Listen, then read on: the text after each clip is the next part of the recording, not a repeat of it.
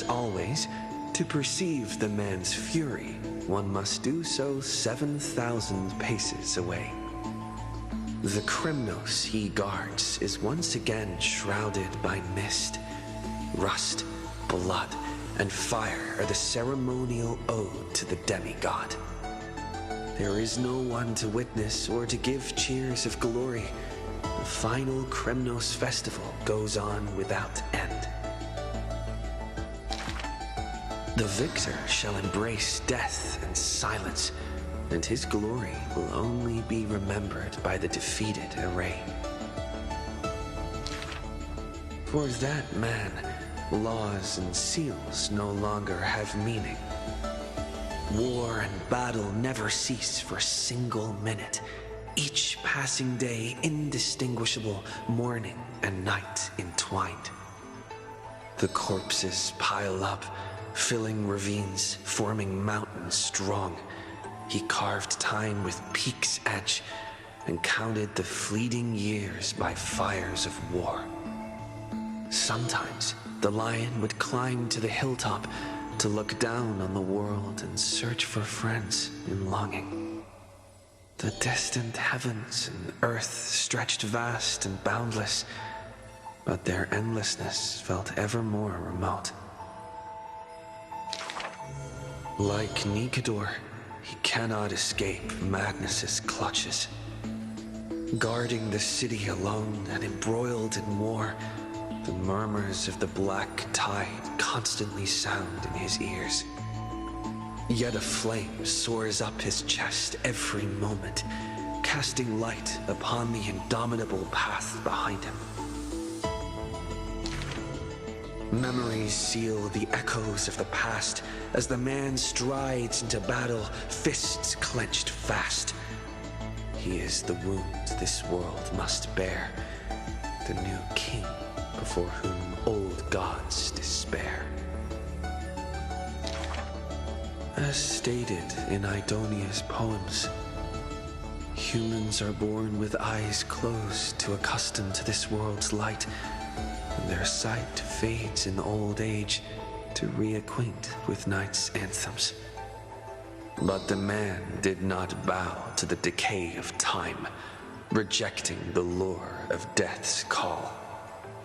With each return from the brink of death, his eyes burn with fury, fixed upon his foes, until everything suddenly faded away, like a surging black tide swallowing all into nothingness.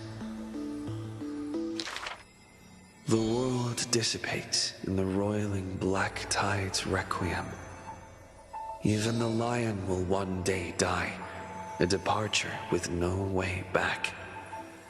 With a sudden fall, his pierced chest hits the ground, and slowly flowing into the underworld is his golden blood, departing his system.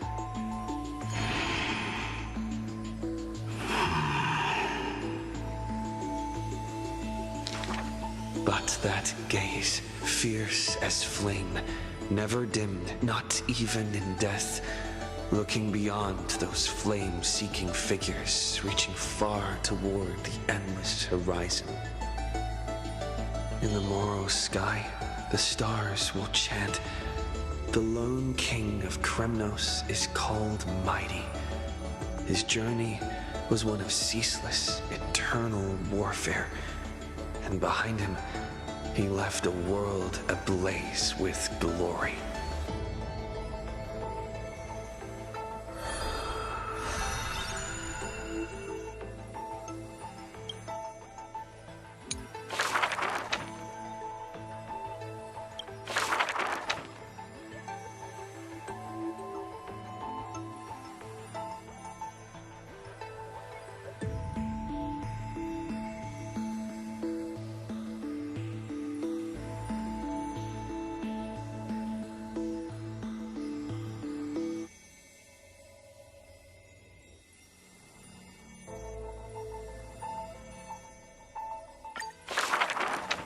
To the dead, when she bids farewell, she casts the slate into the fire, an act futile. I have never heard of lands with such customs.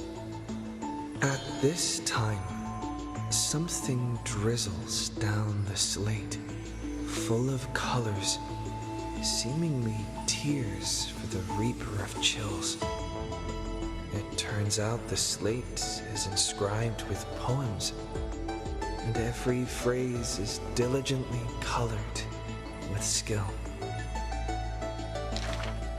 Before people pass away, I write down these poems. That is the limit of the girl's answer, and she only responds with silence for requests to read these poems.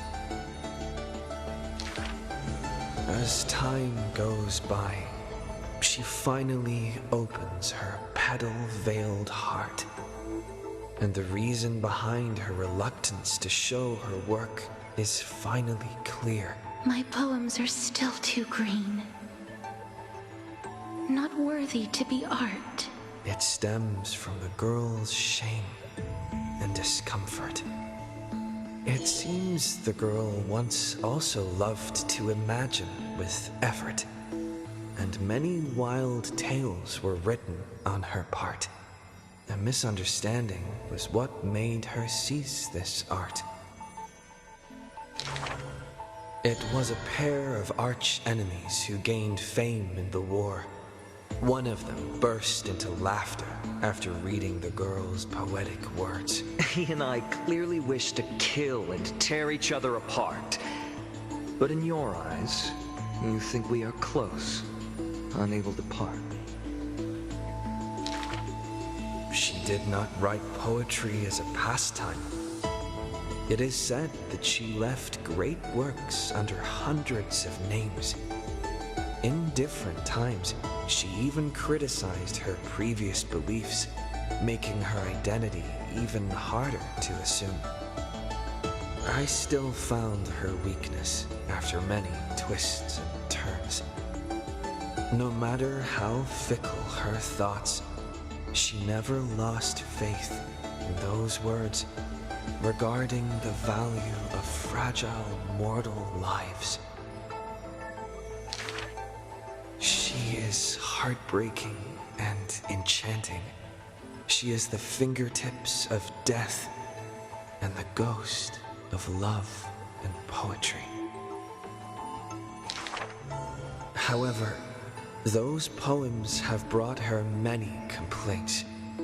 The poems that her hands composed all lack an ending of any kind.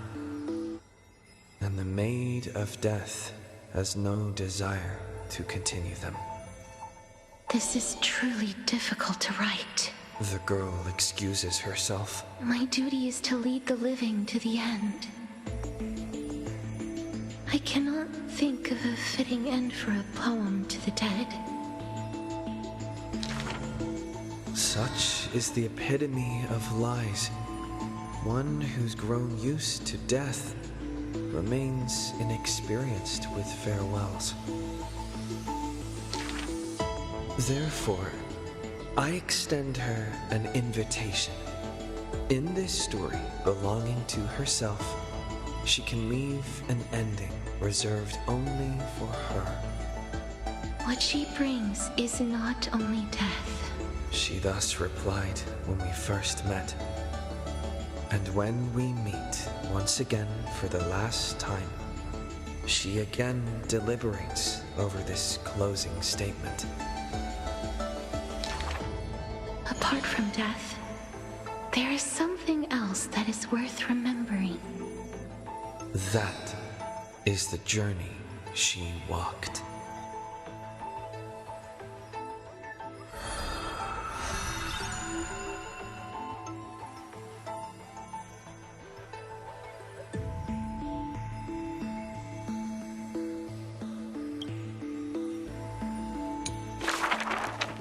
The two girls frolicked in the wheat fields, fleet as doe deer, making ripples in the shallow puddles and pools clear. As dusk approaches, the exhausted girls collapse over the wheat heaps, talking about their longings and dreams of literature love, and a journey through a world dear. Oh, Sky, slow your closing gaze. How I want to keep this moment in my hands forevermore. On that day, the breeze was warm and gentle. At that time, death was soft and fair. The broken-winged butterfly falls by the window, bringing with it a scent of melancholy. The girl looks outside. Golden wheat fields rolled endlessly, stretching to the horizon. Holding to the chair, she tries to stand, only to find her legs trembling and feeble. Don't worry, Pelixia.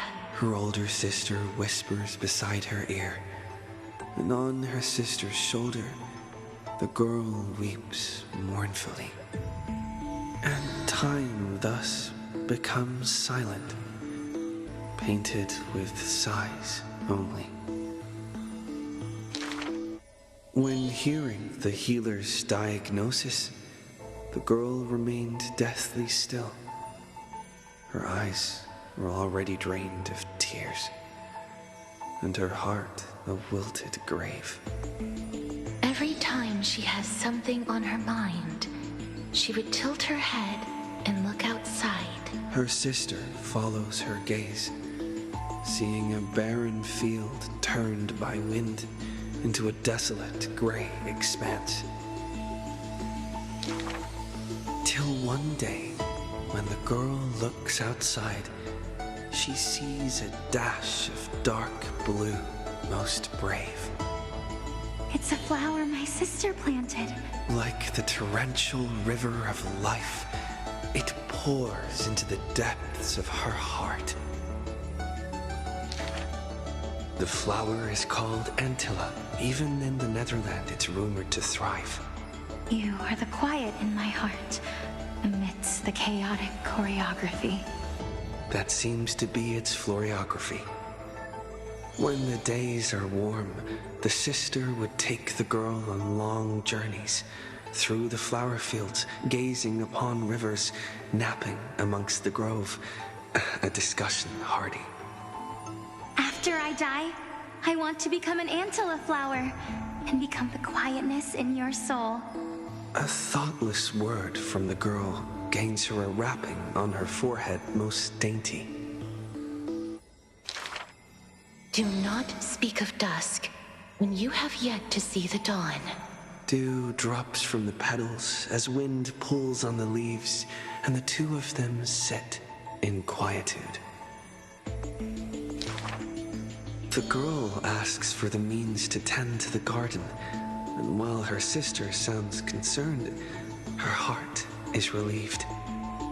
But the concern is well-founded. The girl tripped and fell into a mire.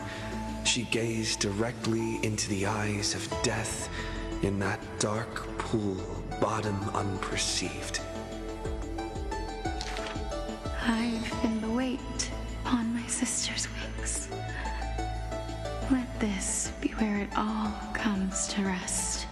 The girl gives up her struggles, only to see a figure pierce through the water's surface.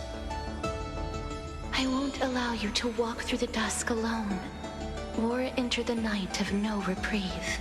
Her sister sobs without end, and the girl has to gently hug her and softly relieve. And then, this distant memory turns bleary, difficult to retrieve.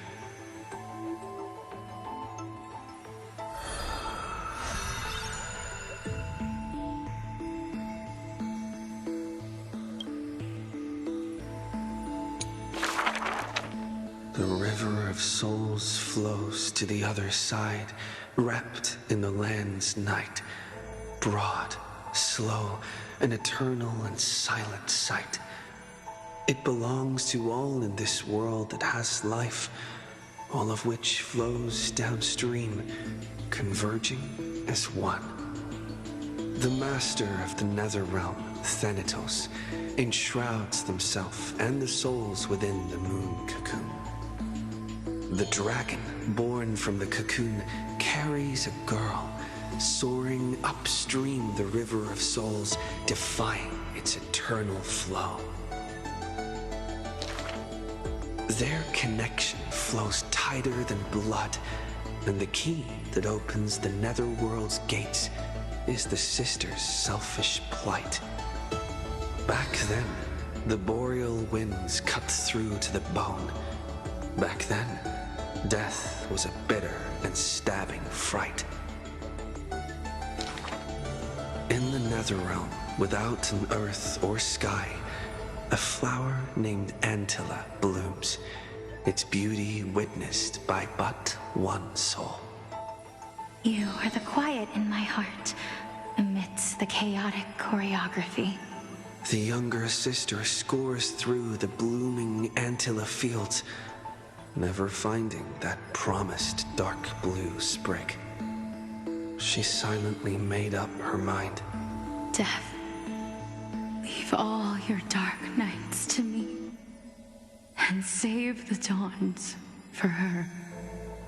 The younger sister gazes at the moon cocoon high above and plans a trip to the mortal realm, a distant flurry. A bard once sung to musical notes. Do not turn back. Oh, do not turn back. The long hand of shadow will retain the dead behind their gates. The giant dragon born from the moon cocoon willingly offered itself as the enduring barge of the River of Souls. No need to turn back. Oh, no need to turn back. That price had long been paid for you by someone else. The dragon lowers its long neck and places the girl on its back.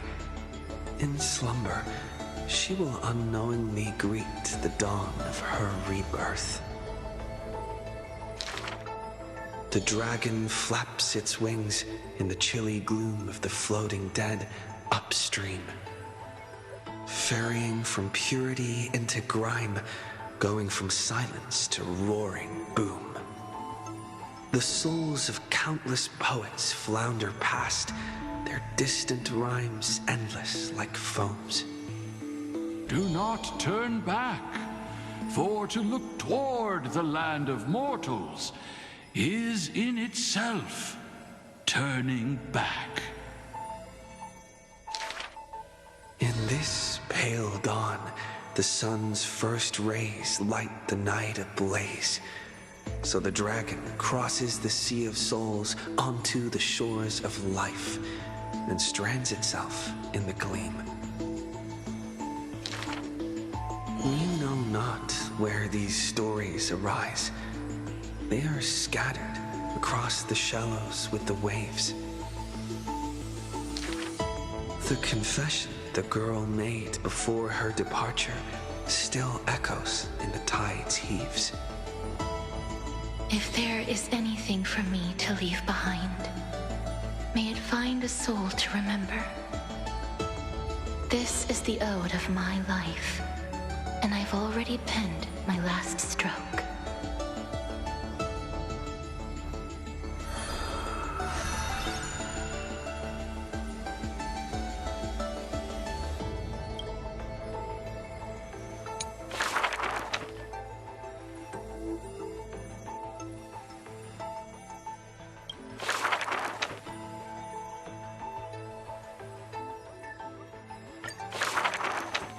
A thief tells a few stories. The first story is titled The Golden Apple. It doesn't have to go to the fairest. That city is named Paphos, where the golden light of Nestia shines. The golden apple tree sits in the city's middle. Only the fairest can pluck its apples. The beauty pageant begins on time. as the fair ones stretch their supple arms, trying to pluck the fruits above their heads. Yet every time the apples come within reach, a breeze blows the fruit away without a trace. The audience in displeasure disbands, with only one girl left standing there, her features bland. Yet to her surprise she finds her arms full of golden fruits, a harvest grand. The second story is titled, Trying to Argue? Don't trick yourself, please. That city is named Idylia, where Circe's roots bury deep and wide. The sophist scholar holds a tortoise aloft, but his theories, common sense bereft. Even the best athlete could never catch up to this turtle. None can overturn him in arguments, and he obtains the champion's crown in merriment. Yet, as he is about to leave, a wind blows the tortoise in front of him. And behold, his paradox becomes truth. To catch up to the turtle, an entire day and night he spent. The third story I will tell is titled, A Competition in Trickery. Who do you think is the Grandmaster? That city is named Dolos, where even Zagreus was once tricked. The king promises to reward the perfect lie, wishing to recreate the deceit of the Titan, his grand feat. I think the world is a gourd. In truth, we are all already dead. The liars take their turns in the challenge, but no one pleases the king. With a gust of wind, the girl emerges before the king's face. And when she leaves, she already has the king's promised gold in a pouch. The others are curious as to what lies she raised. Zagreus can only tell lies. And I am Zagreus. The fourth story is called, You Like Money. Good. But you must pay the price. That city is called Mythonis, where the sea breeze intoxicates the people with delight. A wealthy penny pincher prays to the Titan. Please give me the power to turn anything into gold. With a breeze, the rock in his hand turns to gold. But his joy is fleeting to behold, for with one embrace, his wife turns into coins, scattered on the soil. He howls at Fagusa to retract the blessing, but sees a girl in a hood in passing. The girl laughs hilariously, holding his hand in hers. Go back and check your vault. Some gold may be missing.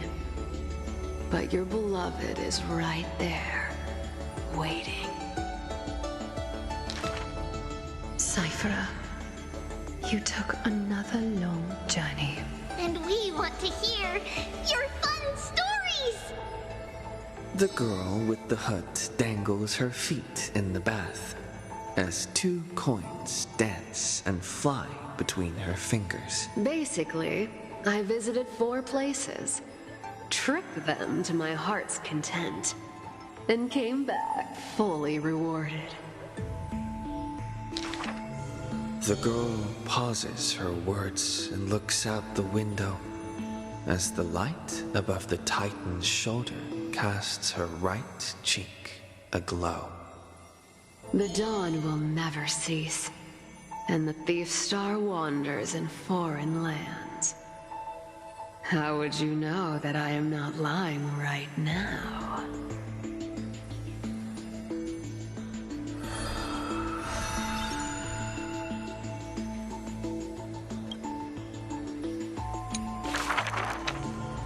Dolos' suburbs, in a tiny weaving workshop. The silk-weaving old woman busies herself within as her smart child wanders outside on a whim. The silk pours from the loom, some bright as the dawn, some dark as the night. The woman had lived her whole life in poverty, yet through her business, she never deceives. Good child, listen to me. Never lie and speak deceit, for people like you only do to honesty. The girl smiles and nods, but her heart is drawn to the boundless desires of the bustling streets. And the grandmother is unaware that her handmade white dress has been stained by the mud of conceit. Madam, what is a bundle of white silk's price? Sir, only 2,000 balance coins. An honest price tag can only meager profit obtain. If we keep selling cloth like this, we'll stay poor for the rest of our lives. The girl complains to her grandmother while sprouting countless plots and petty tricks.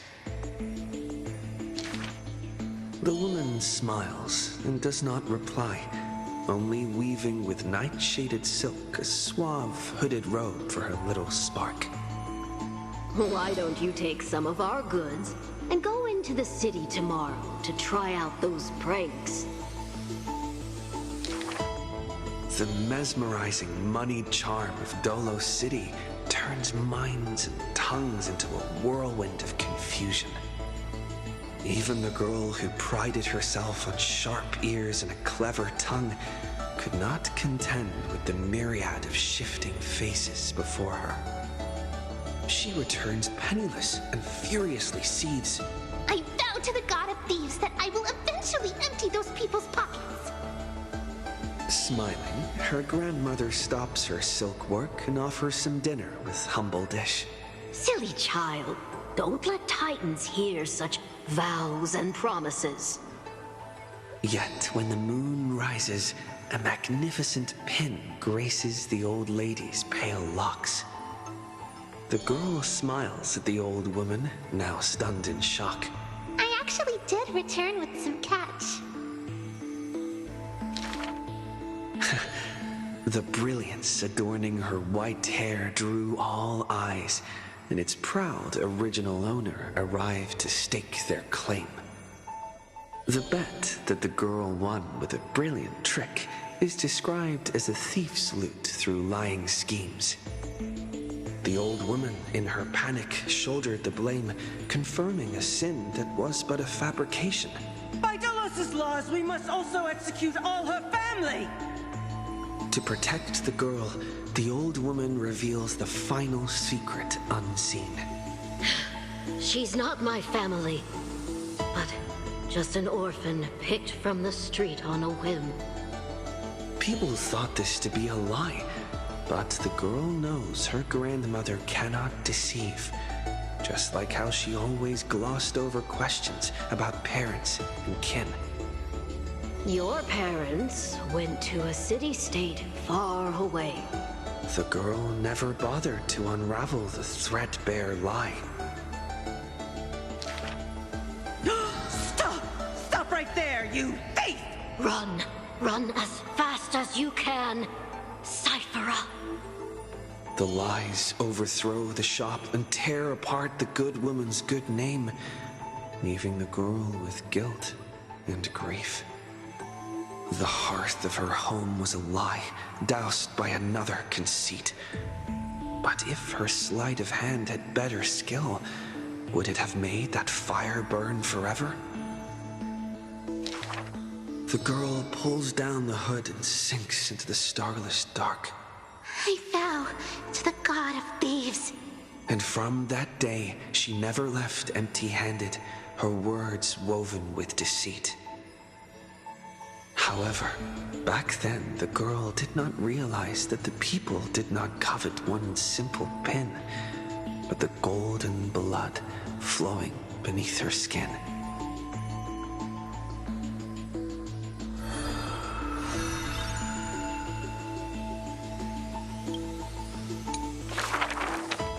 If every single scar equals a coin, then the girl always pursued would be worth her weight in gold.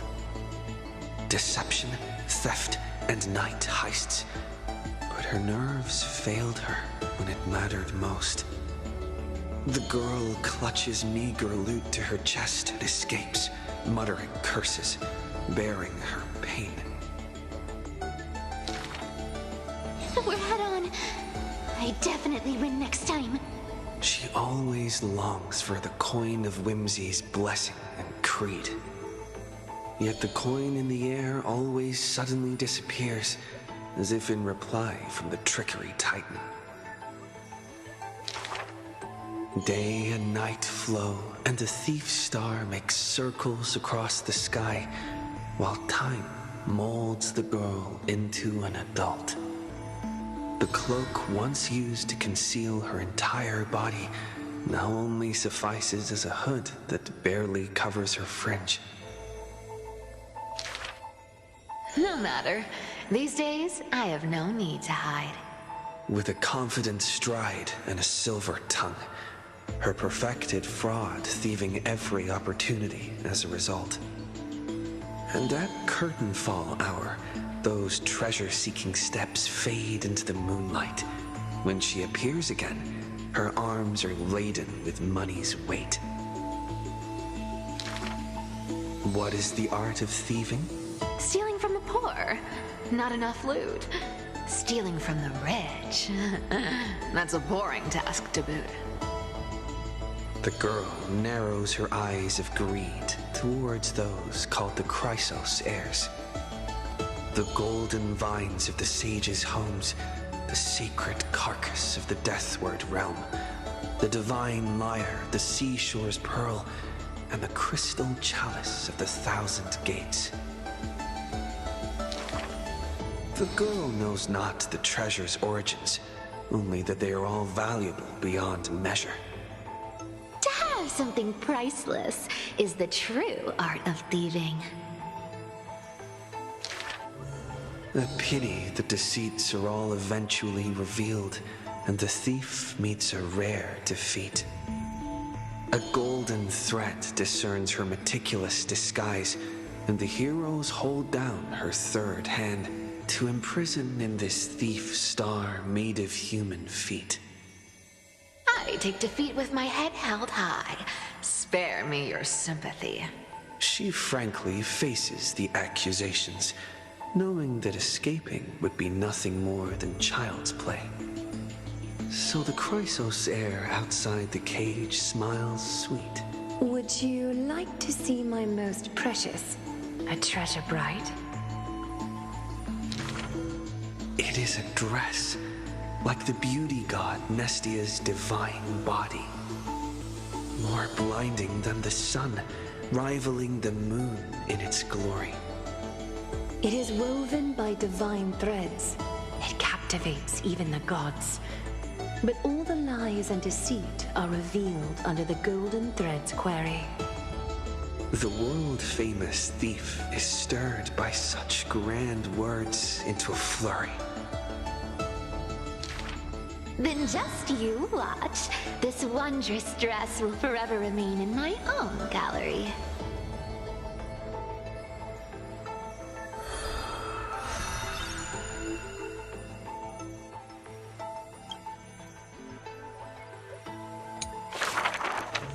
This is an age of ruin. The Chrysos War ignites once more, while Zagreus's taunts ripple through the city's streets. This is also an age of splendor. 300 thieves spring forth from Dolos, each scheming to conceal the truth from prying eyes, robbing the rich to give succor to the poor. Every one of them deceives gods and men alike, righteous and valiant. The flame-chased journey has been cut short midway, yet the girl pounds her chest at the gold weaver, not afraid. The core flame of trickery is near. If now isn't the time to risk it all, then when? The prophecy reveals the Titan's trail. Golden threads bind the fleeing god of thieves.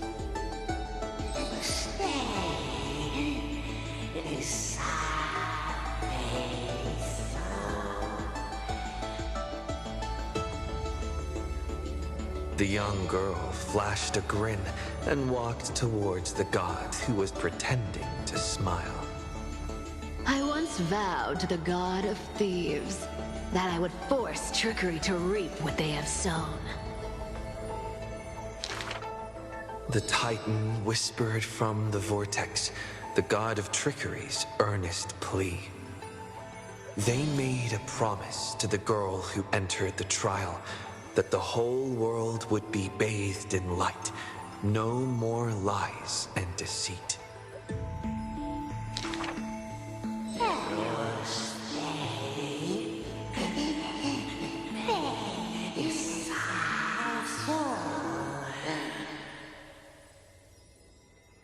The young girl recalled the hearth fire of her childhood. Cyphera, only honesty is well liked. She pursed her lips. That does sound like quite the ideal society. Of course I didn't accept. How boring would a world without deception be? The young girl demonstrated her newly acquired divine power, molding lies into reality. The defeated Titan is now not but a wandering soul.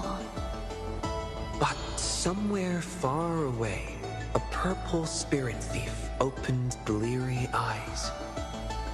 They had forgotten their previous life as a Titan and remembered only the girl's crafty message. Go! Collect treasure, you greedy little grape.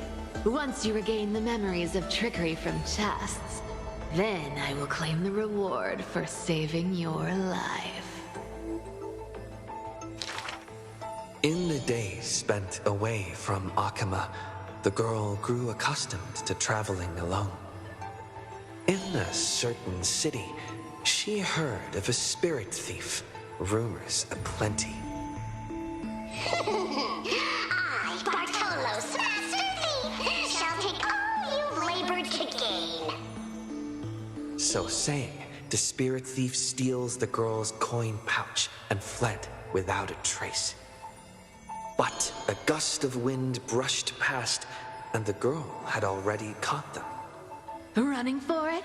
Your life was saved by my trickery, you know. The old god and the new finally reunite, the two rivals who, from that moment on, became thieves and companions both. It's just that the spirit thief's companion was always scaring them. Hey, the fish in the River of Souls are starving, you know.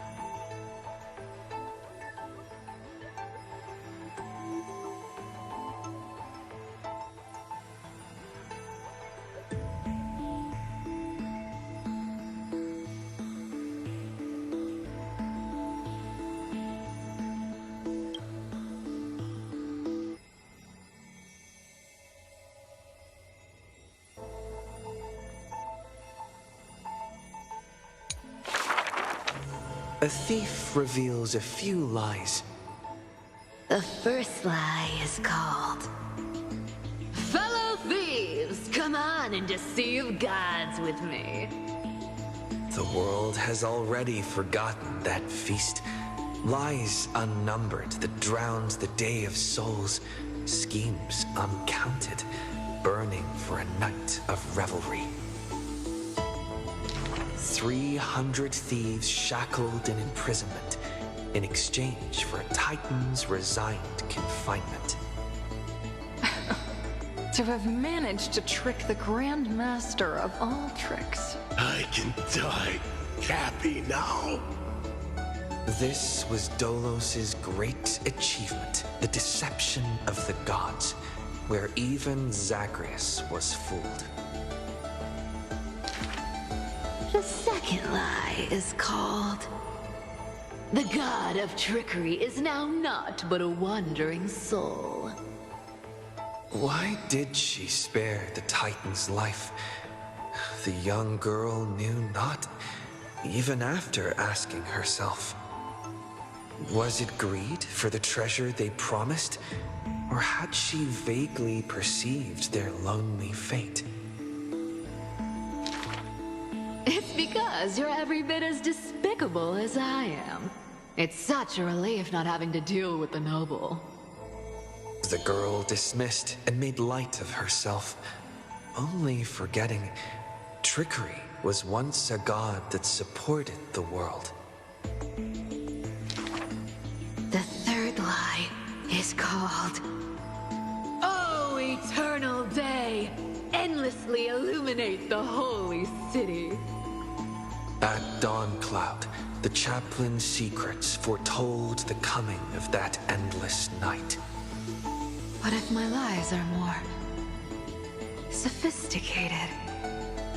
Can the dawn last forever? No end in sight? Bearing the fate of the thief star, the girl was long used to walking in shadow. But as she gazed towards the holy city's dawn, her duty became fixed in her heart, stalwart in might. The fourth lie is called... There's no reason! I just don't want to see you again! The girl tried to mask her nonchalance, but could never fool the golden thread's questions. But it is the false-hearted malice that most powerfully forces belief. A true flame-chase hero willingly faded from attention, while the wayfaring traveler grasps tight onto fleeting light. She used divine power to forge a mask and conceal the last of her true heart. The fifth lie is called... No. There are... no more... lies... left. The whimsical coin fell to the ground, telling the tale of fate fulfilled. Travels unwitnessed, ruses unknown, to whom may these now be told? Lies are always but lies, but you can make them more beautiful than the truth. Under the somber sky, golden blood soaked the thief's cloak. Like a golden thread tailored just for her, an exquisite robe that she never stole.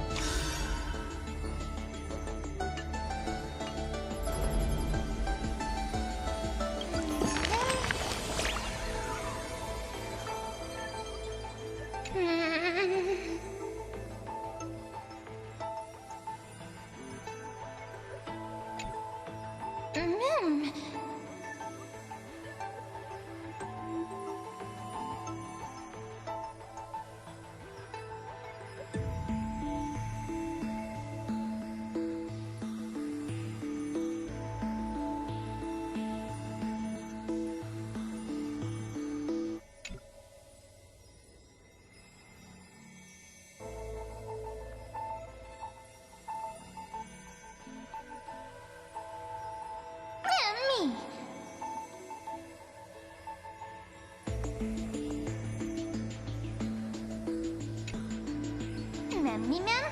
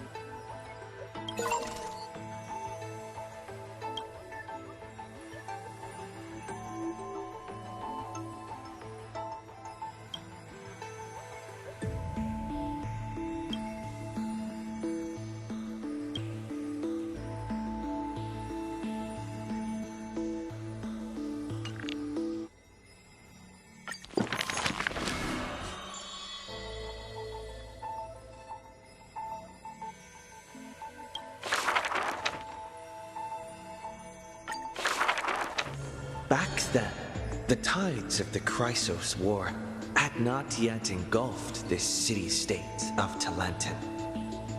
And the young princess inside the gates once loved to roam without worries.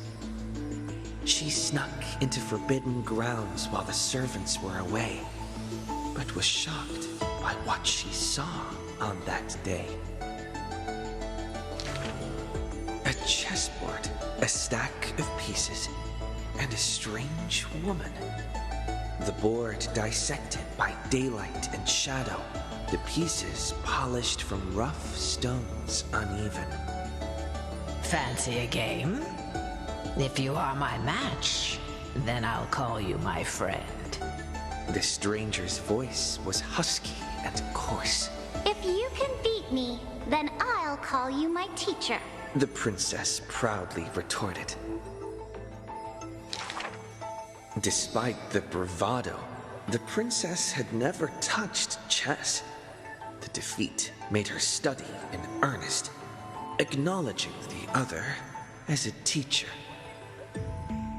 Well, first she learned the knights, bishops, rooks, and queen. Then how to defend, attack, capture, and checkmate. I have learned all there is to learn.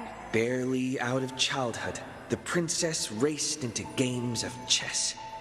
Those who looked down on her faced many losses. Those who glorified themselves forfeited in a mess. At her prime, none could rival her at all. But she still recalled what the stranger said. My origins bring dark omens, so never tell others where your teacher is from.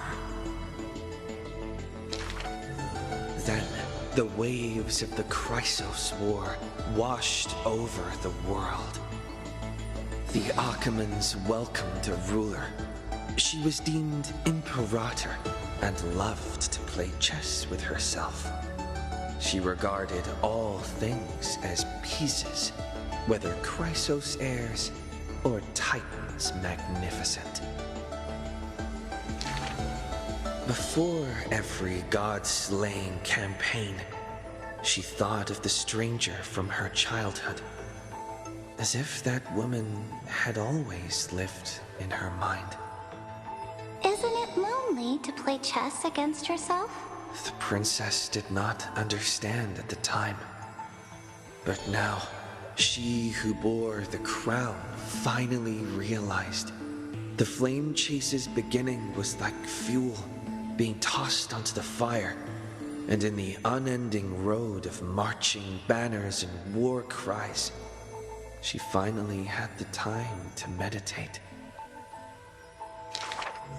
There were often jesters behind the king, curious about her past in her old city lost to time. One claimed the Imperator was cruel, executing her own teacher.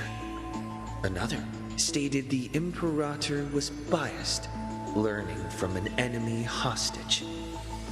Many such rumors abounded, with no origin found. No matter. That was indeed the criminal sentence I read out. The Imperator stated evenly, My teacher was an enemy hostage whom my elders had imprisoned. Her state betrayed our alliance and must be executed according to law.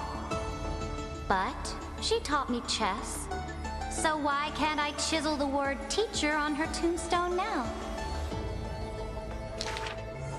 when the princess personally cleaned up the possessions of the dead, she caught sight of an incomplete game on the ground.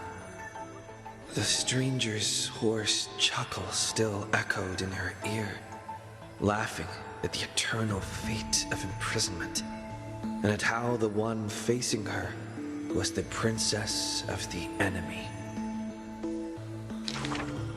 Is this your final game for me, my teacher?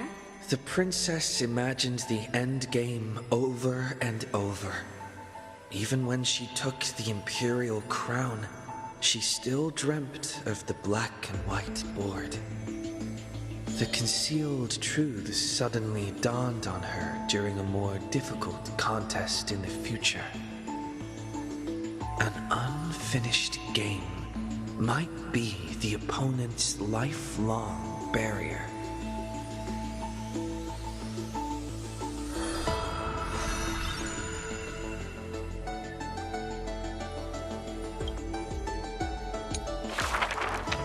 The Imperator's army stormed into the northern states for the first time, passing through city gates scorched by war. Another tyrant still! So exclaimed the angry child. The rock tossed from up high hit the girl's crown. The crowd shrieked and retreated, fearful of a ruler's flames of fury. The girl reached out, not to straighten the crown on her head, but to help up the child shivering in dread. I heard in the old laws of this land, whoever assaults the crown shall be punished. But I wear another land's crown. And your old laws should also be abolished. After many days, the gold weaver discovered in shock that wearing a crown or a hat to the side was now this land's fashion, likely to remain with the Imperator's name in tradition. The so-called heroes with golden blood in their veins all have the qualities to fight for the core flames. Who's to say this was not the gods' plan? To have the heroes at each other's throats so the divine could hide in old law's lair and laugh, play, and gloat. Who made this world a chessboard, and with one stroke, one river, created the boundary between God and man? Dux Gladiorum, Dux Carminum, Dux Helcalithist, Dux Fragoris, Dux Brumalis. Heed my call! The girl stood before a mighty army with her scepter. Today, I will insist on crossing the Rubicon. Gather the might of all heroes and begin the journey to slay gods! Half of the core flames were now in her hands, and the hidden trickery titan stirred, leaving taunts.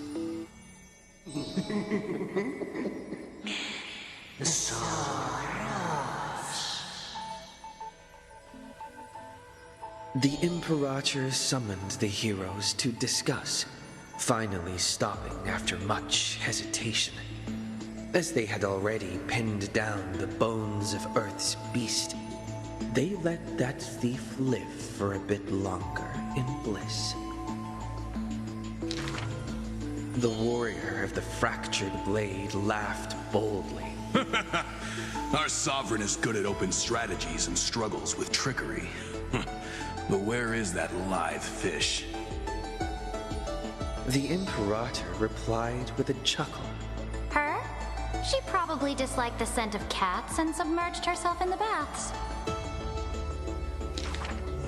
The years spent with her dukes didn't seem too far distant. Yet only after the end of many wars did the heroes discover how the Imperator's form walked more and more alone. The road of a ruler is a lonely one. One day, we'll only be able to see her retreating form. The Swordmaster of Singing Waves was worried too. When all others had departed in intoxication, the two of them gazed into each other's eyes, towards torrents deeper than their fates, and sank into profound silence. Drink one more cup with me, my dear follower. In the end, the Imperator first broke the silence. When compared to the taste of salt and blood, I sometimes miss your ambrosia. About the destruction soon to be born and the eternally occurring extrapolation, the anti-Cthulhu spoke of all this in words unceasing. So this is the old world I must fight against. The girl's expression bore no sorrow or tragedy. Instead, she looked more solemn and ready than ever. Whoever stated that two kings could not meet face to face in chess? I am the sovereign of Akama. I once faced the gods. So what do I have to fear about the laws hanging behind such gods? I will chop up the old laws and let them be firewood for the new. No matter the cost. That was the Imperator's lifelong conviction. Never changed, always persistent.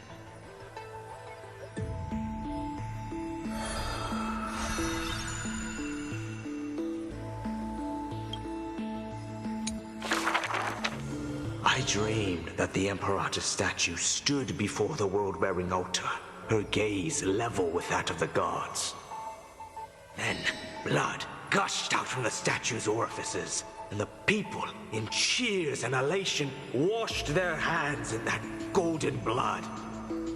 The tyrant's life will end with violent death. None will weep, and all will cheer as her statue topples.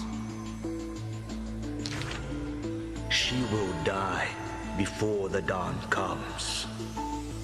A vengeful aristocrat, one whose title was stripped by the Imperator, thus spoke. We cannot agree with your excessive deeds.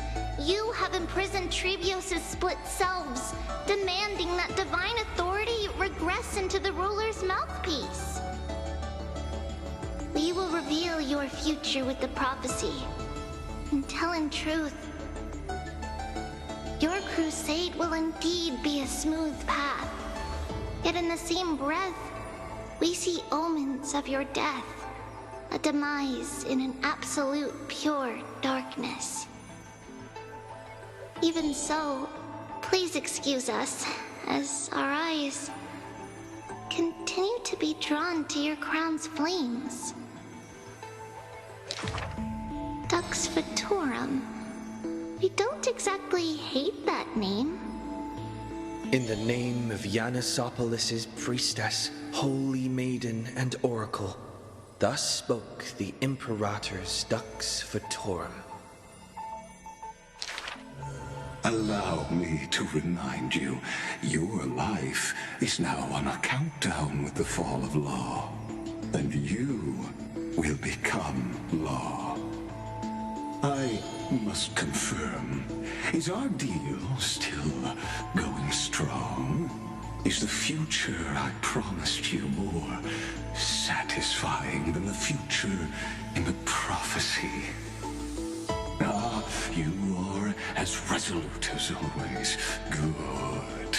Oh, as ever, this prison of gods, Amphoreus, and all mundane and average worlds need someone like you, a daring ruler. Let us end this despicable extrapolation together. Amphoreus is Theoros, the Imperator's co-conspirator, like Lycurgus, thus spoke. The Imperator betrayed the Flame Chase Alliance. And I was the sinner who paved the way for her achievements. Like how a deep-sea fish cannot escape the tide's push and pull. I granted her an end fitting for a tyrant. Her dying smile, gazed towards my tear-swelled eyes. She commanded me to wash away all sins and filth. and return a blinding dawn to the holy city. She commanded me to set up stones and monuments in lightless seabeds to commemorate our friends. But who will remember her achievements? I will rest with her in a lonely song. Electra, the last heir of the ocean, who played music on the waves alone, spoke thus. Please record the truth of my life, dear author. No need for words of praise or solemnity. Just as I once instructed Dux Carminum, the histories of rulers are not for recording our merits, but for warning future generations. As for why the Imperator died, and what reproach she would face in life and death, those should be left for the new world to judge.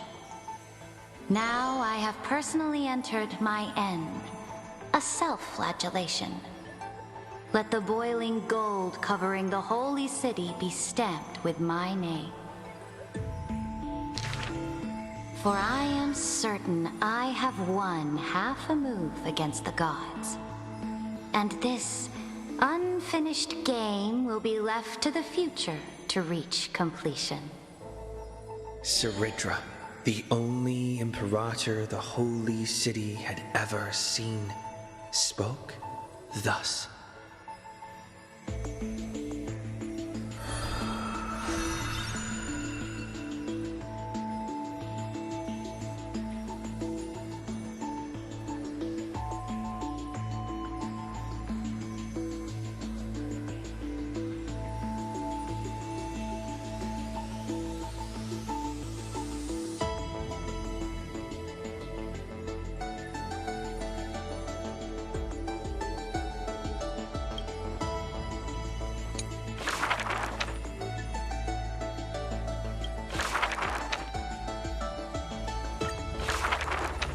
My friend, have you heard of the rosy celestial maiden?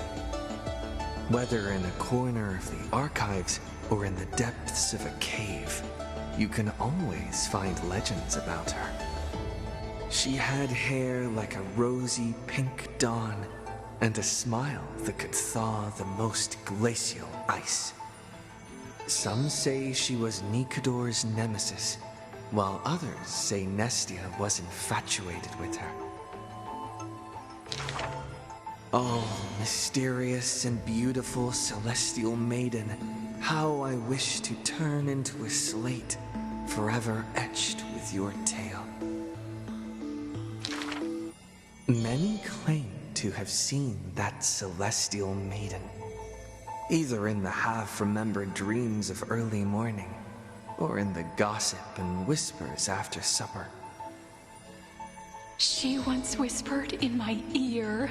She once saved my life. She gifted me an ice crystal! Her worshippers recite her deeds, even writing some into family teachings. Curious poets ask up and down the land, only to find that the details of these encounters are difficult to recount, even for the witnesses themselves. In the entire holy city, there are none who can provide proof of her existence. It is not known since when the Celestial Maiden was always mentioned together with time. People recite her name during prayer to beg for miracles to appear faster. It is said that even in the selection of priests of time, girls with pink hair are preferred. They still didn't pick me! Maybe I need to go dye my hair. The brunette candidate was upset, but the examiner responded with a smile. Don't forget the Healer of Twilight. Has a head of pink hair. She's a descendant of the sky. Scholars and poets discuss at length the origins of the rosy celestial maiden, but all mothers tell the same tale. That princess came from beyond the sky. Her shooting star, like crystal ice, pierced the fog of the Veil of Evernight. She made friends with the Titan, and whenever the months of Evernight descended, they would meet again. The children loved that tale. Therefore, as the moon turned and shifted phases, the story became true. But someone always questions, unable to read the air. There are no worlds beyond the sky. So how can the rosy celestial maiden come from there? Rosy celestial maiden, a world beyond the sky. The reckless adventurer takes out the photo stone, claiming it is the true work of the rosy celestial maiden. The citizens laugh at this tale, with few accepting it as true. After all, long before the guests beyond the sky arrived, the legend of the rosy celestial maiden had already covered the world. So, my friend, have you really heard of the rosy celestial maiden?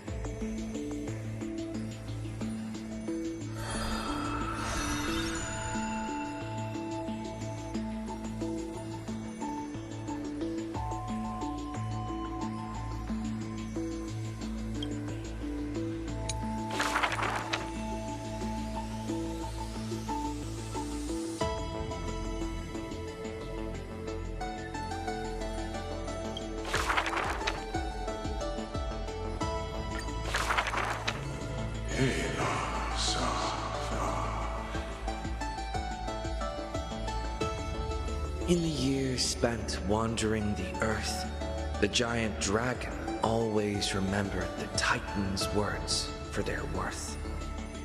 The beasts of the land surrounded it in protection, while twisted beings shuffled and roared, and delicate chimeras climbed up its shoulders.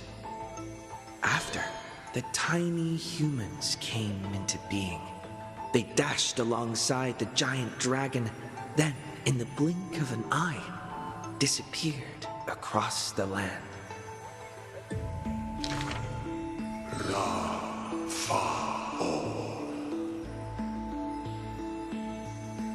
Yet the deep irises of the giant dragon saddened in gloom. The ancient creature saw, earlier than the Titan did, hidden in the deep ocean, the incoming doom. The giant dragon recalled, at the moment that strife was born, the chalice of plenty sighed, and the heretical tide spread from the seabed.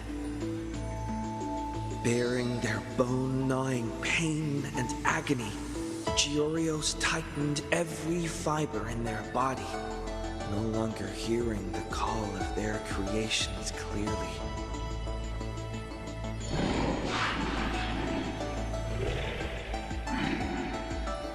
The giant dragon once swore an oath at the Titan's breast. And now, the dragon silently turned and departed, leaving the plateaus and mountains of a secluded world and entering the bustling cities humankind crowded. Thousands of years later, the giant dragon realized those tiny creations of Kefali had rooted their civilization in time. How can there be such a huge Dromus? Dromus? No, that's a walking mountain of gold. Curious residents were amazed at its appearance, while greedy brokers calculated its value. Yet the giant dragon simply walked in leisure, not harming a single building of any stature, nor paying heed to anyone. It quietly listened to the people's language, and its form dissolved in the flames of war. Many years later, Akula closed their eyes, and the giant dragon's steps were finally halted. A swordmaster who broke the waves stopped its way, and a ruler, commander of the chessboard, looked up with inquiry. Are you the Dromus that has been attacking all states? The commander invited the giant dragon to hunt the divine flames together. The giant dragon nodded, but it did not look at the commander, and never mentioned where it came from. Its timeless sight had already seen past the Flame Chase's final plight. Georios shall be executed here! The Titan, in a painful daze, closed their eyes with a sigh.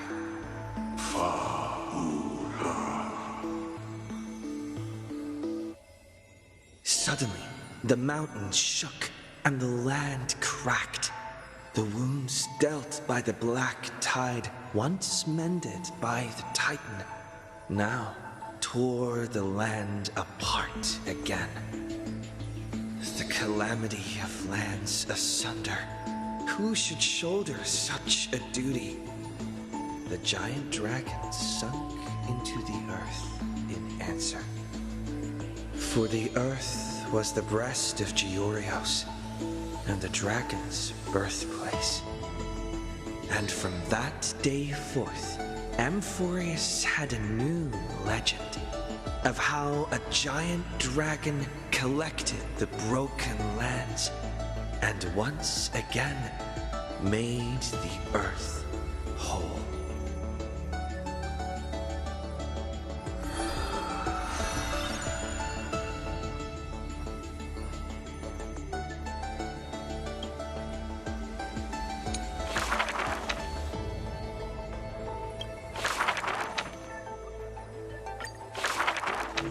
When entering the Flame Chase's currents for the first time, all the Swordmaster saw were colorful fish.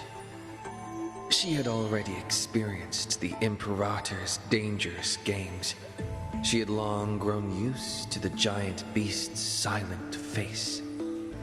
Carminum's charms and Helcalithist's gentleness warmed her like a spring breeze. But as Phragoris missed his throne and Bramalis debated with joy, she was sometimes at a loss. Occasionally, the Swordmaster would sink into hesitation, and even that messenger of fate could not get her to laugh. Till one day, a golden trout's bubbles floated into her gloomy waters. In that holy city where golden figs grew, the messenger of fate led to her a maiden dressed in glamorous gowns.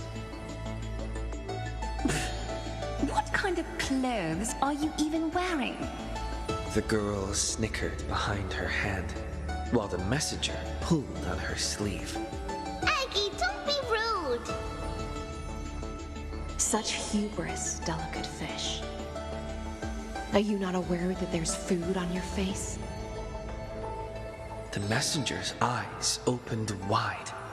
Aggie, you've been snacking behind my back again! Exposing me like this? I'll get my revenge. The girl ran away in a fit. The Swordmaster smiled, and before she knew it, her hesitation was gone. After that first meeting, the richly dressed girl often came in greeting. So, you really came from the Sea of Souls? Do children of the ocean dressed funny like this? The Swordmaster did not chase the girl away, but also did not respond. So the girl used her hands to meticulously measure the Swordmaster's torso all around. You can't be seen like this. I'll send you a new dress. Some days later, the Swordmaster appeared in finery at a ball. All were awed by her splendor, with only the Imperator thinking in wonder. How rare to see you like this. Oh, so lonely, Gladius.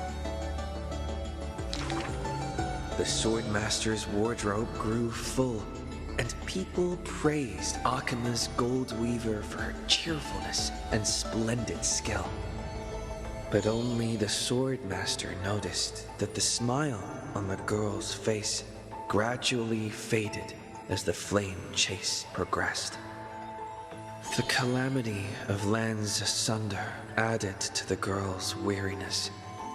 The Battle of the Grove robbed the light from the girl's eyes. Yet another feast arrived where the Gold Weaver was absent. The Swordmaster donned the most majestic garments and gently knocked on that door shut tight. The singing voice of Dux Gladiorum hailed the prelude of the feast. Guests clamored and cups clinked, and only the Gold Weaver had no thought of enjoying the ambrosia. Who would have thought? I've sunk so low that I need you to comfort me. She gave a bitter chuckle next to the bonfire. You were as gloomy as the bedrock of the ocean when we first met. The Swordmaster held a tall chalice containing liquid pure, reflecting their two faces. I remember you were once curious about the stories under the sea. Then allow me to use my songs to reveal the past known to none.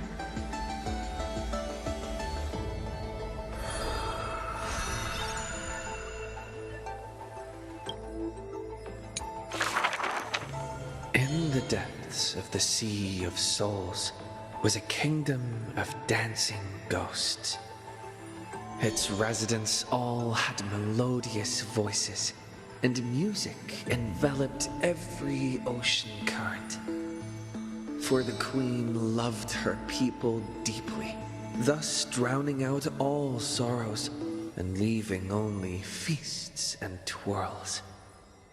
Only one rocky castle was silent, one belonging to the Princess of the Ocean, a princess named Electra. Were a monster of the depths to invade, the princess would raise her sword to engage. The people always rang her triumphs before she returned, for her swordsmanship was superb, never suffering defeat. Princess, come enjoy the feast with us. The triumphant people raised their glasses, yet she declined with a smile and a wave. The children of the sea thought she was shy, but little did they know that in the dead of night, her castle too echoed with music.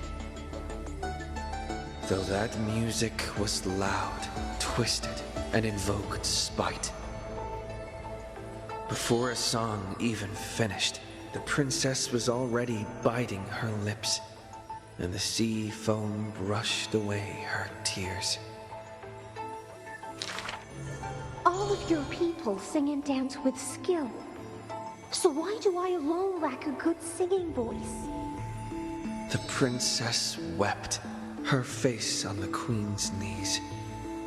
The ocean's favorite child can control the waves and is invincible in battle. In exchange, Talantin took away your singing voice. The queen consoled the princess, caressing the other's hair bun. Finally, she relented and took a chalice.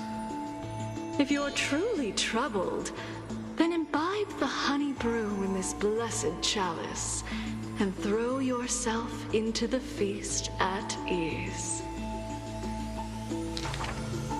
The liquid in the cup sat still, reflecting her loneliness. Princess, come sing with us! The people outside her window invited her warmly still. She finally ceased to hesitate, drinking down all the honey brew in one swallow, and leaped into the crowds. She played music and sang, smiling and dreaming. When her song was over, it felt as if waking from a dream. The people rushed to raise their glasses. But as soon as the honey brew touched her lips, the princess plummeted to the ground, and her cheeks became rosy in drunkenness.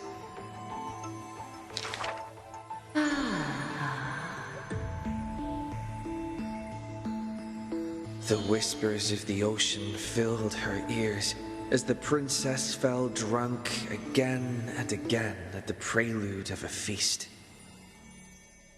Seems like you still have not been able to get rid of that curse. The gold weaver softly took the cup away from her hand. If you want to enjoy yourself to the fullest, then leave this honey brew till the very end. She smiled, then tilted the cup towards the gold weaver's lips. Even if one is burdened with imperfections, I beg you to remember not to refuse that sip filled with fantasy and dreams.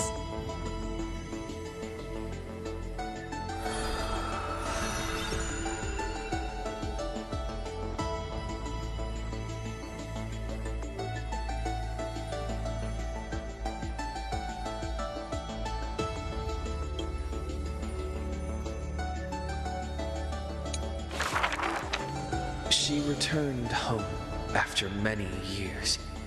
The princess of the ocean stood alone with her sword drawn, stepping over the blooming blood of her peers.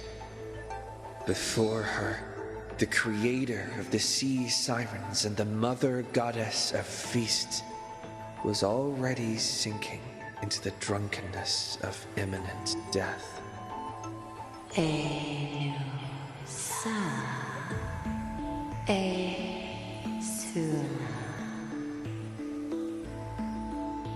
When the blood pact of the law won over the ocean's core flame, the sea siren once again lost her melodious voice. I am willing to accept the final Imperial command. But it is a pity that our feast was ultimately a mirage. The deep sea became a silent place of dwelling. Hugging her knees, Electra locked herself in. Savage and fearsome monsters swam past her, but none dared to interrupt her tragic dream. Till one day, a golden trout's bubbles floated into her gloomy waters. Long time no see, Gladius. Icinant. Now you have truly become the ocean's bedrock. Old friends met again, and new friends came in greeting. Many messengers came in company. The playful kitten hid behind the golden trout. The butterfly of the deadly shadow fluttered in courtesy. If you don't mind, The resplendent pearl sparkled. we hope you can regain your strength and sing for the world once again. Electra raised her violin sword in doubt, as the strings had long ago rusted and snapped. But a few golden strands cleansed all the filth around her, then stretched out to become new strings. The golden strings showed Electra that the world she loved was not yet silent, and the journey of deliverance continued still. Yet the path to the Sea of Stars would not be a carefree feast. The golden trout never met with her again, and the waves brought endless news of sorrow. Amidst the long wait, she remained bound by decree. All the flames had died out, extinguished until this world fell into eternal silence. And the wordless enemies in the deep sea were the audience of this rite, the Theors. You already know that the world is just an illusion. The sea siren gazed out beyond the heavens and once more raised her glass to fill it with honey brew. Since the mirage of pleasures can only disappear like foam, when you return, will you save some ocean spray for me? This was a city of festivities, where never-ceasing songs eternally filled the air. Chrysosaurs, demigods, and mortals all came to feast from the four corners of the world. It was beautiful and radiant, performing the sea siren's drama amidst the revelry. The siren once longed for the banquet to never end, yet she witnessed the music fade and the guests disperse. As a fish, she was destined to drift with the waves, whether amidst the surging tides of evil or immersed in the currents of the starry sea. Until a millennium later, when the fish from beyond the sky finally took their seat. I enjoy banquets. How about you, little gray fry?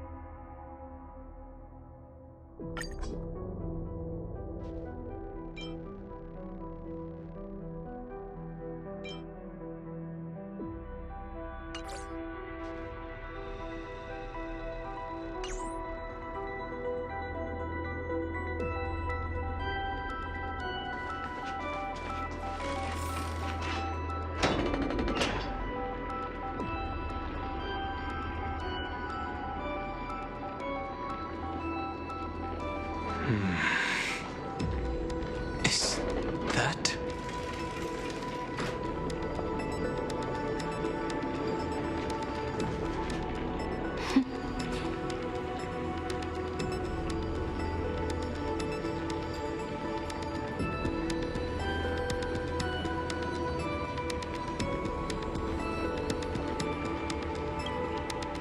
Hi.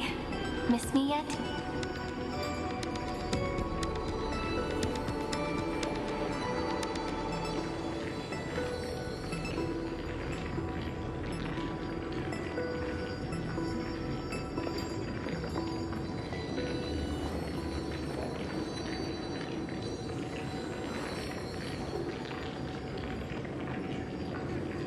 I'm just messing with you. This is the first time I have met you. Executing protocol. Format object. Formatting progress. 0.015%. And it looks like it'll also be the last. Something's wrong. She's not talking to us. She's not the mem, you know. Could she be a Cyrene from the past?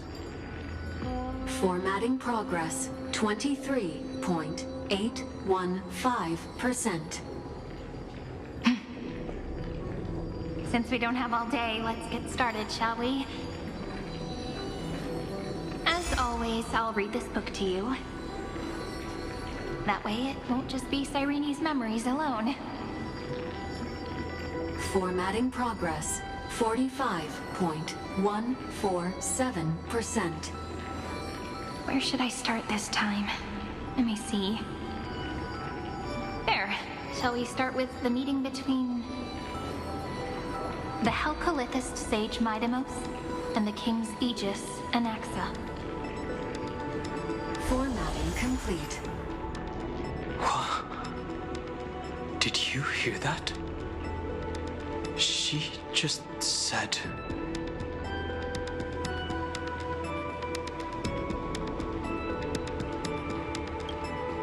This is obviously not the history we know. It might be one of the possibilities in the 30 million cycles, but... Cyrene should have died at the start of every recurrence. So why is she here? And who was she talking to? And that book she mentioned. That's very likely.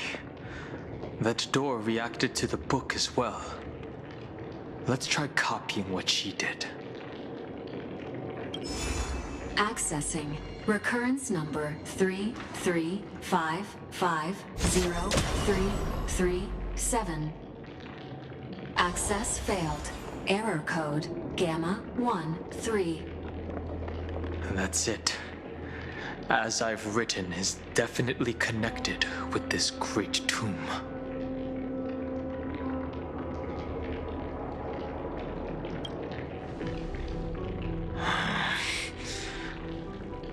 There are 12 chapters in As I've Written, corresponding to the 12 demigods. Maybe the Nameless Recollections match these runes. Let's try linking them first.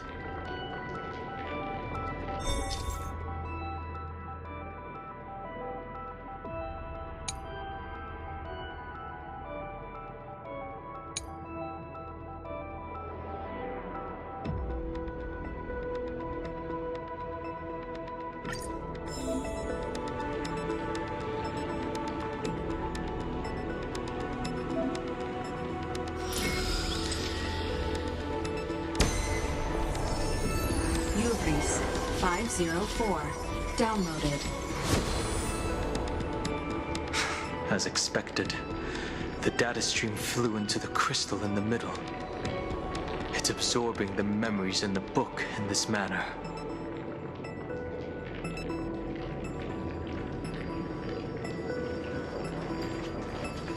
The world never learned how Ceridra rewrote the law, but I believe it was Amphoreus' decisive move against destiny.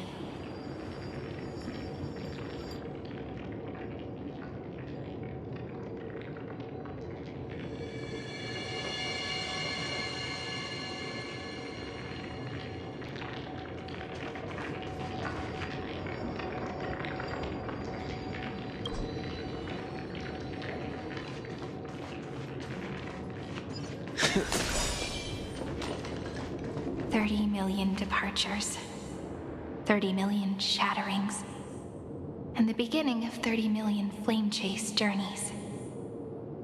Fate betrayed Trebios, but she was never betrayed by humanity.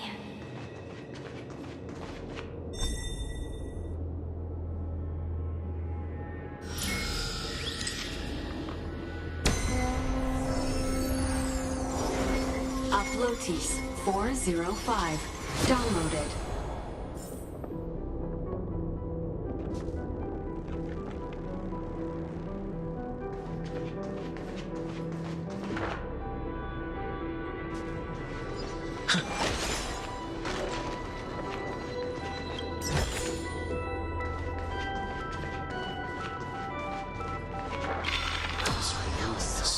Desolate. What exactly is it?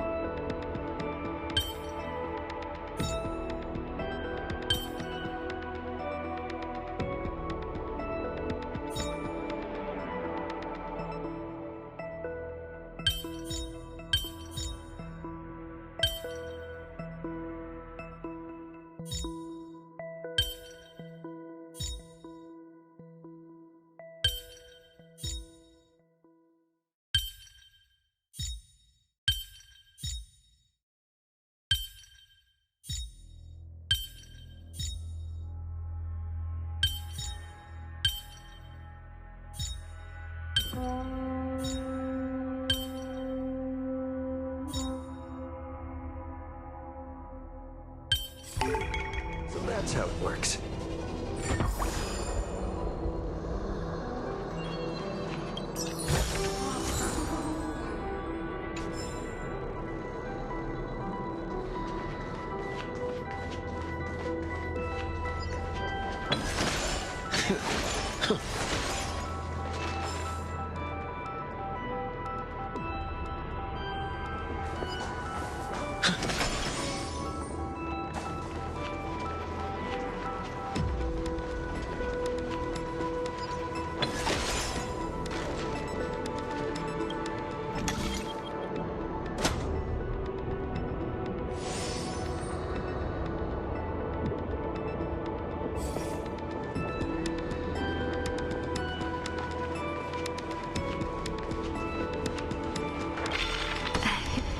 You must be very familiar with the story of time now.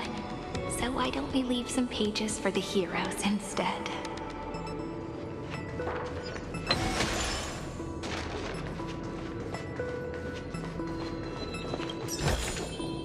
Is that all?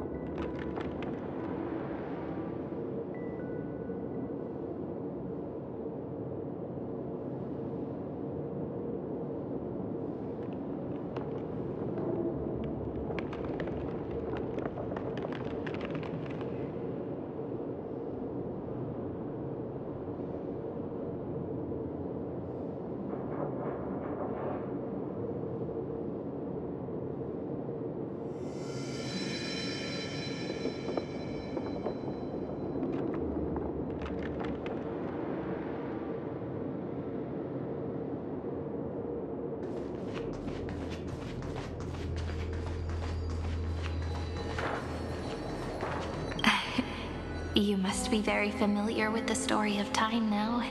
So why don't we leave some pages for the heroes instead?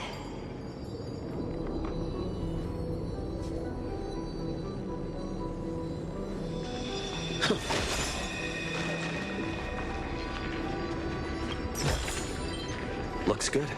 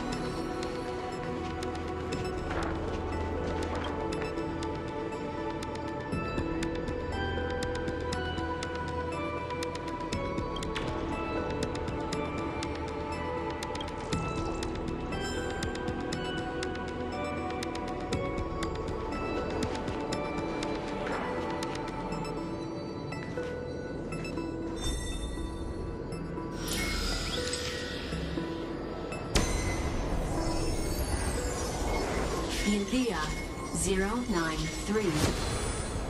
Downloaded. Scopeo 365. Downloaded. Branch number 1. Archiving.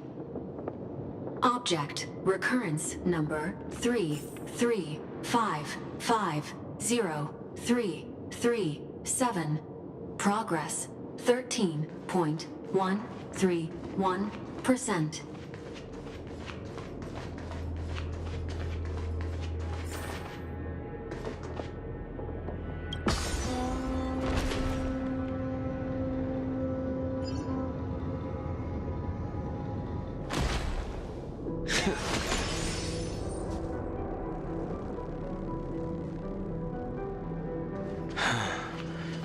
There's a notch in the terminal that's just the right size for this book.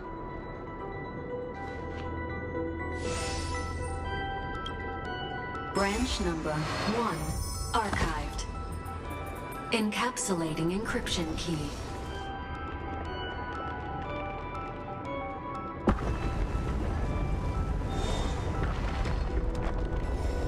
I see.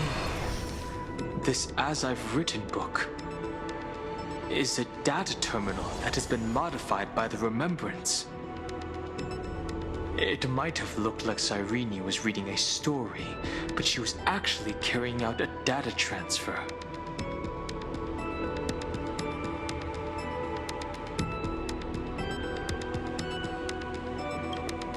Right. That's a more direct way to think about it. No wonder these facilities are reacting to it. This book is a key.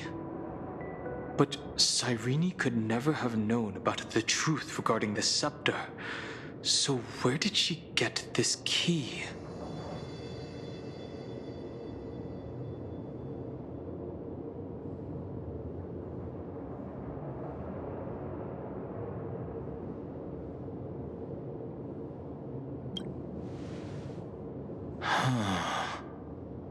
Do you remember? During her brief existence, Cyrene once encountered a certain Eon. Yeah. So, I can only place my hopes on that childhood dream. And the god behind Orynyx that appeared in that dream. It's no secret that Orynyx and Fuli are related. That Eon also appeared when you encountered Mem.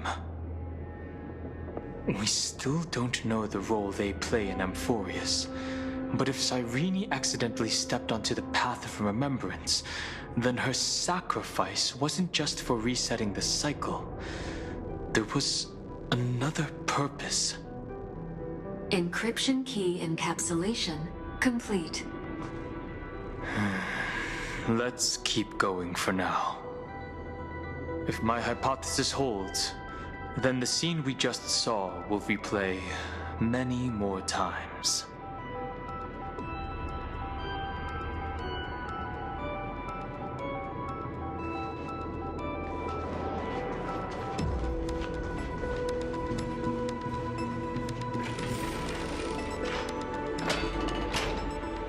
Hey, be careful. Everknight's eyes are everywhere. Don't get too far from me. The chronocognitive anchor will protect us.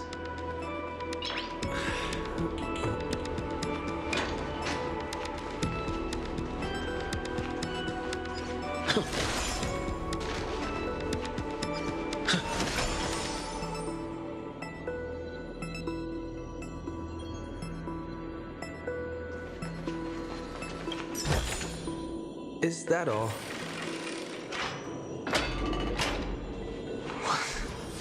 What is this?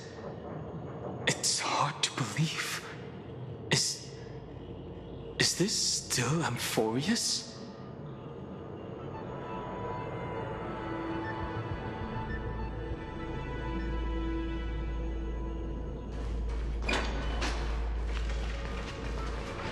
So many countless storage arrays. This would even rival the cyber prison of Inupis. Look, what a magnificent sight. even this classical world contains a futuristic palace like this. Would ID Silicii end up looking like this after a few thousand years? Executing protocol. Format object. Formatting progress. 0.027%. It's always so on time. Never late at all. It's okay, I get it. It's just trying to remind me how precious time is. I want to share a story with you this time. I saw a little nymph on my way here. It was on a fallen wheat stalk, and it glowed under the sunlight. It was incredible. I forgot all my pains at that moment and just stared at it in a trance. I wonder, did every Cyrene in the past feel that the nymph was beautiful? Would they also have recorded that scene into the Eternal Saga? So, could you give me more time, please? I want to leave behind more memories for the future. Formatting complete. As I expected, the answer is the remembrance. An Eon appearing in her dreams, 3 paths intertwining in Amphoreus, and the Garden trying to infiltrate this world at all costs. I have reasons to suspect that Fooley's gaze once swept over this world before the scepter completely fell into destruction. And that Cyrene basked in that divine gaze.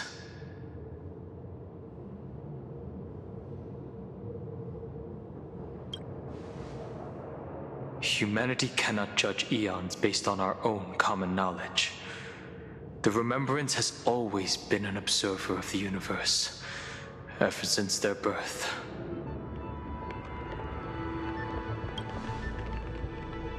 That's to be expected.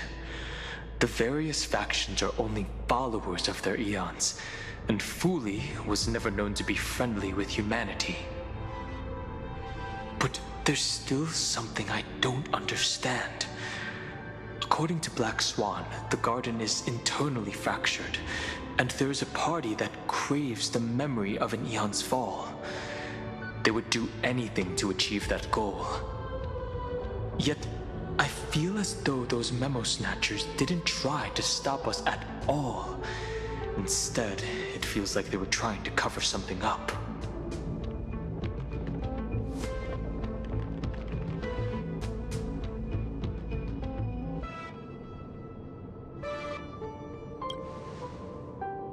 Most of the time, a gaze is simply a natural phenomenon, though some Pathstriders regard it as a supreme honor. An Emanator, however, must possess power granted by an Eon's blessing. I know what you're thinking. That theoretical Emanator of Remembrance remains a mystery. But now, I'm leaning towards the idea that what the Garden's mirror reflected was a kind of miracle that Fooley left behind.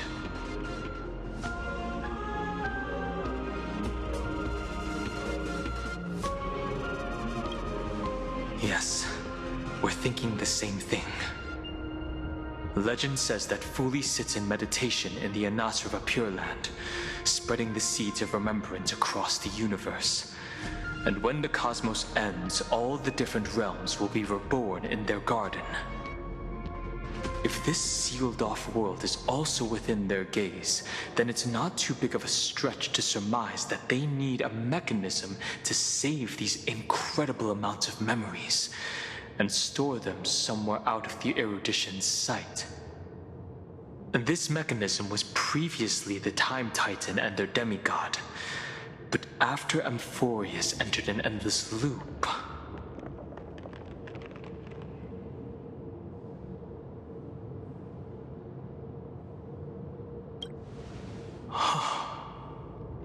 It's that ceremonial blade.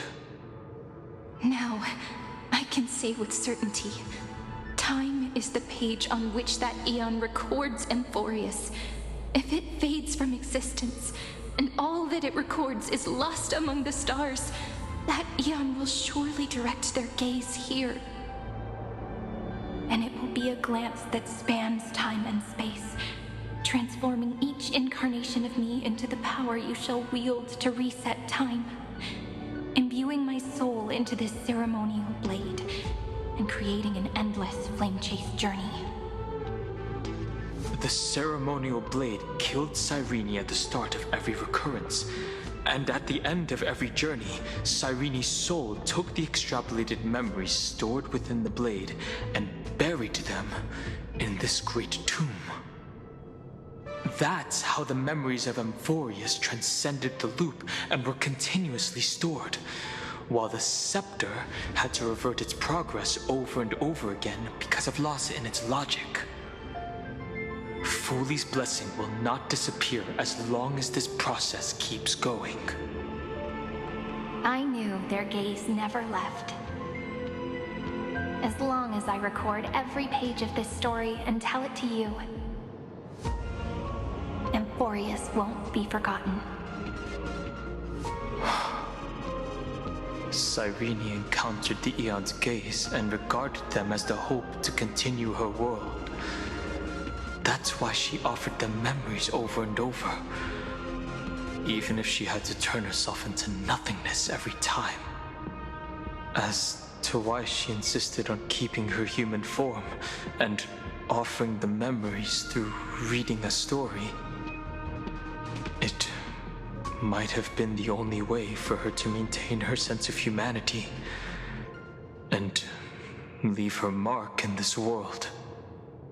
Even though everything was just her wishful thinking.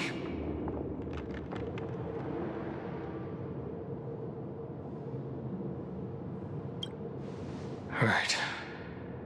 Based on the runes on the floor, the encryption key from earlier should be used here. There are 3 keys in total. We're 1/3 of the way through.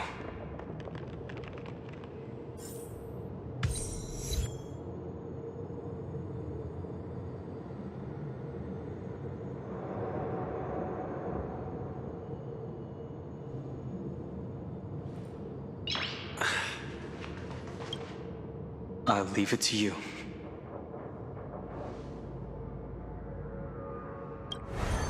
You never say anything, but I know you're listening. Every story I've told is like a little key that opened a door in your heart, no? The path has appeared. Go!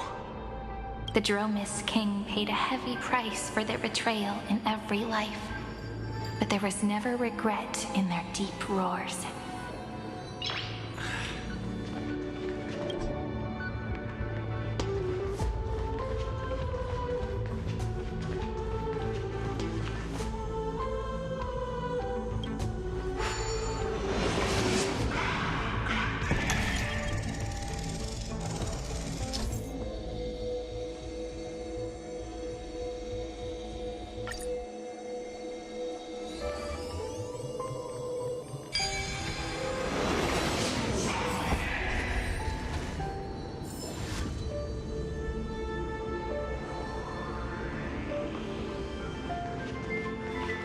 Then, the sky sent down rainbows and showed the world a gentle smile. Formatting progress, 93.998%. Looks like it's time to say goodbye again. Before I was even aware of it, this book had already recorded too many emotions. Every page has become so heavy. I've started to feel uneasy whenever I take it into my hands. Where did the very first ripples want these memories to be sent to? Formatting progress, 94.423%. How many times has it been? It faithfully fulfills its duty, activating and formatting. never changing, like the fate of the flame chase in every cycle. If I can only write the same ending every time I lift my pen, then is this weighty saga just an overly naive dream? Formatting progress 96.024%. Process error. Analyzing. Process error. Analyzing. Really? Are you encouraging me? Thank you. I'm sorry for making you see this embarrassing side of me.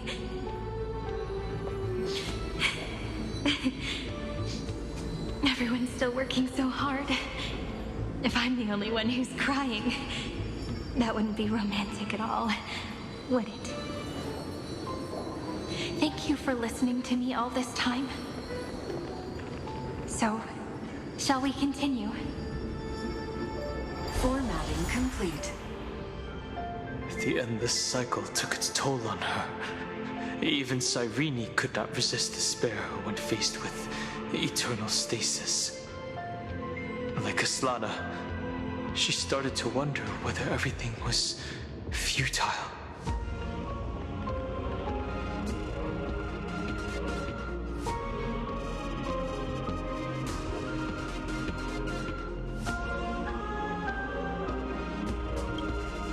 Indeed. But I still haven't figured out one thing. Who exactly was she talking to? I thought it was an Eon at first, but the way she talked, it didn't sound like praying to a god at all. Maybe she's talking to her imagination, a hero within? But that wouldn't explain the process error. No matter who that listener is, Cyrene's storytelling is just a data stream for the scepter. Maybe, she thought, as long as she kept tossing drift bottles into the distance, someone was bound to pick one up someday. Accessing recurrence number 335503337. Once again, Castor is offered her final embrace to death. And from then on, she started another lonesome watch. How wonderful would it be for someone to give her a real hug?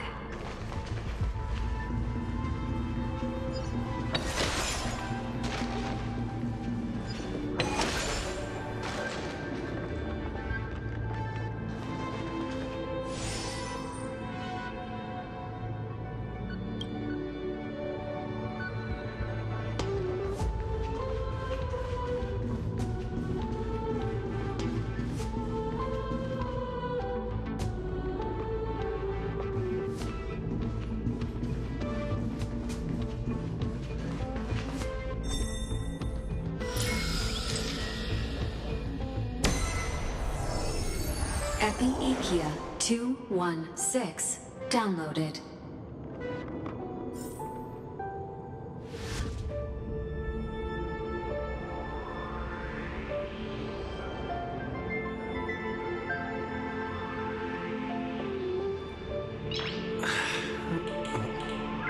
Nice.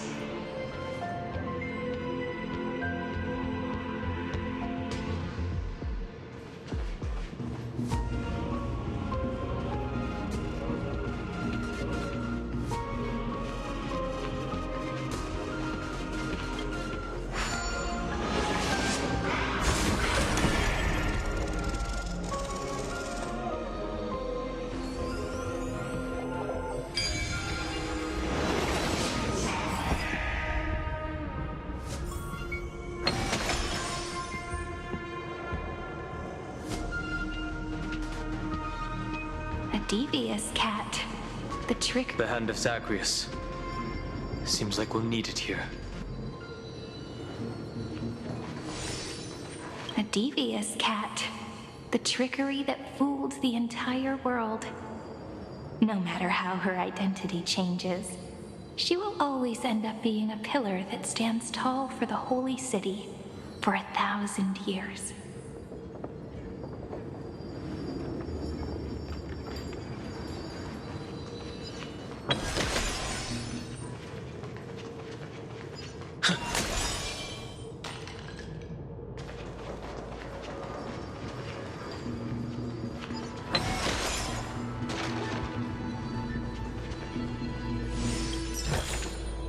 Is that all?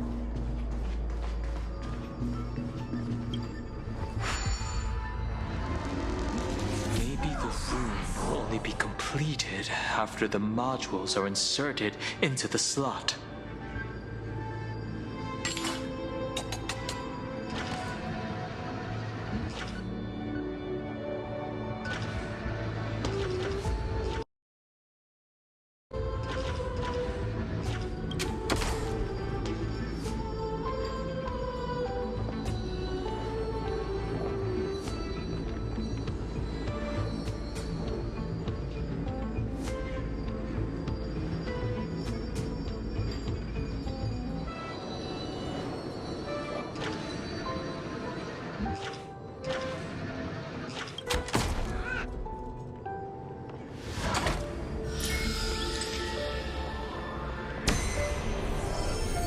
Orexus 945 downloaded.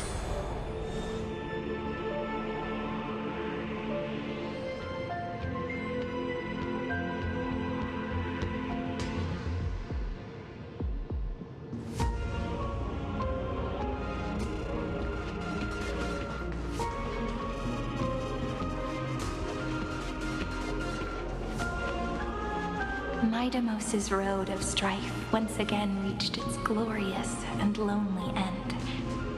As always.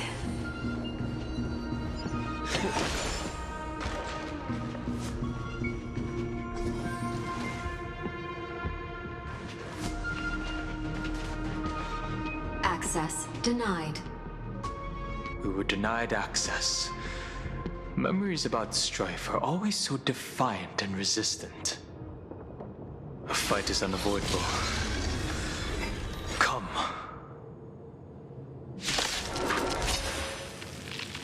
Warning. Illegal operations detected. Warning. Illegal operations detected.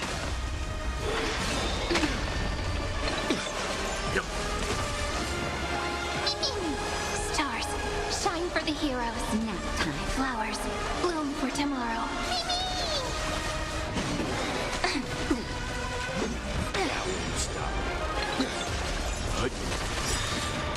Survive or be destroyed.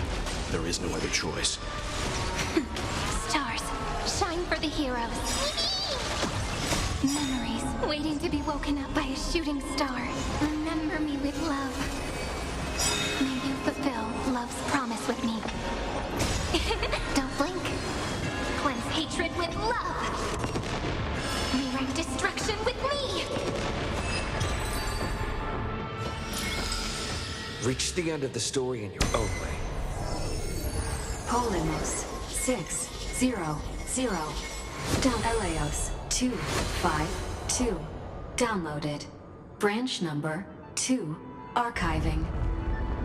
Object recurrence number 3355037. Progress 31.313%.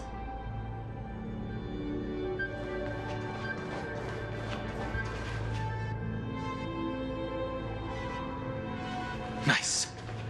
Let's go encapsulate the encryption key. Branch number 2 archived. Encapsulating encryption key. I've been wondering, could all the memories we've encountered on the way be Everknight's traps? She still hasn't shown herself. That's very suspicious. But I can't think of a good reason for her to do that. I can only surmise that she's either still waiting, or someone's holding her back. Encryption key encapsulation complete. Let's keep observing. Every ripple of these memories could potentially reveal to us Everknight's true goal. Let's go back and use the encryption key to open a new path.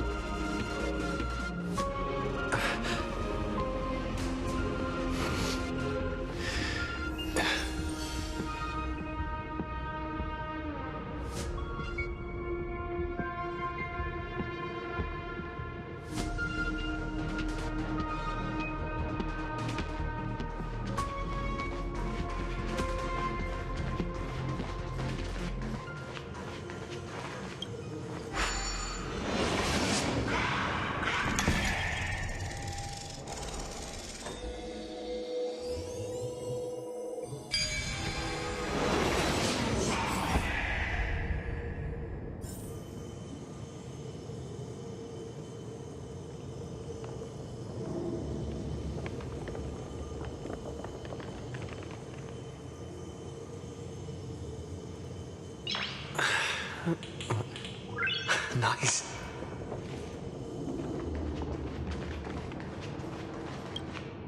Go upload the encryption key, just like last time.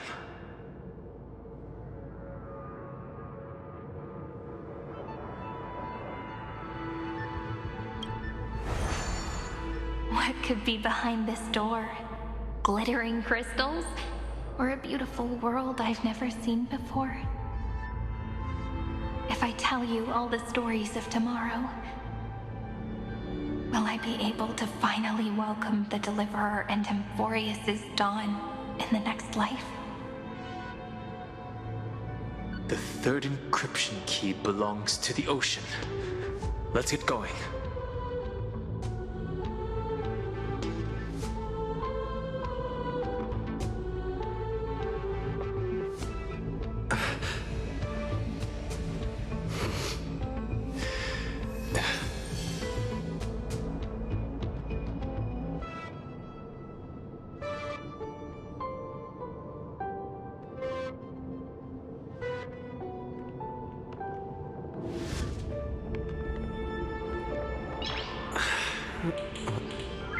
Nice.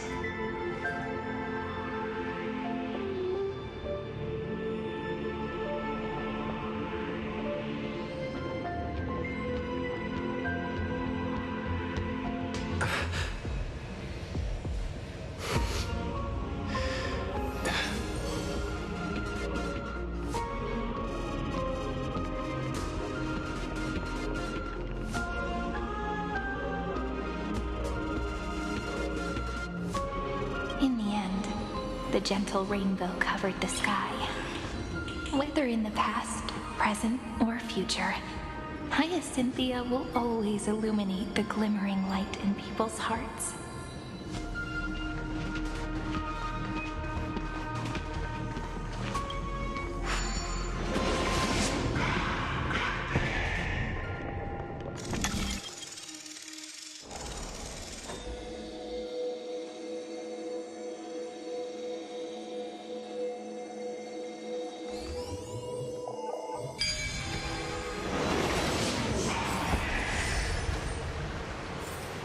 So that's how it works.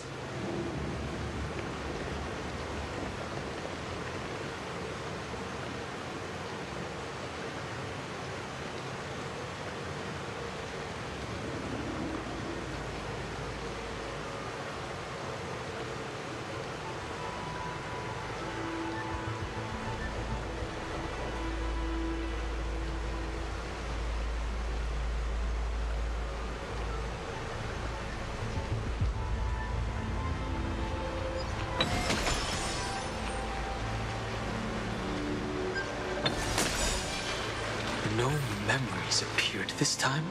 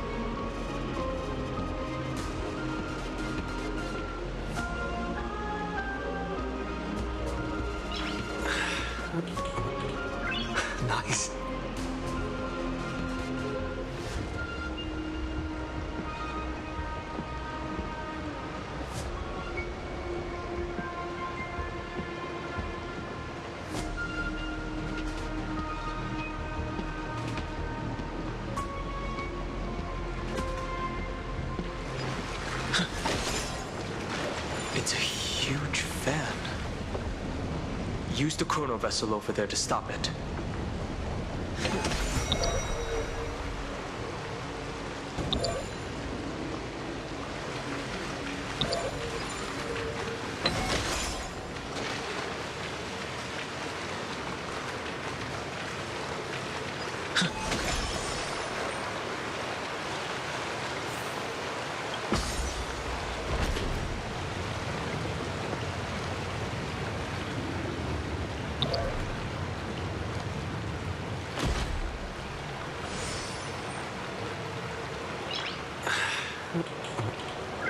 Nice.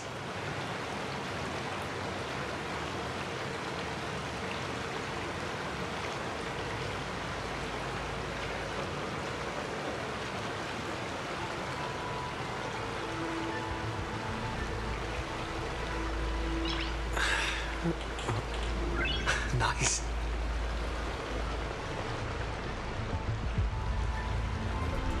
In the end, the fish returns to the ocean, her home where there was nothing left. For the sake of the future, she guarded the vortex at the end of the deep sea until the very last moment.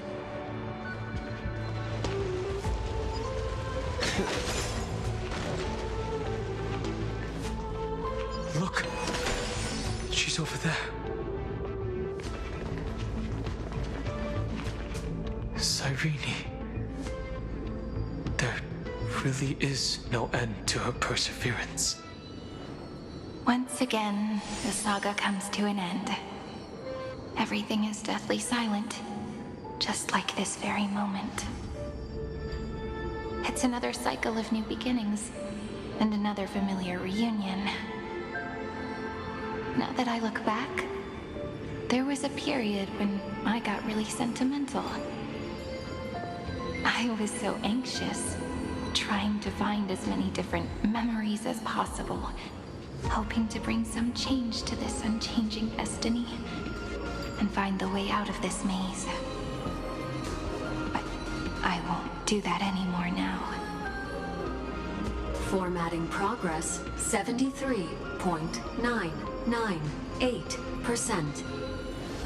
Process error. Analyzing. Formatting progress 75.012%. Process error. Analyzing. No need to feel sorry for me, good friend. If there are no new blank spaces, how can a saga continue? I'm actually really lucky, you know? During the long years I've spent waiting for the Deliverer, I've always had you here as an audience. Look at these memories I brought to you. They once existed, once sparkled under the sun. And now I can see through your eyes that they are still shining bright. Isn't that already enough? Now, I can rest in peace in the past. As for when tomorrow will come, I'll have to ask the next Cyrene to continue our watch. Formatting complete. Her transformation is painful to watch. Cyrene was always there during the 30 million recurrences. She recorded the flame chase journey in her own way on the reverse side of this world, depositing all the memories in this place.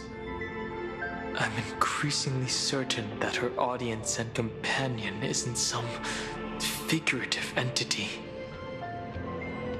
The deepest ruin in Amphoreus, at the great tomb where the pasts of all worlds are buried. Who exactly is its master?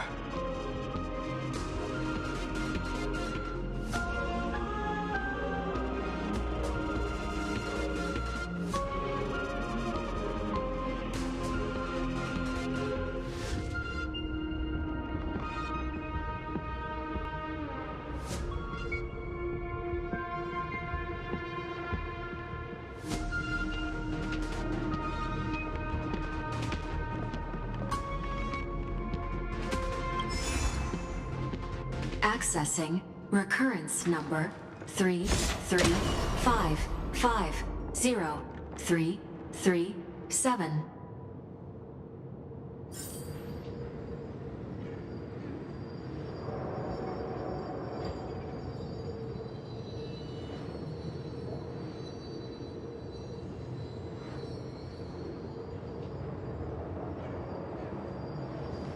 Amphoreus once again completed the proof with his life.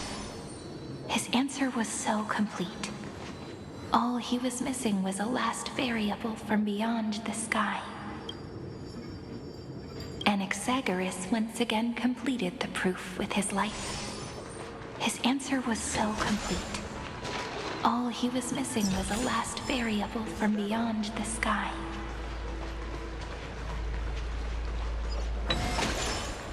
World-bearing. This divine authority is so heavy that I do not know how I can even tell its story.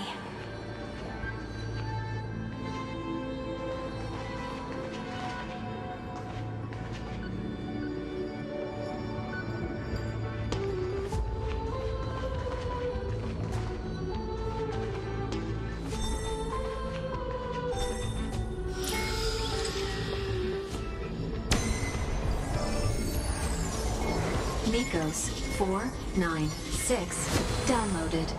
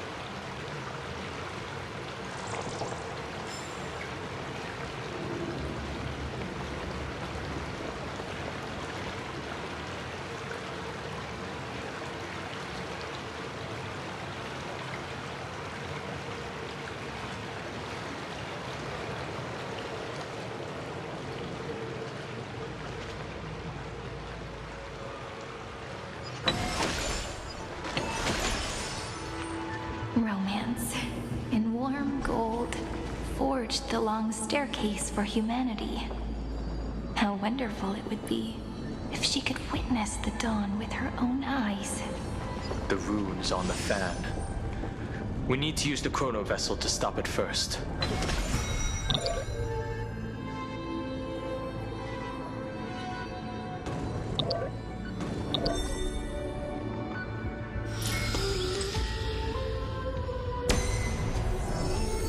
Carlos 618 downloaded.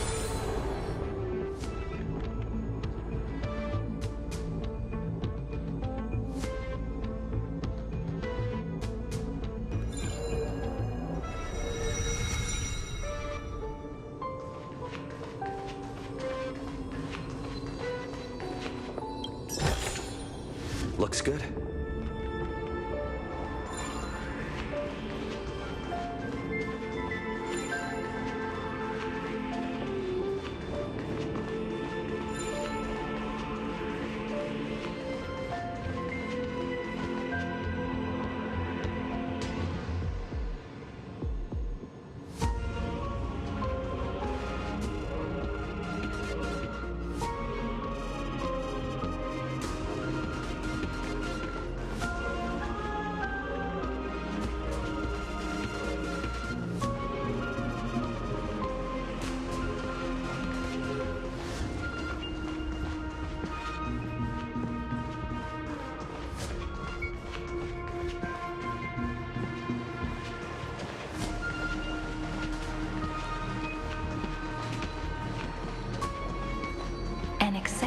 once again completed the proof with his life. His answer was so complete. All he was missing was a last variable from beyond the sky.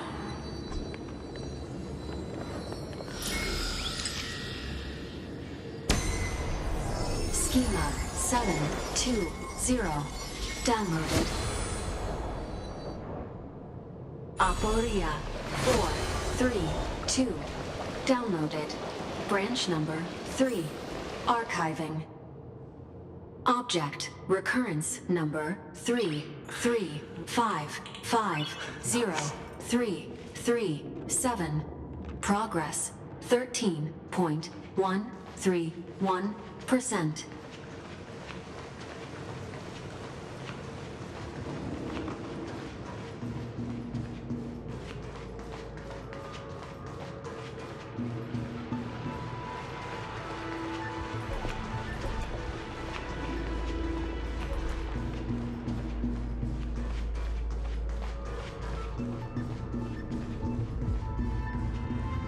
That's the last encryption key. Take it with you. Branch number 3 archived. Encapsulating encryption key.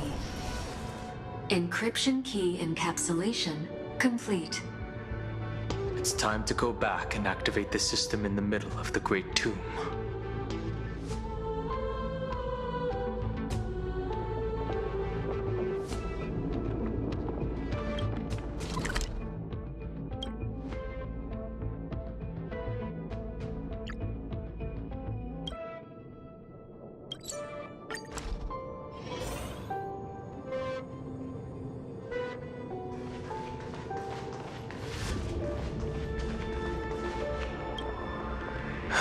The third encryption key. And the final piece of the puzzle. I pray that you can dispel all the mysteries and lead us into the deepest bowels of this world.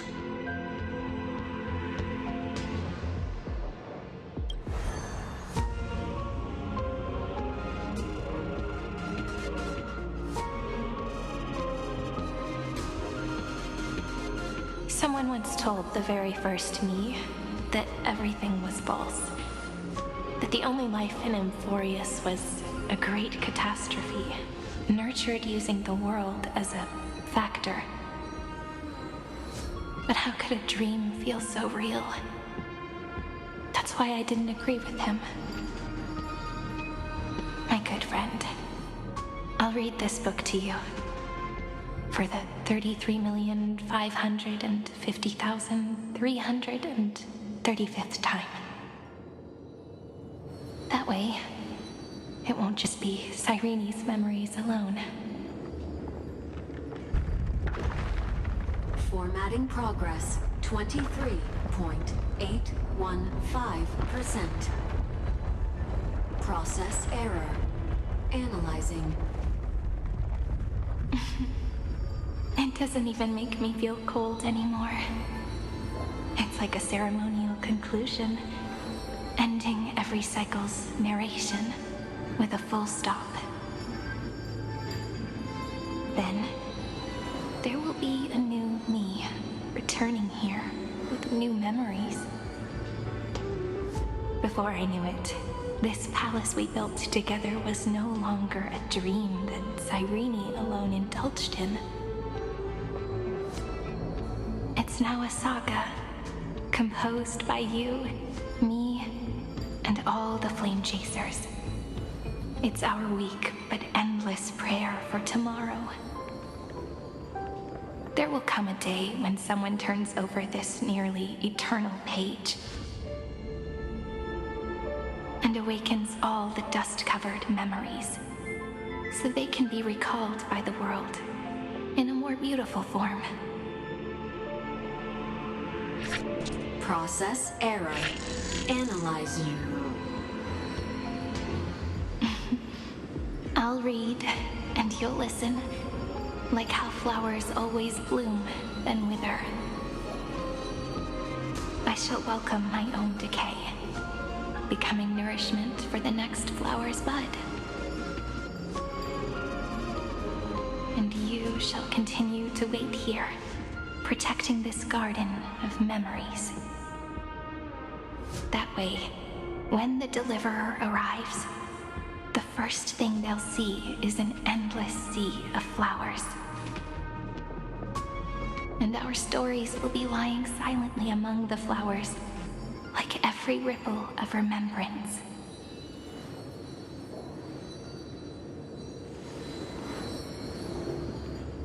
And they shall become the epic known as I've Written.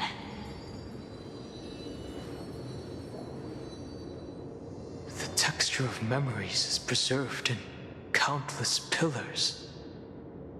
She gave everything to record all the forgotten recurrences across 30 million cycles.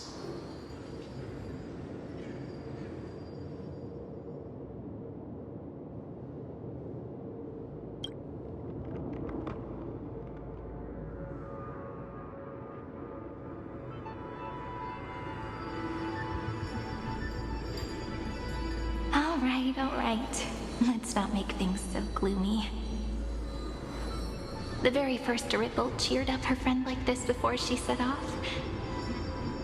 It's a sentence full of blessings, so I want to say it to you as well. Come on, cheer up a bit, okay? I bid farewell to this beautiful world, so that we can reunite in your memories in the way I want. You will see the footprints I left behind in the ripples of past reverie. I have never had any other fate beyond this memory. So please remember me with love, like that eternal footnote in all the faded sagas. Now, open this book. I'll be waiting for you in the past. Operation authorized. Protocol name, Inusium. Welcome to the Demiurge Matrix.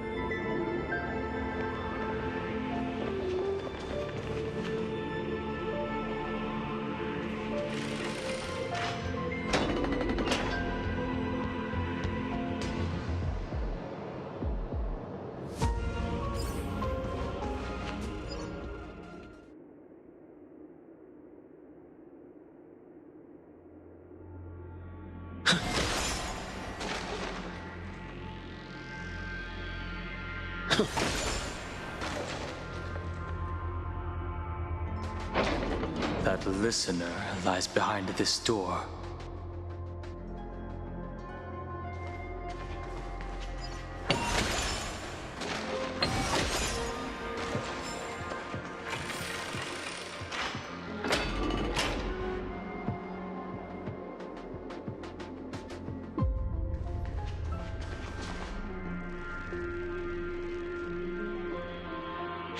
Everything to record all the forgotten recurrences across 30 million cycles.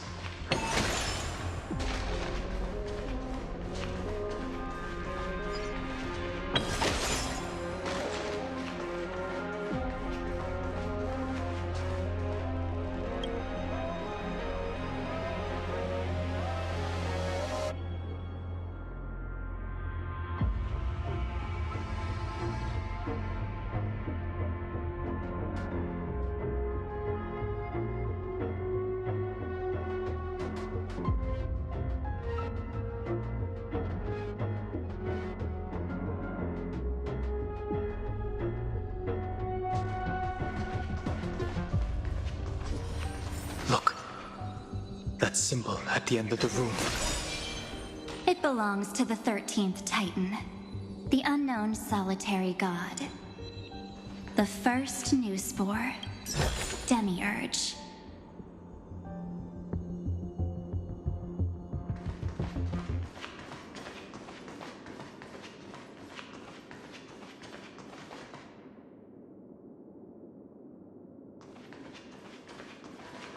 Those who are lost remain lost, while those who have met will meet again.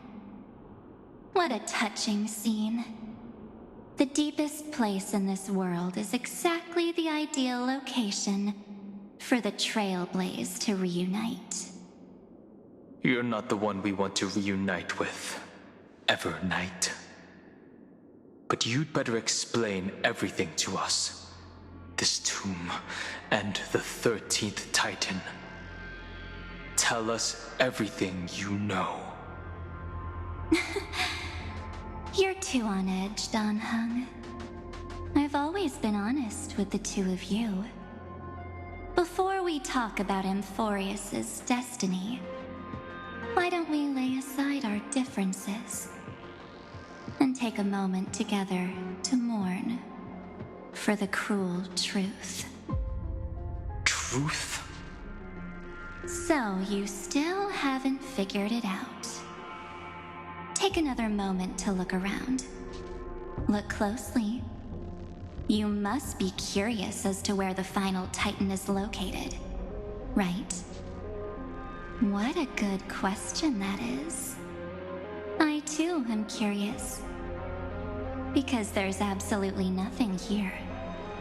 Except a cold, empty void. You mean Cyrene was deceived? Indeed. Fu Li planted a false hope in her heart, making her believe that she was special, and that Amphoreus still had a chance. Then, that poor girl walked into the Great Tomb over and over again, and willingly offered herself to the remembrance. Why did they do that? Did you really think they would just save this crumbling world in the way Cyrene was praying for? Don't be naive, Memo Keeper. In this game between gods, the Remembrance chose to stand with the destruction. Given your evident hostility towards the Garden, I find it hard to take anything you say at face value. Aren't the Memo Snatchers' activities enough evidence? They did everything they could to help Iron Tomb reach completion. And it wasn't just to obtain some fanciful memories. Let me tell you the real reason. Iron Tomb is a perfect arc. If a seed can be planted within, then the moment the Lord Ravager blows the erudition to pieces, the remembrance will be spread to every corner of the cosmos. That masterless path will be equally split between two eons. Fu Li will devour the erudition.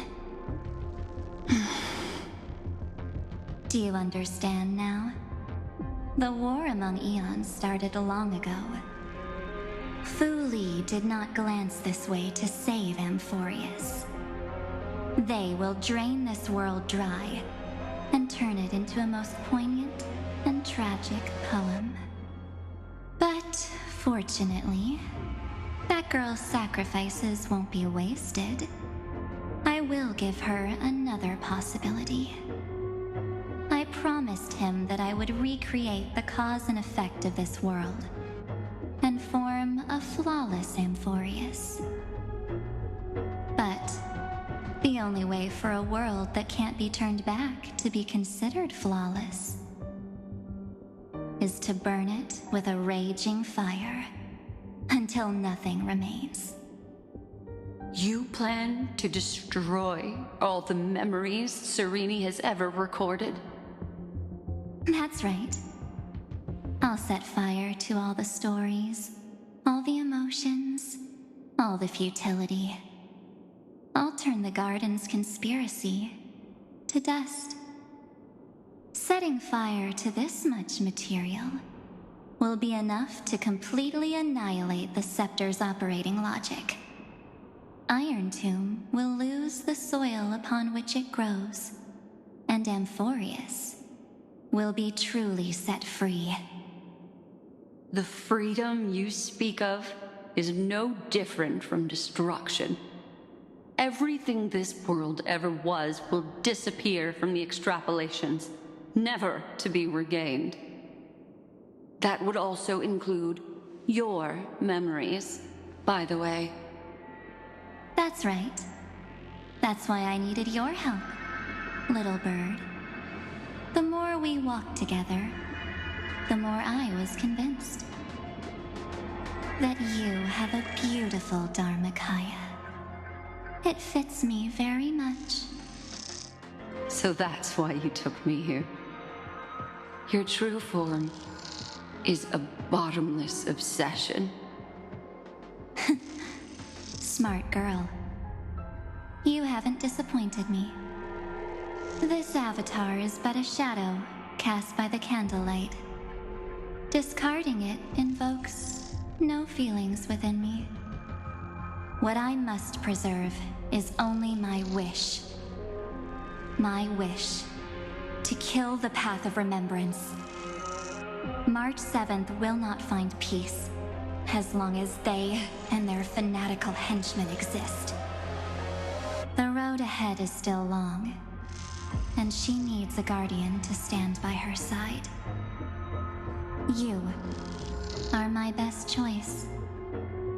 Allow me to refuse. That duty seems far too heavy. Resistance is pointless, my darling birdie. I will personally plant myself into your heart. And once I've calmed down those two, I will head into reality and find the true you. So, that wasn't enough to fool you. A genius's mirror trick and a protective mechanism of the erudition. Is that right?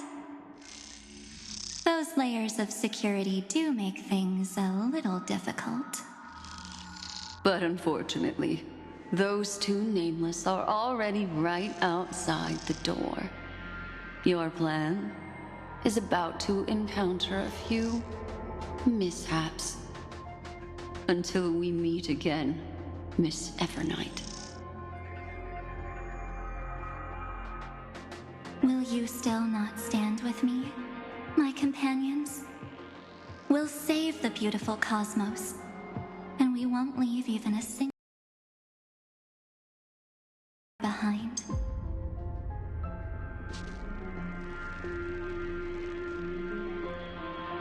Don't get caught up in your emotions, my dear. The hero's journey in this world is just a narrative embellished with memories. Its essence is nothing but a string of zeros and ones. For your own sake, and for the sake of March 7th, I think my choice is a very reasonable one. Come. I hold the core flame of world-bearing. Just fall asleep, and we'll save the cosmos. If you honestly thought we would agree with you, that just proves you don't understand March 7th at all.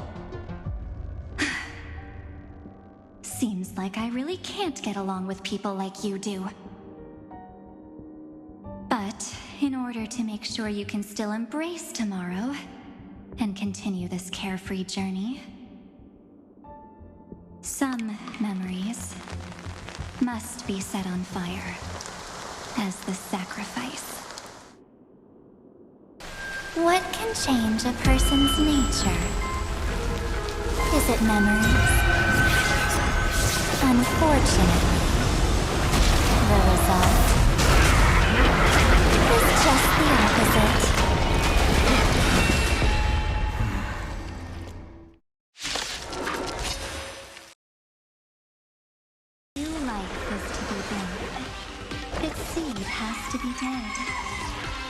Only through abandonment and oblivion can souls walk from emptiness towards rebirth. You can't get away. Trust me. We can do anything! You know nothing of the weight behind this. Witness the stars shatter before you. Survive or be destroyed. There is no other choice.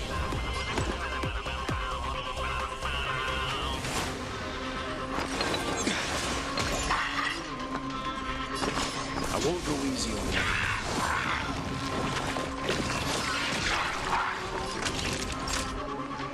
You're in bad shape. Together, we can do anything. Endless flowers. Please bloom for tomorrow.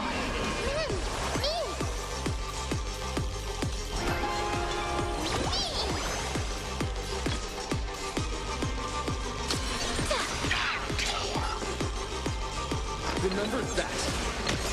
Leave the rest to me. Calm your body and mind.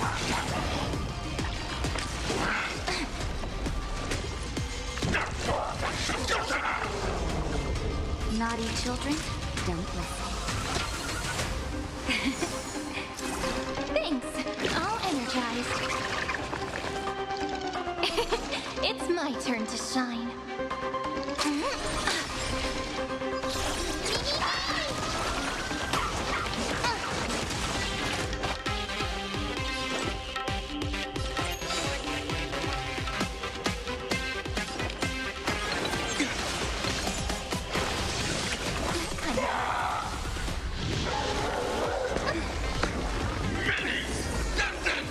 Still walk away. Just in time. Just a little something. Think nothing of it. Thanks. All energized. I won't go easy on you.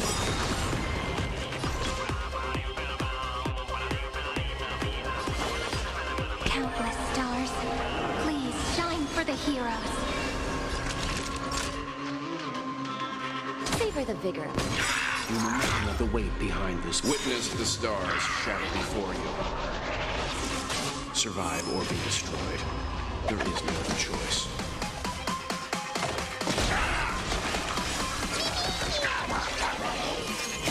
Memories ripples are waiting to be kissed awake by a shooting star. Remember me with love. That beautiful tomorrow. May the trailblaze fulfill the promise of love with me. Not a bad idea. Nemi! Remember that. Trust me. Together, we can do anything! You know nothing of the weight behind this power. Witness the stars shatter before you. Survive or be destroyed. There is no other choice. This moment into eternity!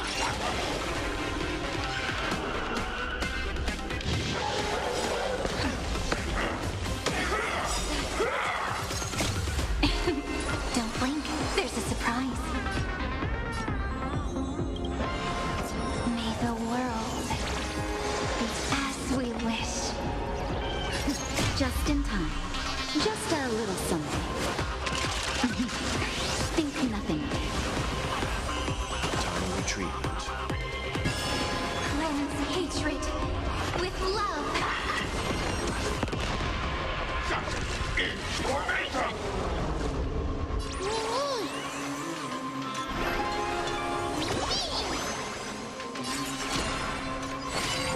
Take our answer.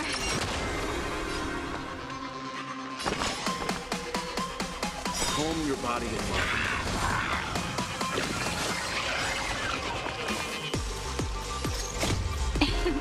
Don't blink. There's a surprise. May the world be as we wish. Time for a shot. You're in bad shape. That won't work, you know.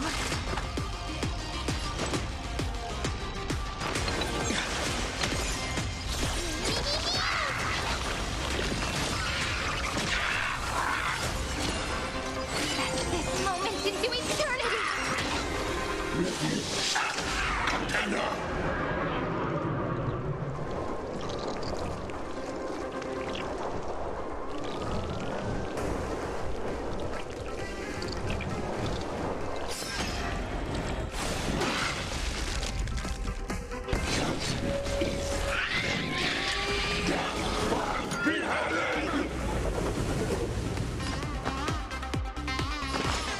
won't go easy on you.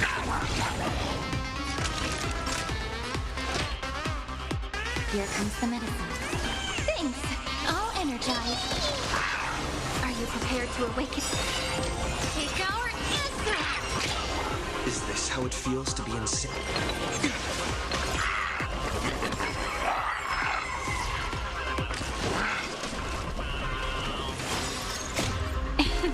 Don't blink. There's a surprise. May the world be as we wish.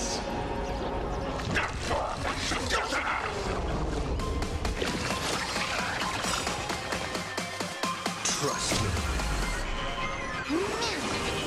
Together, we can do anything! Leave the rest to me. Calm your body and mind.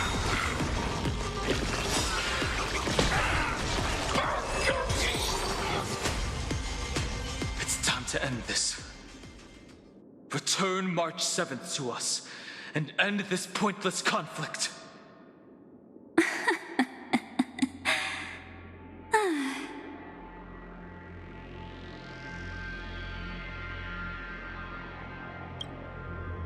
Don't get the wrong idea. I just need some time to deal with some unnecessary trouble. The encryption key written by those geniuses is already invalid. How about we play a game, dear? Don't worry, it won't take long. It's a simple multi-choice question. A or B? I understand it's too difficult for you to treat the Chrysos heirs as extrapolated data.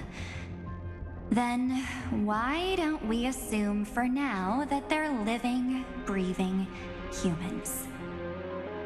Now, the cosmos will face an unprecedented catastrophe, and your choice will determine the fate of countless planets.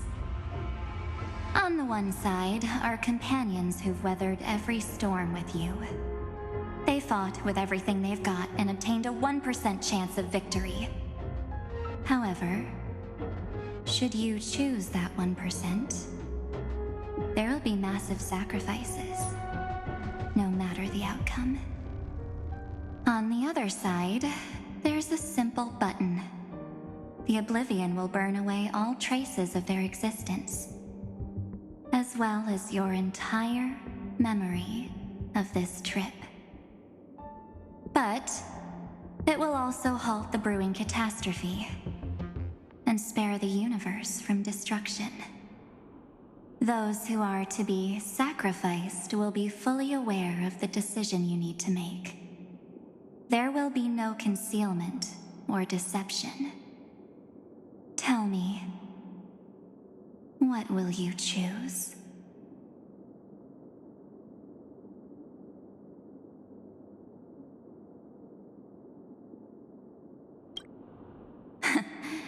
You're right. This choice is meaningless and unimportant. The only interesting thing is the number of people making that choice. I've just posed the same question to Dan Heng. The answer doesn't matter. Let me see.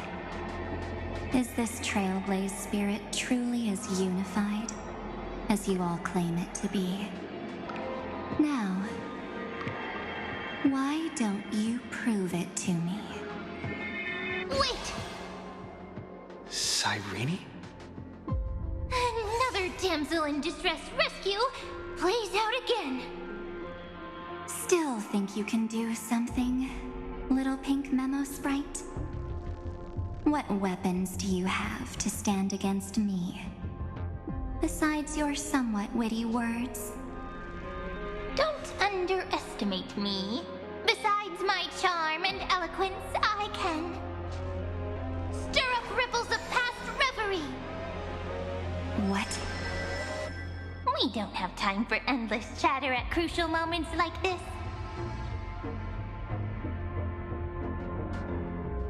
Quick, friend! Take this! Take the shot! I can't hold on much longer!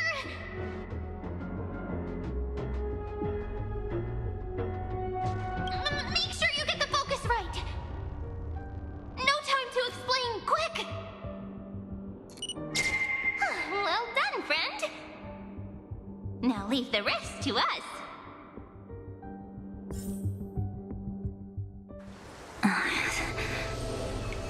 This is a light cone made from someone's memories. Oh, and there's a harmony entwined with it. Looks like someone's been busy behind my back. We meet again, naive me. I know you mean that as a compliment. But as for the word naive, I think I'll give you that one back.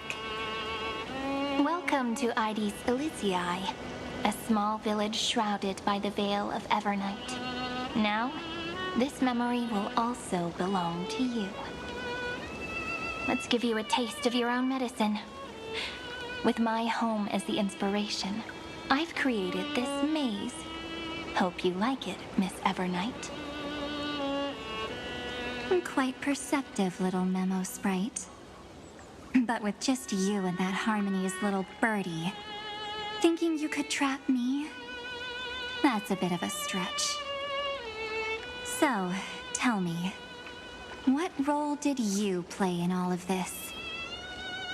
I really didn't think that this other me would be this strong. But at least when it comes to brains, I've still got the edge. My brilliant plan? Bet you never saw it coming. Oh, you mean that time? In that split second when we switched bodies, with your last flicker of consciousness, you hid yourself within the Titan's veil. Huh? You got it already? No suspense at all? But my plan was super thought out. I know those two better than anyone. A promise is a promise for them. They never go back on their word. History books, diaries, and photostones are all perfect catalysts for memories. That's right. So when I hear him press the shutter, even if there's just a tiny bit of my consciousness left, I'd whoosh right into the camera. But if you put it like that, aren't you leaving a lot to chance? No way. He will definitely be snapping away all over Amphoreus because he promised me to take photos. I'm guaranteed to run into him, eventually. True, you really know him well. Miss Evernight, let's be real. My amateur skills aren't enough to keep someone like you contained. But if March 7th were here, that would be a different story. Because there's no way for you to ignore her, right? Fine. Lay it on me then. After going on such a long detour, what exactly do you want to do now? First, I want to thank you for protecting him and Don Hung. But what you did later went way too far.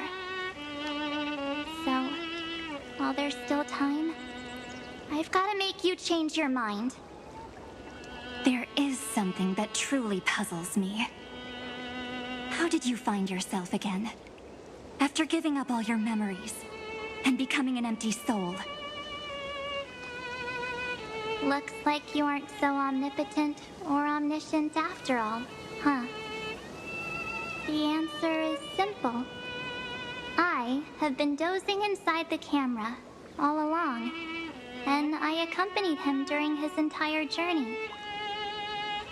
So, when he told Cyrene in this cycle about his interstellar travels, those memories of journeying with the Express entered my mind as well. I may still be far from the complete March 7th, but these memories were more than enough to fight you. So, you know what led up to this, and what followed, right? Go ahead. Tell me. Let's hear why you're so confident you can sway me. Why? Isn't the reason super obvious? Even through a camera lens, I know that the love, hate, and struggles that happened in Amphoreus were the same as what real living people experience. Same old topic. I already got him to make a choice. The weights on each side of the scale are far too unequal. When destruction looms, trying to preserve everything only means sacrificing everything. Well, take a step back. Before we ask this question, have you ever really thought about it? What right do we really have to make choices for others? If the cosmos were nothing more than a bigger Akama, ruled by a so-called imperator, maybe then she'd have the right to weigh both sides and decide for us all.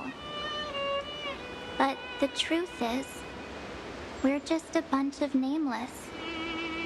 Even with everyone calling him Deliverer, I believe that he hasn't forgotten. That the meaning of Trailblaze is to explore, understand, establish, and connect. It's not about standing above the cosmos as some kind of savior. It's about walking alongside every world within it. So don't try to guilt trip me with stuff like necessary sacrifices. The Express crew is immune to these baseless accusations. Besides, and this is just an example, if Madame Herta wanted to, she could have whipped out her imaginary weapon any time and blasted this scepter to bits. Because, according to your logic, the lives of a few nameless are nothing compared to a Lord Ravager's potential threat. But that's not what she did. You wouldn't have liked it either, would you? I figured you out a long time ago. You've got a fatal flaw. A weakness. In the shape of me. You've got such incredible powers. But you still kept your promise to me. That only means the sole motivation behind everything you do was just so I can keep traveling. You're not as naive as you seem, are you? In that case, I can prove it to you. I won't answer for someone else, but for myself. Here, hold this. An empty spirit. If you want to seriously think about it, this thing actually counts as my body right now. Its memories are all drawn from the camera's photos. In other words, from my journey of trailblazing. While I was awake, you were always sleeping. So talking about this probably doesn't feel real to you. So, why don't I walk you through these memories all over again? the spirit turned into a journal? Yep, that's what memories are. You don't know where they are, and you don't know what you actually remember. But when you need them most, the forces that have once changed your soul are guaranteed to appear again.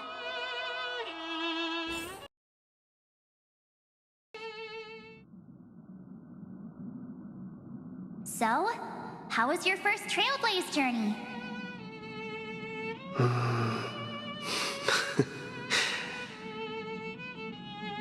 It was very fun. We should still be careful in the future. Oh, come on, Don Hung. We're here to celebrate for him tonight. Don't be such a buzzkill. Don't listen to him. Listen, I am practically a Trailblaze expert. Stick with me, and you'll be just fine. You call this trip fine? Well, that's because we could only find 700-year-old guides online. So, you've been to a lot of places before? You bet. Capital of Passion, Calcis, Tychean. If I count on my hand, it looks like this is my 6th stop. All my souvenirs are in my room, but they're just a bit of a mess right now. I'll tidy up later and give you the grand tour. Oh, look at this. A Belabogian notebook. A special souvenir I asked Branya for. She prepared quite a few gifts for us. Raw Geomarrow, Supreme Guardian medals. But I only asked for this little notebook. What's so special about it? The previous Trailblaze missions were all on super high-tech worlds. Forget about paper books. Even holographic projections were ancient relics there. Eurillo is completely different. Watching people record their lives with pen and paper, I finally understood why some still cherish writing journals by hand. It's just like calligraphy. Those deep emotions buried in human hearts can only be awakened through such seemingly thankless actions. Don Hung, you truly embody both a fierce beast and a delicate rose. Anyways, that's what I thought too. A camera can only capture fleeting moments, but stitching those moments into a story, you've got to use your own hands. In other words, just taking photos isn't enough. They need a place to be displayed. Isn't the photo wall enough? I told you it's different. Besides, this little notebook is a memento of our first Trailblaze together with you. That makes it even more special. Anyways, the next stop is the legendary planet of festivities, Penacony. So, when we get there, I'll make sure we take tons of pictures together, until the memory card's bursting. Fine by me. And one more thing. If I'm ever too busy to get off at a stop, this camera is gonna be in your hands. I don't want to miss a single Trailblaze. So you all need to practice your photography skills until you're at least 80% as good as me. Got it? Back then, I was only half joking. I never thought I'd actually miss out. And after just 2 stops, too. Those 97 days alone had me on edge. I honestly thought that was gonna be it for me. Thankfully, with my quick thinking and sharp planning, I managed to keep up with those 2. by hiding in the camera. So what? That's still trailblazing. The camera is my true form. That might have been a joke, but it came true this time. Well, yeah, it was super inconvenient. I couldn't help them when they were in danger. Couldn't complain when they talked total nonsense. And watching him snap a terrible photo, I couldn't even control the shutter. But I stuck with them all the way, till where we are now. Together with them, I got to know this beautiful yet dying world. I claimed our first core flame on the flame chase journey. I met new companions, then bid them farewell. I inherited everyone's determination, carrying it forward into the future they fought for. One they can never see. Until my destiny becomes one with this world's, rewriting the predestined tragic ending, and returning to the true starry skies together with everyone. Only then can I pen the name March 7th. Into this hero's journey called Amphoreus. Into this unprecedented trailblaze.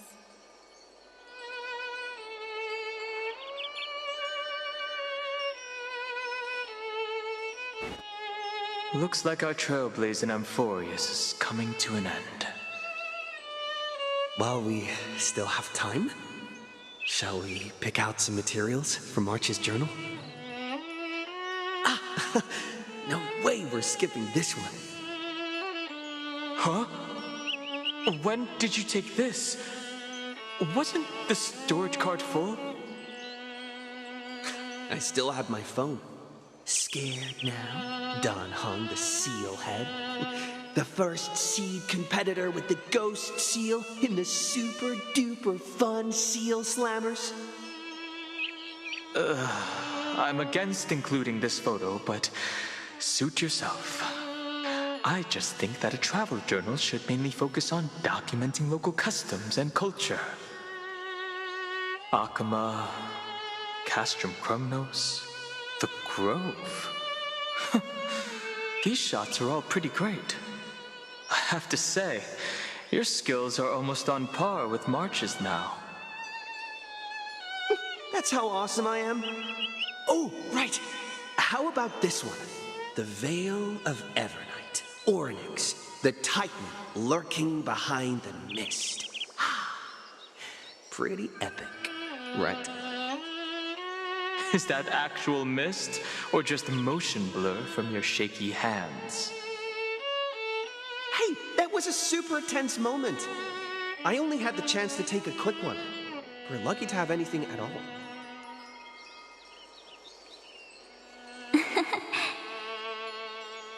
Huh? Did you hear something? March 7th? Perhaps the photo captured a trace of time's divine power, which replayed echoes from your memories. All right then. Let's keep going. If March were here, she'd definitely have plenty of great ideas.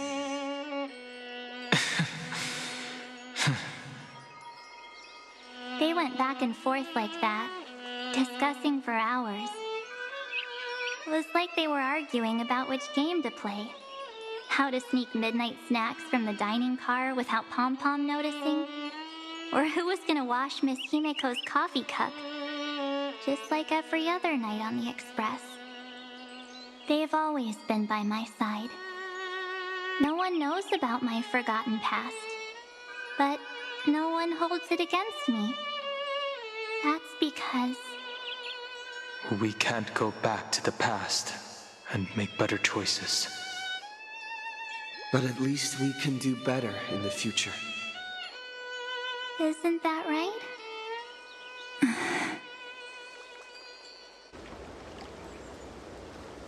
I still remember the day when you first put on these clothes and looked in the mirror. Your eyes were so clear. When all this is over, I hope the mirror can still reflect those same eyes. You're pretty naive, too. Always hoping that the mirror will show the most beautiful side. But you don't even trust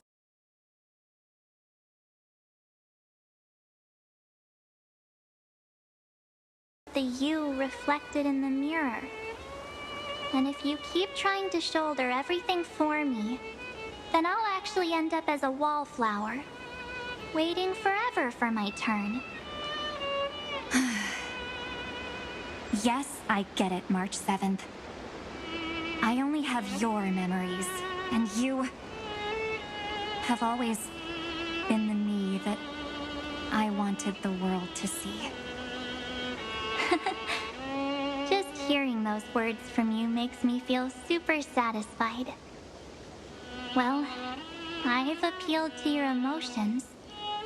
As for reasoning with logic, could you help us out here, Cyrene? I'm here. Finally my turn to shine, isn't it? Miss Evernight, you've been so fixated on your target that you probably haven't even realized that a massive variable has emerged in Amphoreus in this cycle. Amphoreus is about to be destroyed. There's no time left for pointless debates. There is only one law I want to overturn to aid the final battle of deliverance. So I will only offer the life of one demigod.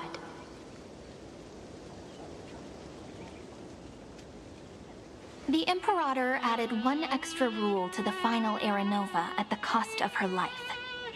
That's how she can ensure Amphoreus doesn't become a sacrifice in the cosmic conflict.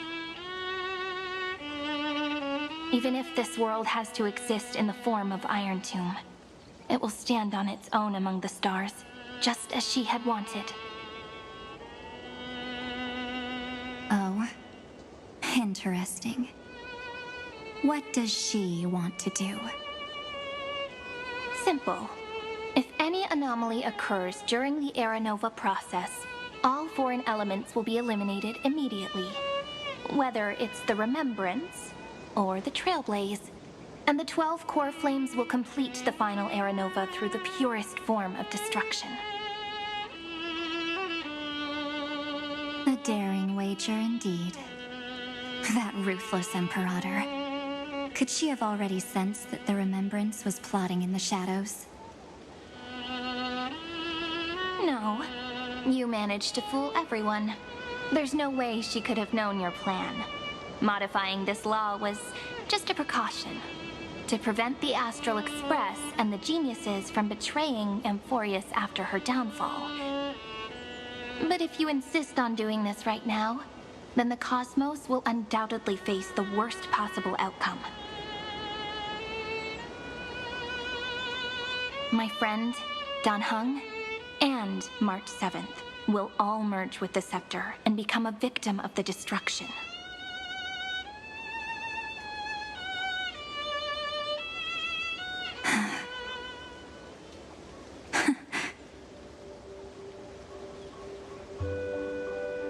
You knew all along? Yep. But I decided I needed to have a heart-to-heart with you first. I won't be afraid. Even if my inner world is nothing but an Evernight. That's because my journey's destination lies among the stars. I believe what lies ahead will be bright enough to illuminate my past.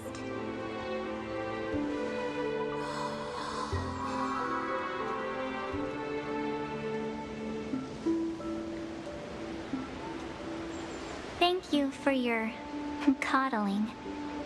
But please trust me and leave it to me. both my past and that obsessive oblivion, will help me become even stronger than him and Dan Heng.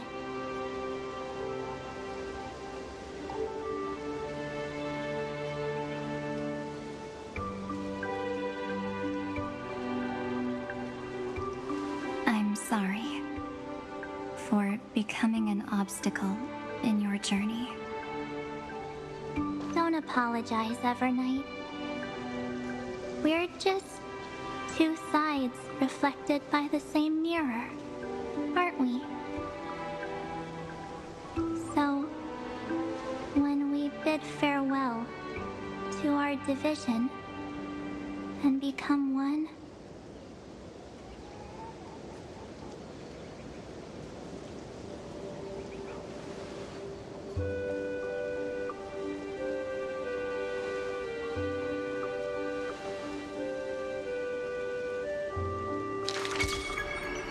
our memories will only grow more beautiful.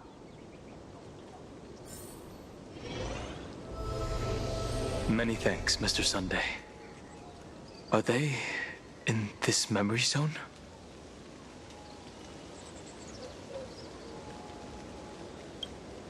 Yes, but we can't let our guard down. Let's go find them.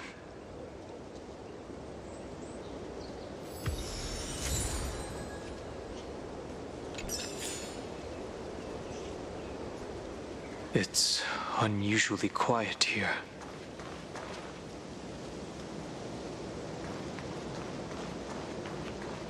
March 7th isn't here.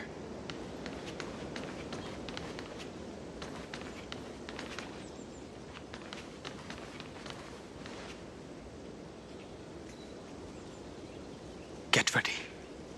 We can't give her any chance this time. Three of a kind. Two pair.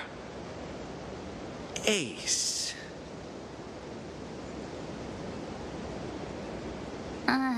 Ace?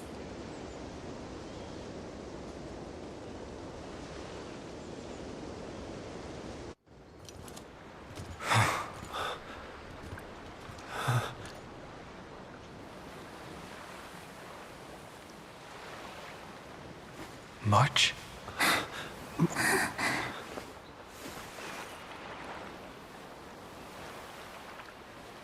Of course it's me. It's been a while.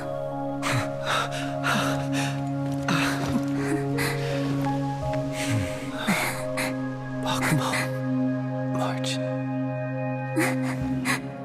I'm back. Finally. Finally. I can talk to you all. At last. You saved us, March. Really? That's wonderful. I had so many ideas for our reunion. I was gonna sneak up from behind you when you weren't looking, tap you both on the shoulder, and then flick you each on the head. And shout, "What took you so long to find me? Don't you know how to move faster?" Stop being so serious.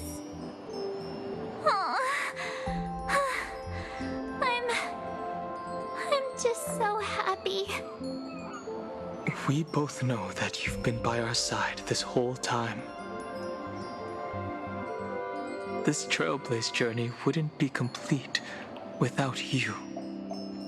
We'll not only trailblaze into the future together and save the world, we'll also return to the Express together and head towards our next destination. After we complete this trailblaze, let's hold hands and head home together.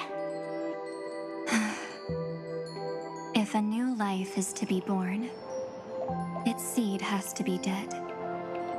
March 7th. When you bid farewell to your past and are born from the six-phased ice, have you thought about the version of yourself you want to see in the mirror?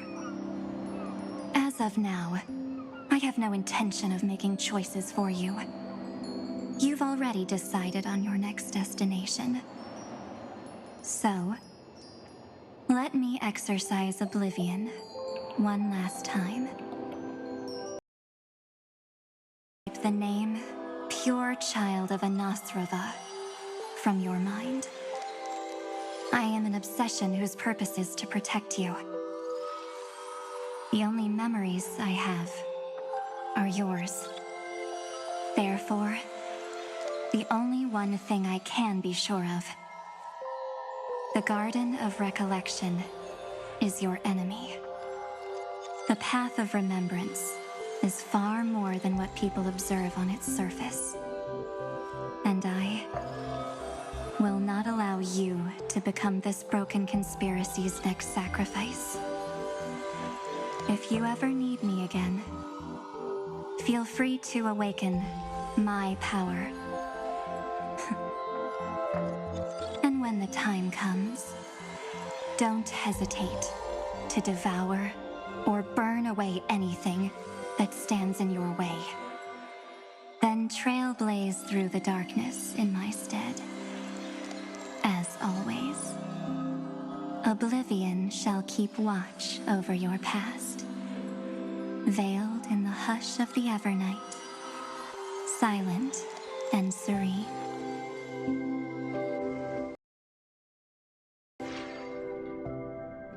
Oh? The chronocognitive anchor readings? They actually pulled it off! Not too shabby at all. They got the first genius, then they put the garden in its place. This chapter in trailblazing history may not be the last of its kind, but it's certainly the first of its kind. We couldn't have made it this far without the wholehearted support of the two geniuses. And next, we'll be facing the Lord Ravager as they break free from their shell. Let me give you a warning. The backdoor screwy setup in the Aeronova system can only get you as far as breaching the core of the scepter, nothing more. As for those nastier malware programs lurking inside Iron Tomb's belly, you'll have to deal with them as they come. That's more than enough to help us. By the way, how are Mr. Screwlum's preparations coming along?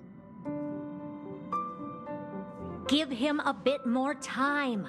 Those screwheads at the Imperial Advisory Council need to understand what the concept of war means first. For all we know, they might have already gutted all the fortresses in Screwy's collection while he was away. Oh, I've heard Mr. Screwlum's fleet includes planet-class mechs. Hyacinth, Poppy, Oleander. Which one will answer the call, I wonder? You sure know your stuff. I'd rather none of them show up and let my space station save some face.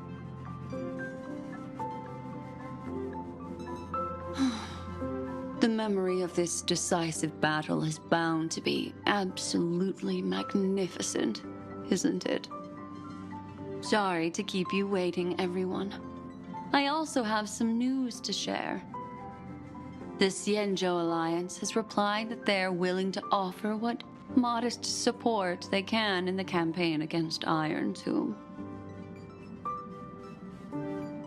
The Alliance? Not just the Luofu? This is really good news. With this, our odds of victory just went up another notch. Whether this news is good or bad remains to be seen. What do you mean?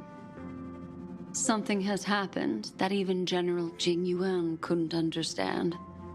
He urgently wants me to inform the two geniuses that Amphoreus' causality has vanished from the matrix of Prescience Ultima. This means the instant in Noose's calculations, is drawing closer to this world. As the Theoros, I have observed. The night has faded away, and what I have created, I will destroy. This starry sky will return to freedom and chaos, just as it was in the beginning. Confident, aren't you? But from where I stand, it seems you've run out of options. When the Deliverer and his companions fully uncover the secret of the 13th Titan, that is the moment your schemes will come to ruin. Lord Anaxagoras, I have granted access to all records concerning the Demiurge, as per your request. How unfortunate that you'll never admit your own mistakes. Analysis complete. Before I erase you completely, allow me to reveal the truth to you, if only as a courtesy to the final thinker. The Demiurge never existed. If it never existed, then where did the nameless Titan's tomb come from? Isn't that exactly why it's called a tomb? Because it only houses the remains of what once was. Let me give you an example from a story you're familiar with. A sage from the grove once conducted an experiment. He took a chimera embryo, removed its head before maturity, and continuously stimulated its body to make the chimera believe it still had a brain, then nurtured it in an ichor vessel. Remarkably, this chimera regrew its skull, but it was completely hollow inside. It had reserved a space for a brain it never possessed. The experiment was over. The sage had assumed the shell would perish once the stimulation ceased. Unfortunately, he was wrong. Driven by instincts, the chimera's body seized the sage's head.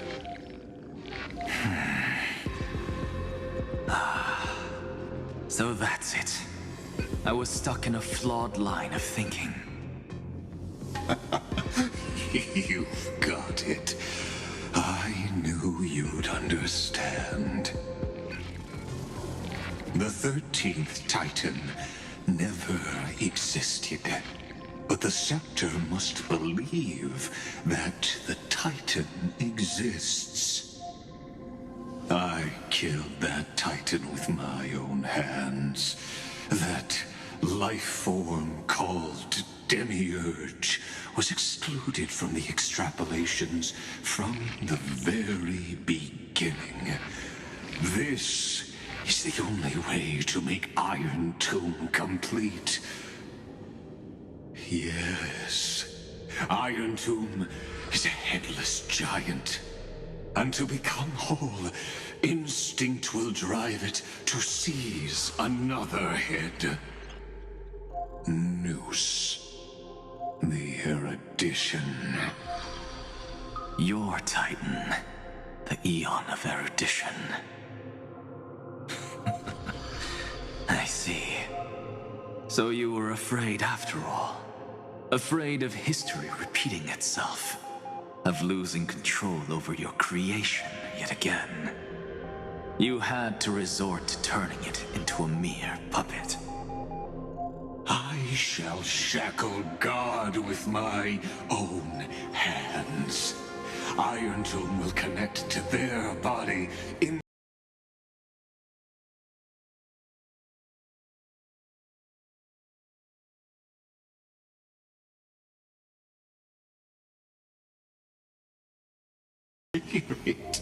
the tolling of the Doomsday Bell. After 13 heartbeats, my first and final thesis shall converge at the end of the universe. As for why I buried the Demiurge in a corner of my memory, oh, regrettably, the answer wasn't about fear. I simply forgot long ago. Nothing more.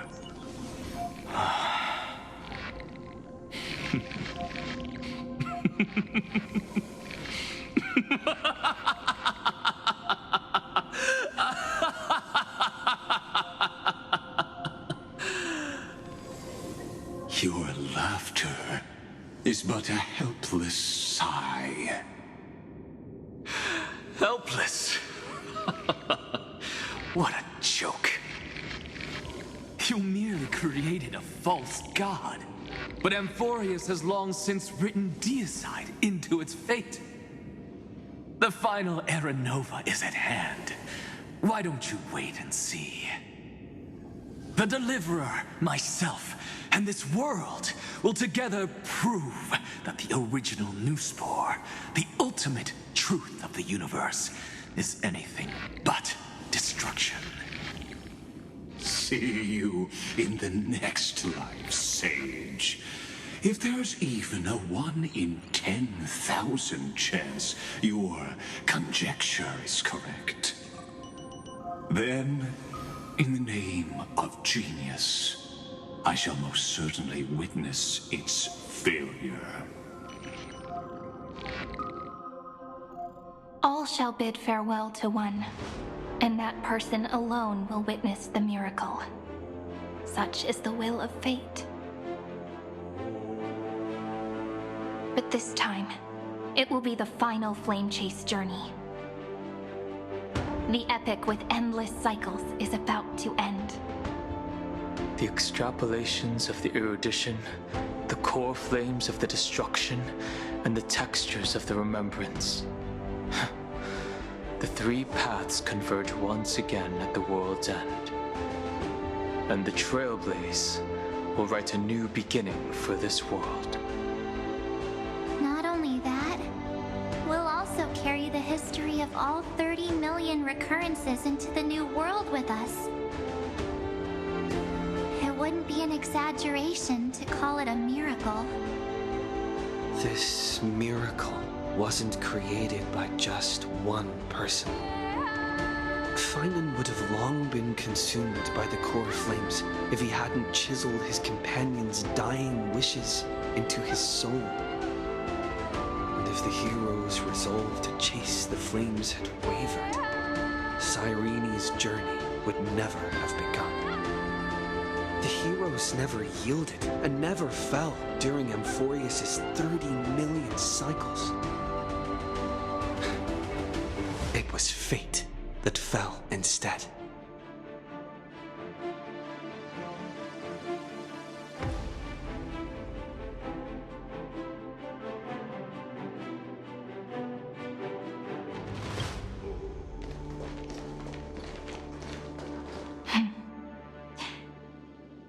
I know you're watching, aren't you?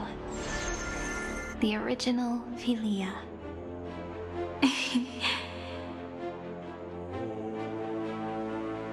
Weird. I still couldn't recover the memories of these 30 million lives in the end.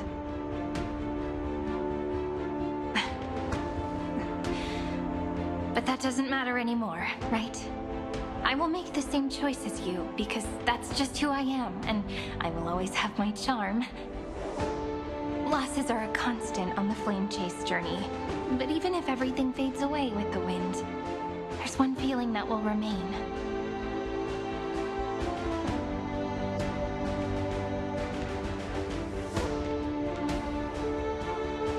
Love will always exist, right?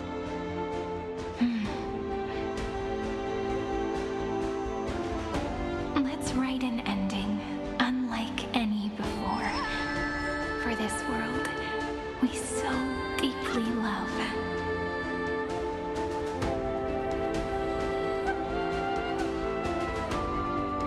Behold, O gods, Amphoreus has achieved her victory, and the Era Nova approaches.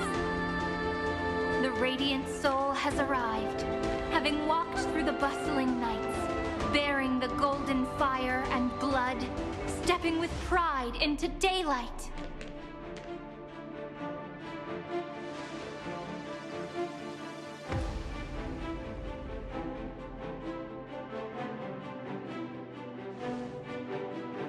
Amphoreus!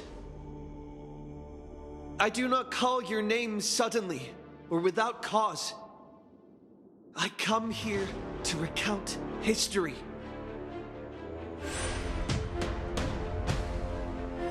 In this world, they fused burning golden ichor into their bodies. Will destiny remember their names in days to come?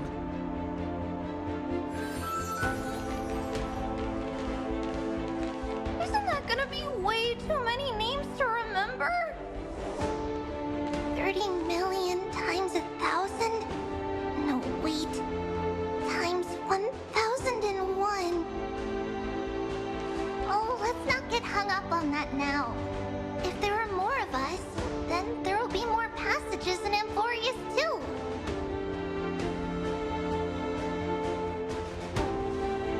Together, let's reach the end of the west wind where flowers bloom in spring. See you tomorrow.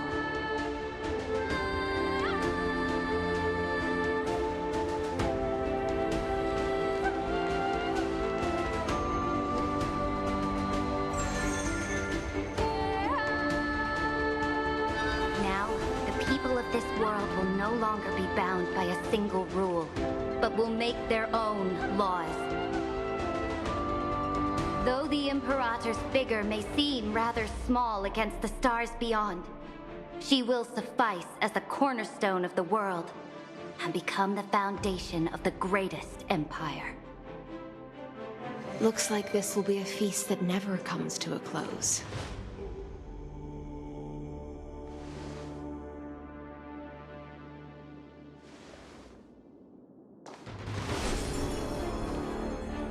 May the fish never leave the ocean. And may the days ahead shine like pearls.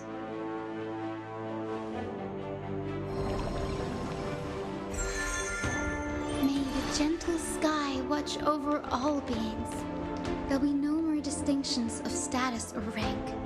Only you, me, and everyone's shared hopes. Reason or defects, they will all be sown by my own hands. If there's anything else to say, I urge future scholars not to put me on a pedestal. Just make use of what I leave behind. May the newborn dawn keep the world's eyes ever bright. Their defiance may be bitter. Romance shall never perish.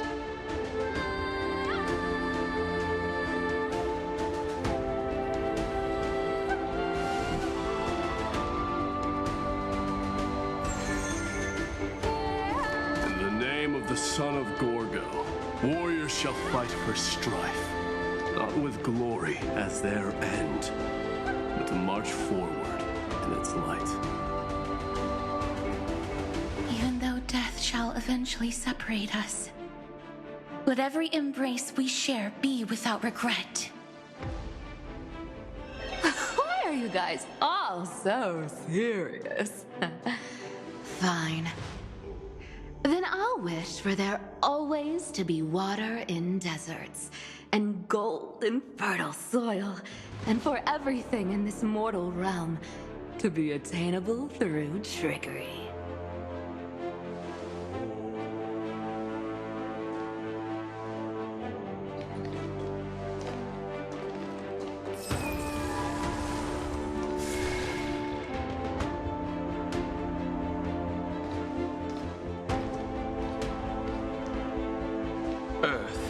shall protect the past, present, and future, eternally sustaining life.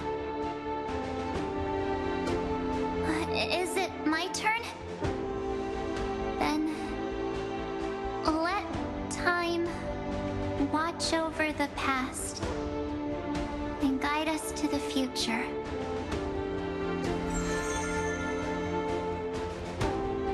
Just like the Trailblaze.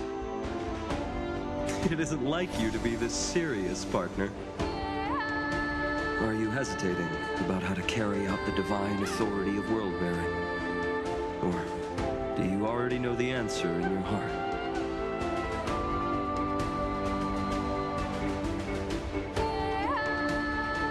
That's right. Just keep moving forward. In your own way. Bring a true dawn to Amphoreus.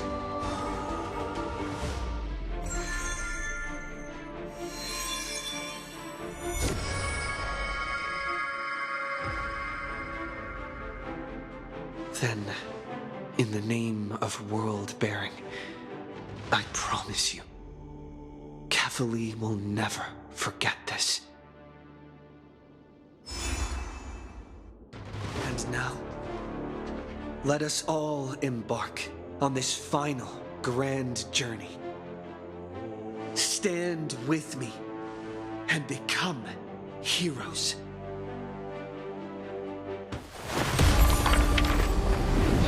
Turn over this nearly eternal page.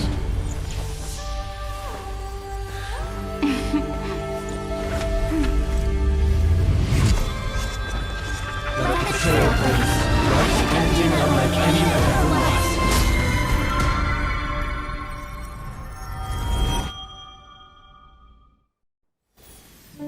In the legend's ending, the world was pure chaos. Then the gods cast down the core flames, and the Titans were born within. The destruction's black tide fell to the ground as Doomsday's distant reckoning resounded.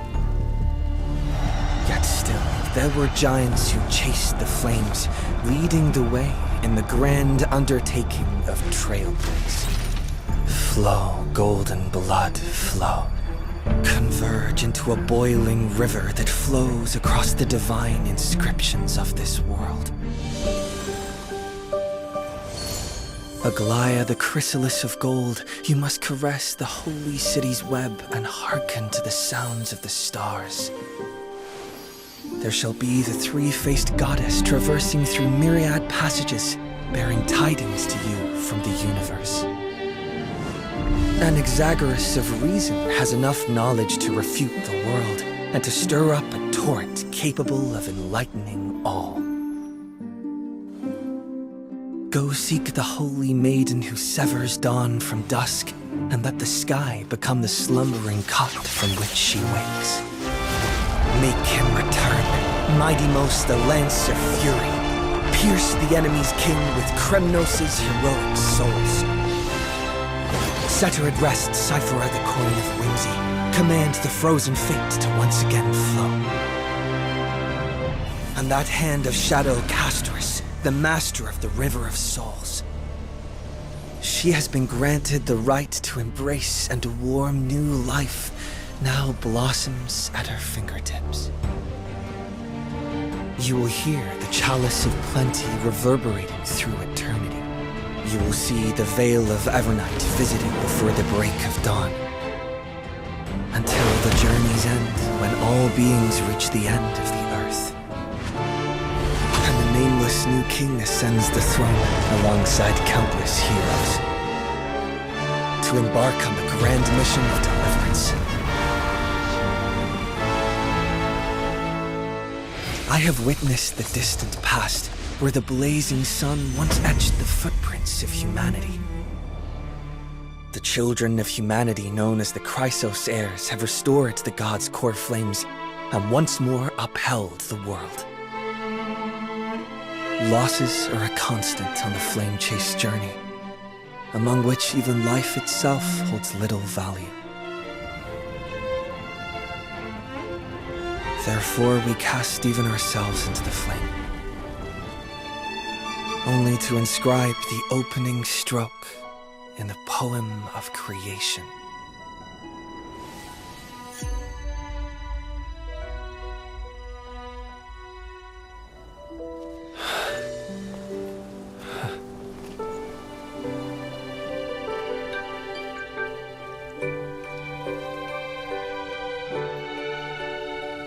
Of course, this will be a romantic story like none that has come before.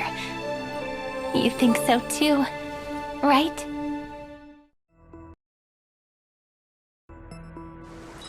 It's still early. Where to now?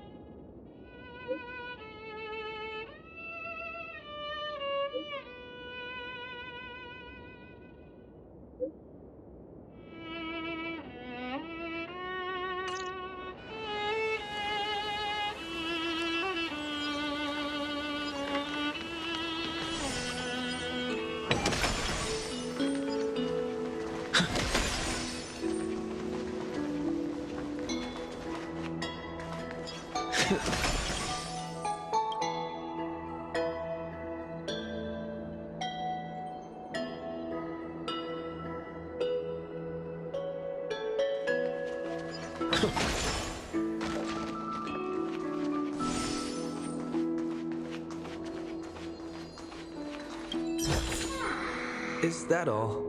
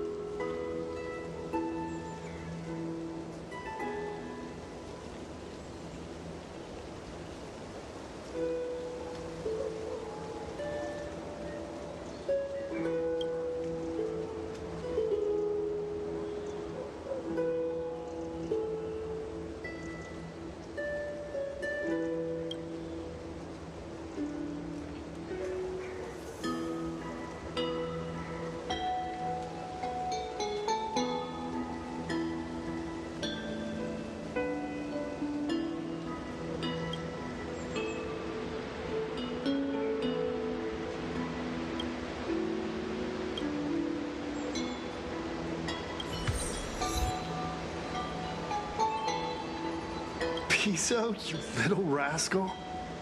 Bet you're goofing off somewhere again.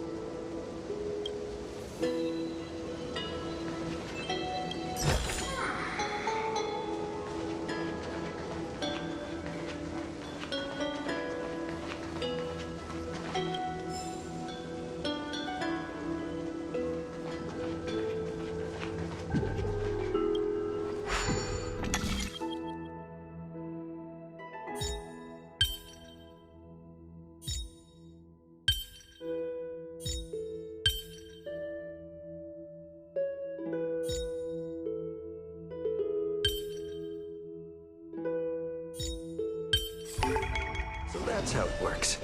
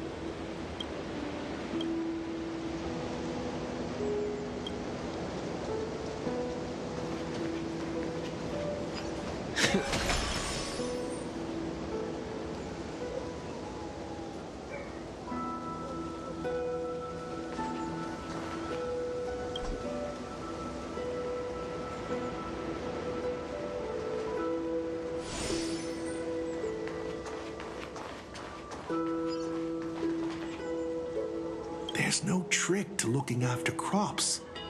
Just have to have patience.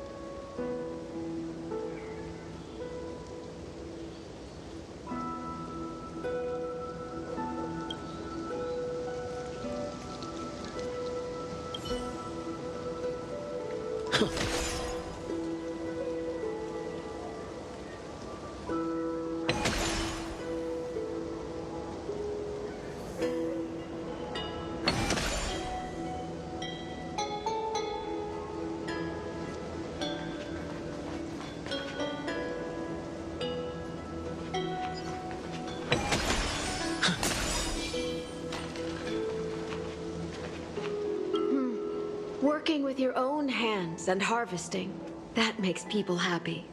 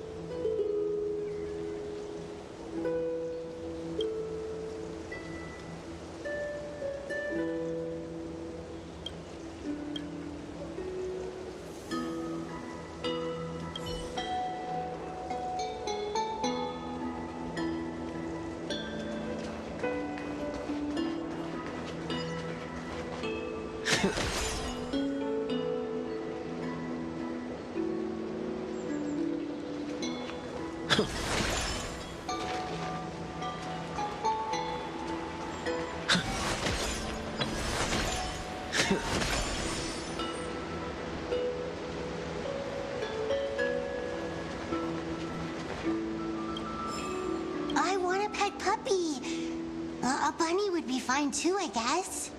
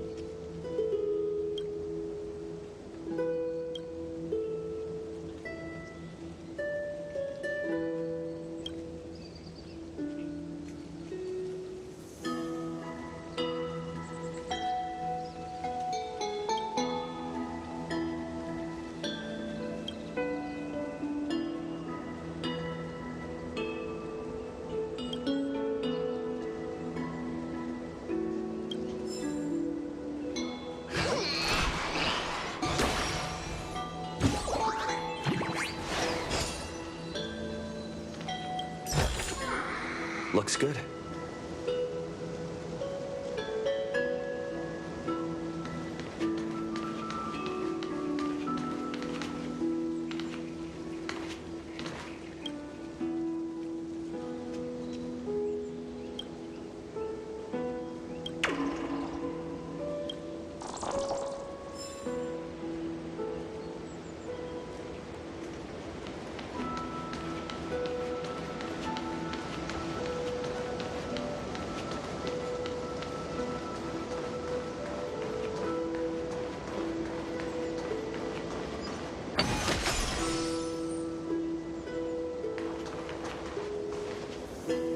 Ugh, boring. I want to go fishing.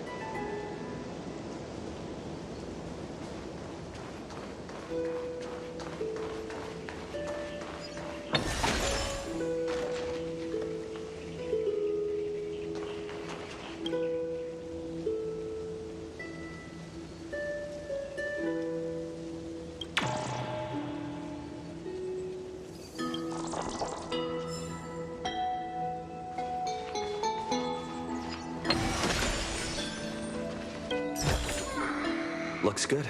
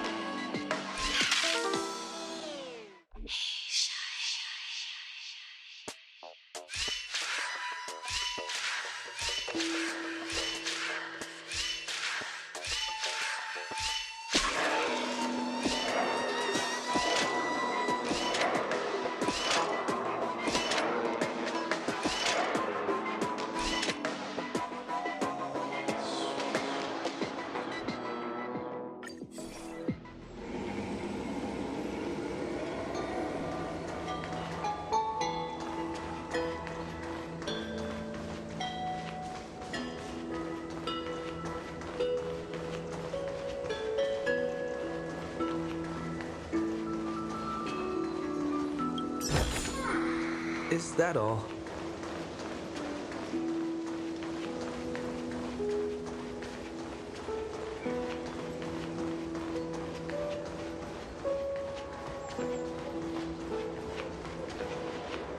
Time for a little talk with their parents.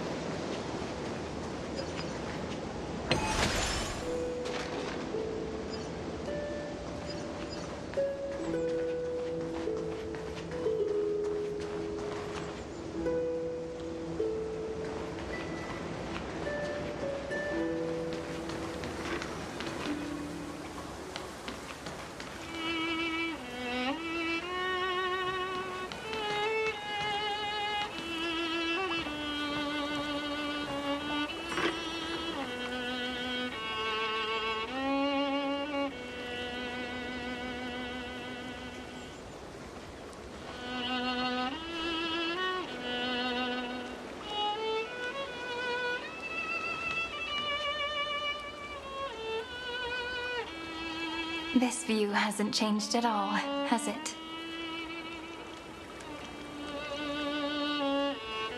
The hometown in your memories never changes, but when you return to your senses, you realize that fate has already stolen the time away.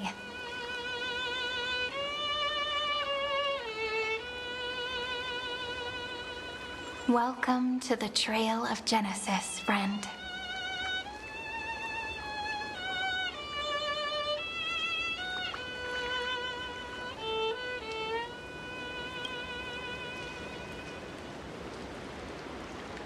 Me too. 30 million departures. 30 million farewells. Those heavy memories will all become the soil upon which the new world shall bud. And this time, we will make it bloom with a different flower.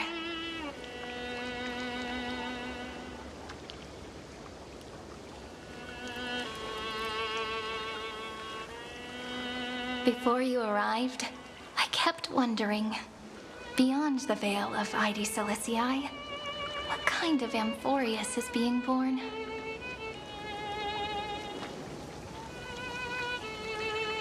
I can see fragments of it when I close my eyes.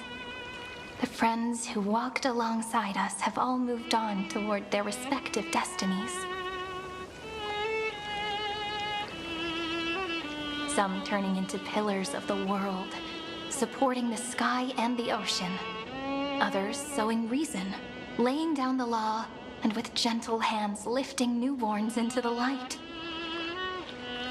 Death and strife are no longer feared by people, and trickery has become the innocent games of children.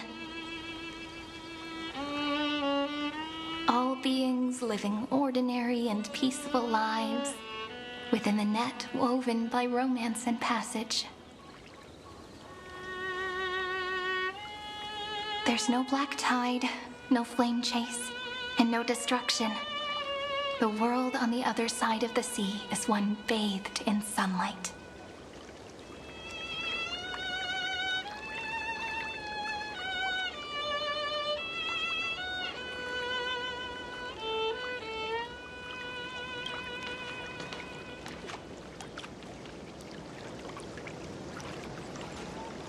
Like a happy and carefree childhood, the era Chrysia in this cycle will last for millennia, until it reaches the moment decided by the prophecy.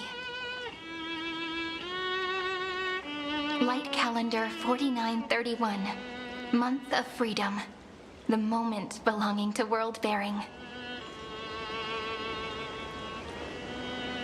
Are you ready to answer the call of the world, friend?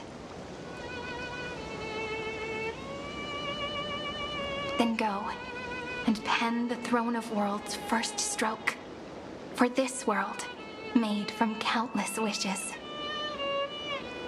You say that, but it's gonna be ages till we reach Light Calendar 4931. I can make use of the crevices of time, but surely you and Dan Heng won't have to wait around for a few thousand years, right? That won't be necessary. We can simply sleep, and the chronocognitive anchor will wake us up.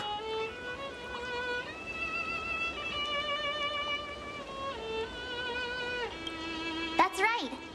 We've both become a part of the new world. Just waiting for you now. Our consciousnesses can converse with each other across the heavens and the earth, possibly due to the influence of the Trailblaze. I am now connected with this earth, and I can feel the breath of every mountain range. I see that the tallest among them is named Akama, and the form of the holy city is already taking shape. In other words, your stage is almost set. Do you want to take a leaf out of Kefali's book and make some prophecies before your nap? But we're not the only ones who have changed. The chronocognitive anchor just transmitted a message stating that Iron Tomb has reacted to the Era Nova. The moment when our friend bore the weight of 30 million cycles of memories. Was probably also when the scepter devoured 30 million cycles of destruction.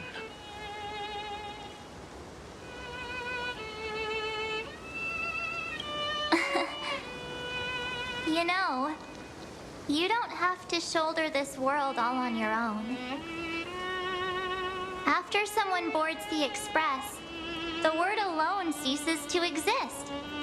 So as we reach the end of time, no one will be left to face it alone. Dan Heng and I came here to specifically tell you that. Remember, this world is not a burden you bear alone. It's a journey we trailblaze together, alongside all of the Express.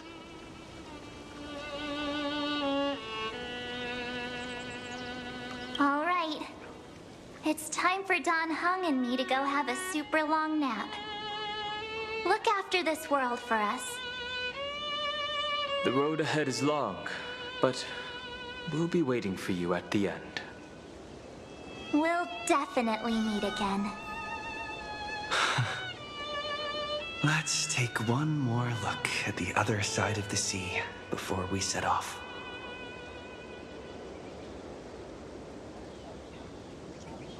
Ides Elysiae is so quiet. Just like how I remember. Here we are once more.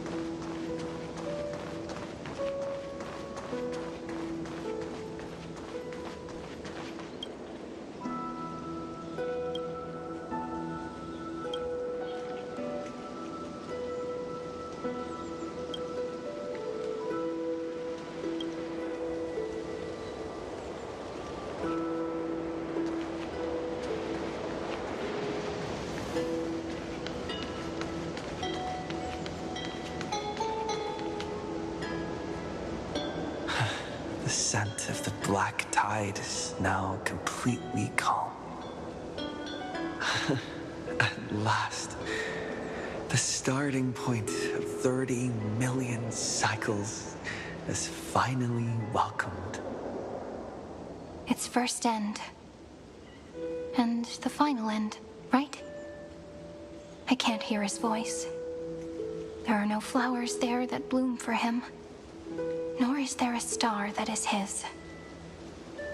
Finan is the only one who didn't reach the New World.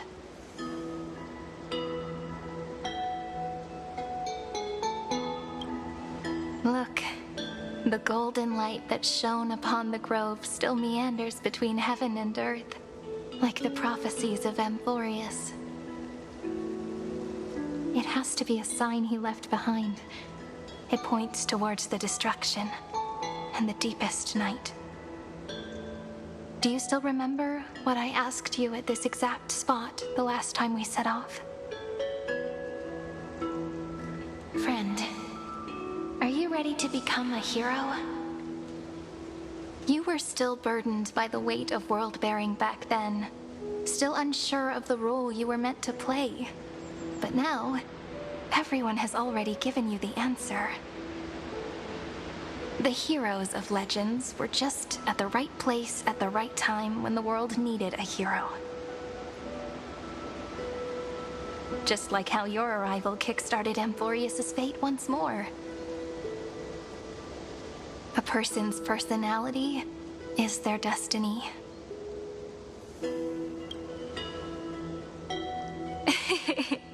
We best.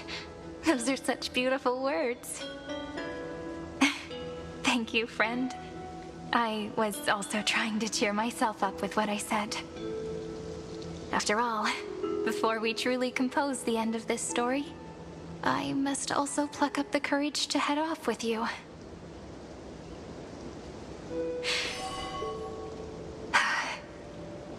And face a memory that I have forgotten for too long, and have denied for too long.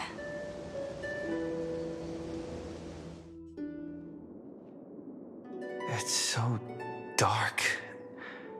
What is this place? The great tomb of the nameless Titan. The deepest recesses of memory. Also, the place where Cyrene was born.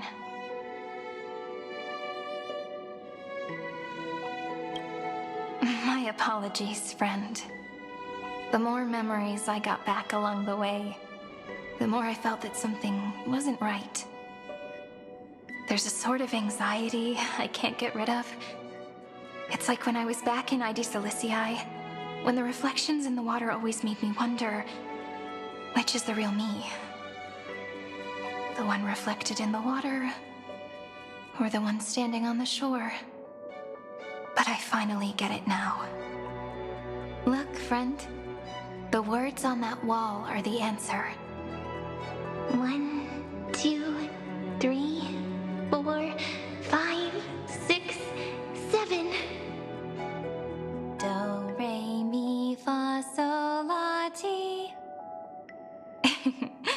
That rhymeless tune is the lullaby of little fairies. As always, I'll read this book to you. That way it won't just be Cyrene's memories alone. I've always thought that I was the narrator of the Flame Chase journey. But as it turns out, the narrator is also the most devoted audience. Thank you, friend. Every single Cyrene. That sounds so kind. At the moment of Aranova, I was enveloped by the texture of memories. Within the glistening crystal, I saw countless Cyrenes, as well as countless versions of me. This is the final puzzle piece of the memories. A prison born of the erudition. A grave annihilated in the destruction. That unknown solitary god. The 13th Titan who should not exist. The first new spore. The demiurge is right here.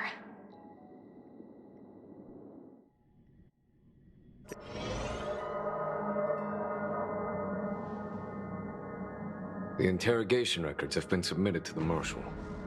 According to the Ten Lords' decree, Jing Liu and Luocha shall continue to be detained in the Shuling. But you, Merlin's Claw, have been reluctant to end the transmission. Do you wish to reminisce with us? Or is there something else on your mind that you're just desperate to get out? You're quite calm, Jing Yuan. The Alliance only authorized the Law Fu to be deployed for this Iron Tomb operation. They say the Seer Strategist's wisdom shines like a beacon. So why can't you see things clearly now? Look who's talking. I didn't vote against it, did I? But, with enemies all around us, even a child knows the Marshal needs to keep a few Xianzhou ships in reserve, just in case. Whoever volunteers first is the Marshal's pick. If you have to ask, I'd say this outcome plays right into Jing Yuan's hands. Like it or not, there's no way we're letting the Law Fu take the lead in this battle. Oh my, Merlin's Claw. Are you afraid the Law Fu might steal the Yao Qing's glory? This is no laughing matter. Between the Stellaron crisis and the War Dance ceremony, though the chaos has settled, rumors and speculation are only growing by the day. With Elder Huaiyan around, those with ulterior motives won't be able to stir up any trouble. But once the Law Fu gets their hands on the Golden Blood, it'll be a whole different story. With the kind of person Jing Liu is, and her connection to you, I don't need to spell it out. There are countless ways this could be spun into something bigger. You're overthinking it, General Fei Shao. When I volunteered for this task, I never expected unanimous support from the Alliance anyway. The Law Fu will seize the Golden Blood and redeem itself. That'll be our first win. Then we'll leverage this Golden Blood in the negotiations. Our second win. These two wins for the Law Fu will make all three of us happy. And that'll be our third win. Look, if this were a Skyfaring Commission deal, we'd be rolling in money, wouldn't we? Maybe the Divine Foresight should change his name to the Optimistic General instead. With the Decalite Reflection Barrier, the Yuchue must understand even more than the Law Fu how significant this battle is. Amphoreus' karma has vanished from the matrix of prescience. What omen does General Yao Guang see in this anomaly? In divination studies, we call this an empty fortune. It involves the eons and is thus beyond what mere mortals can comprehend. Your explanation isn't any clearer than Lady Fu's. Come on. How hard is it to understand the word uncertainty? For the Cobalt Head, the emergence of Iron Tomb is a calculated instant, but I don't believe they will just sit around waiting for death. And for the powers of the cosmos, this is their chance at survival, and the key to turning the tide of interstellar affairs. The Astral Express is leading the formation of an allied force, but I can see each faction has its own hidden agenda. There are even divisions within the Alliance, so it's not that hard to imagine how the other factions will react. Jing Yuan, I crossed paths with Selenova's Legion at the Battle of Sadunirama Star Cluster. Be extremely careful. The Rowan Legion's troops and weaponry are nothing to write home about. The IPC, even the denizens of Abundance, could take them on. However, while Void Rangers are just expendable pawns of the destruction, the real wild cards are... The Lord Ravagers. Indeed. Nanook's emanators are also their weapons to burn down the paths. I'm afraid conventional military tactics and strategies will be useless against them. My assessment is this. To completely take down a Ravager, we must disregard casualties and spare no cost. My only fear is one wrong move, and the Lawfu will fall into Fintilia's trap again, inching ever closer to destruction. Doubt is exactly the demon she wants to plant in our hearts. Do you still remember the beginning of the Alliance Oath? To save future generations from war and bloody dispute. The Rainbow's arrows have always aimed at any force that threatens the cosmos. Now that the Trailblaze walks alongside us, the Cloud Knights shall keep their oath as they have from the beginning. I just hope those on the front line will remain safe.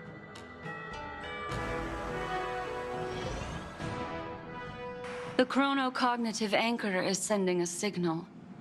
Everyone, time to move out. Did he and the others make it? Let me go over the plan one more time, just in case.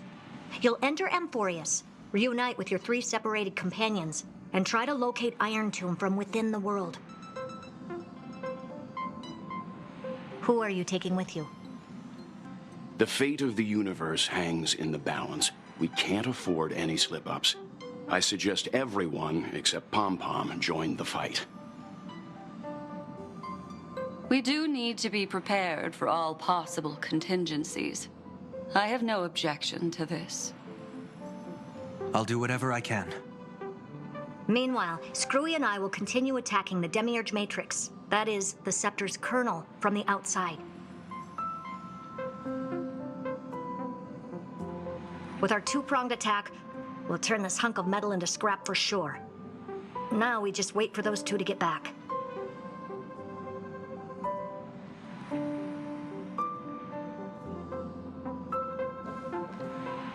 Oh, and just like that, they're here. Sorry to keep you waiting. With Planet Screwlum's help, the formation of the Cosmic Alliance to counter Iron Tomb is progressing smoothly. The cosmos has set its sights on Amphoreus, and now it's just waiting for the first shot. Well then, let's not waste any more time, Fourth Mirror. It's my time to shine! Finally off the bench! Initiating thought refraction. Please read the safety protocols carefully. Huh? Just kidding! I've already checked the agreement box for everyone. And now, destination, Amphoreus. 3, 2, 1, launch!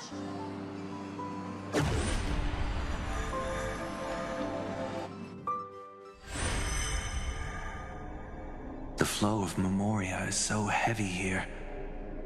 Unlike Penacony's dreamscape, this place has built up a true epic measured in millennia.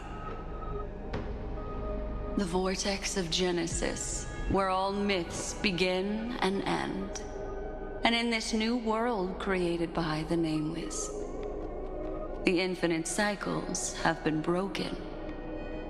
Let's set up the Trailblaze beacon and establish contact with the outside world.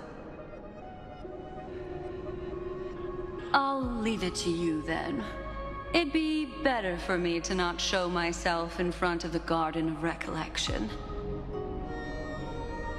And, Mr. Sunday, you probably shouldn't show yourself either. Agreed. The Astral Express has landed. If you receive this message, please respond immediately. Over. This is the Angel Alliance. Communications normal. Interastral Peace Corporation.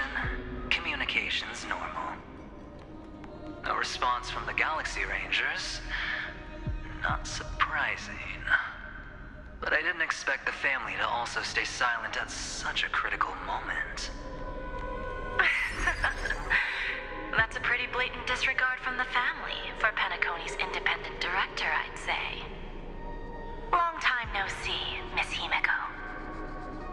It's been quite a while, Madam Jade. The significance of this battle rivals that of the campaign against Zulo. Only through victory can we disperse the shadow of Iron Tomb that looms over countless worlds. The 10 Stonehearts shall spare no effort for such a grand mission for the preservation. Madam Jade led the Intelligentsia Guild in conducting specialized research on Iron Tomb's past activities. The bad news is, the collapse of the erudition won't just affect inorganic beings. You mean Iron Tomb can infect organic life, too? Well, the good news is, so far, its effects on organic life are under control. The infection progresses slowly, and the resulting neuropathy is non-fatal. In any case, the IPC can guarantee targeted vaccine coverage within 48 system hours in all star zones within the medical system. What about other star zones? At a time like this, are the followers of the Firmament Arbiter still trying to make a profit? I remember you, Master Diviner. Your performance during the Third Denizens of Abundance War was quite impressive. Please rest assured, all worlds can purchase vaccines from the IPC with a humanitarian discount. That's the current policy at the very least. But if the Xianshou Alliance is willing to assist with the IPC's assets in Epsilon and other star systems, we'll have more cards to play when reiterating to the board the necessity of deep cooperation. It makes sense, since Interracial Peace Entertainment's headquarters is in Epsilon. But why are all the other worlds on the list? Places that the Elation has visited? Think of it as a long-term investment. Please understand that everyone at Pierpoint is swamped with Iron Tomb work, especially the marketing development department. At this rate, even the 10 Stonehearts can only do so much. Having some assistance from the Alliance would surely benefit the entire cosmos. Wouldn't you agree? As an old Xianzhou saying goes, those who succeed should help all under heaven. Your proposal must be decided on by the 7 Arbiter Generals. I'm just here to relay the message. In times of crisis, the Luofu will not hesitate to help those in need. However, the prerequisite is that the IPC must unconditionally assist the Alliance with emergency rescue operations in the disaster area. Of course. In the name of preservation, all for the Amber Lord. Thank you all for your selfless dedication.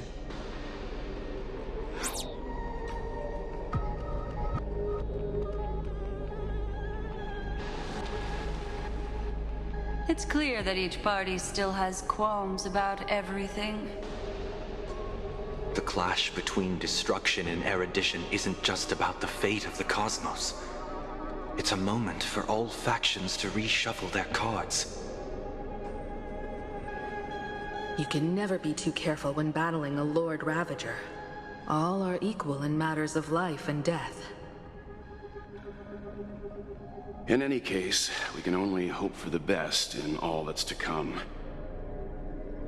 It's about time we dive into the vortex and see what Amphoreus looks like on the inside.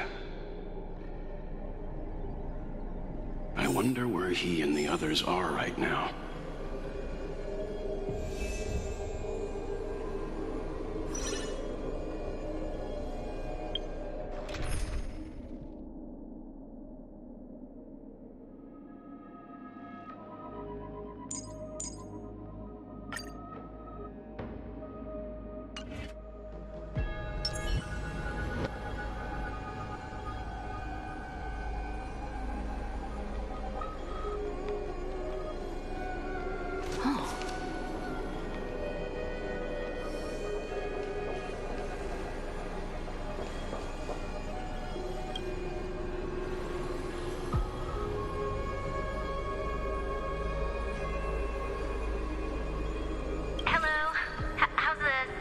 you hear us? Ah, we're through! I can see the video feed. Everything's working perfectly. Miss Bronya? Miss Serval? What a surprise. It's been a while. We've already heard from Miss Topaz about the Iron Tomb operation. She made a special trip to deliver the vaccine to Belobog.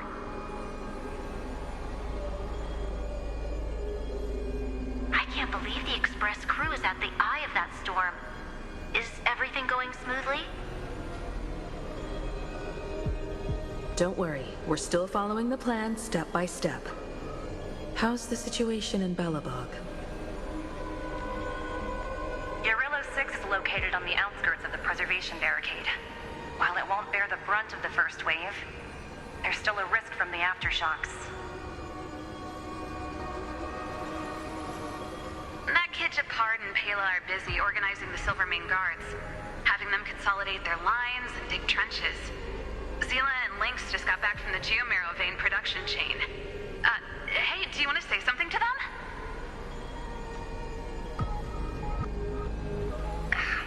That would be unnecessary. It'll only shake their morale. Just tell them to stay safe. Miss Bronya, I'm afraid this disaster will be far more terrible than you can imagine. Please, be sure to follow Miss Topaz's instructions and make thorough preparations. Of course. We have resealed most of the engine of creation beneath the ice to prevent the will of the preservation from becoming an accomplice to the destruction.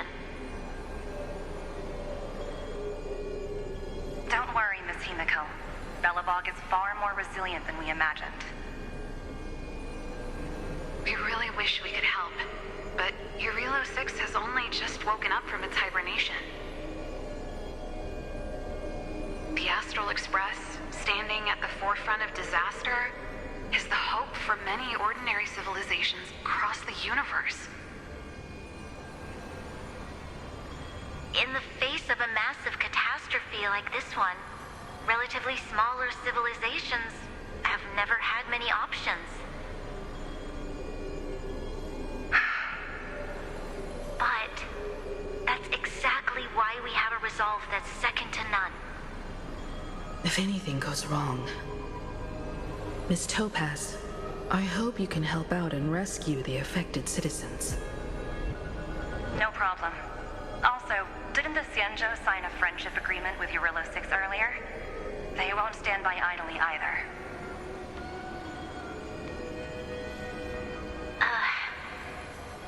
I appreciate your kindness, everyone. But Urillo 6 is our home. We will defend it to our last breath until the last Belobogian falls. Miss Bronya.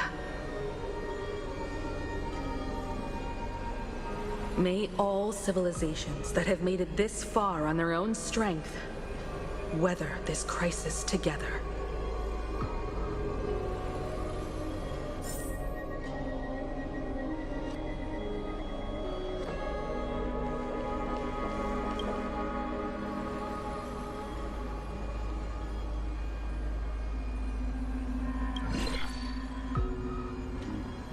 Good news, Miss Himiko. The 7 Arbiter Generals have reconsidered the current situation, and I'm here to relay their message. Officially, the Alliance's combat forces will still be limited to the Luofu, but the Yaoqing has also been deployed in the surrounding war zone as a contingency. Words cannot express our gratitude. Getting the Hunt to agree on sending troops must have taken quite some effort from General Jing Yuan. The Luofu already considers the Express an important ally. We also have no intention of hiding the fact that there is indeed something the Xianzhou seeks from this Iron Tomb operation.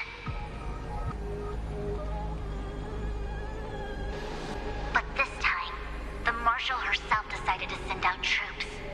With a formidable enemy before us, the Alliance has no reason to back down, nor will we be content to take a back seat.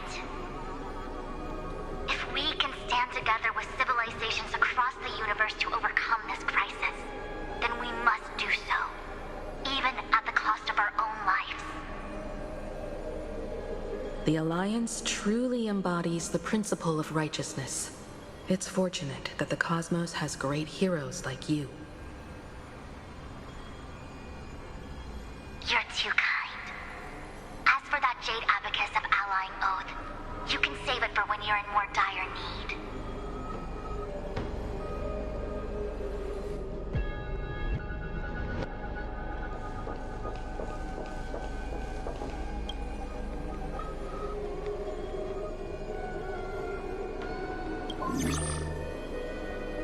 I regret to inform you, Miss Himiko, that even the Strategic Investment Department is constrained when it comes to the Iron Tomb issue.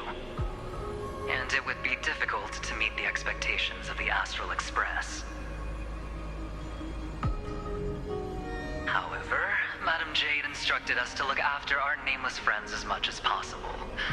So let me offer you all a small suggestion, just from my personal perspective. Other departments at the IPC might also take this opportunity to extend an olive branch to you. When that time comes, I hope the Astral Express will remember that the 10 Stonehearts were willing to stand with the Trailblaze, even though we were in a difficult position. And more importantly, we were the only ones willing to do so. Sounds like a threat, doesn't it? But trust me, every word comes straight from the heart. Has the internal conflict within the IPC really gotten this bad?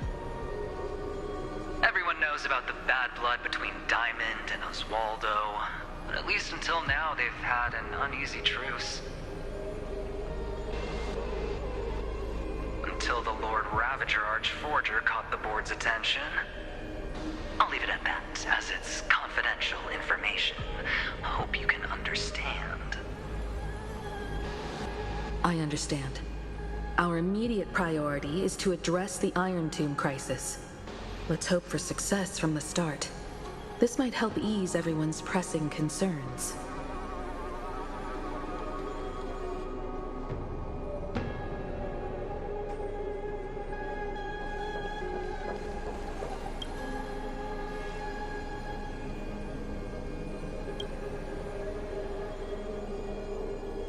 Of course, we would never know the Ranger's comings and goings.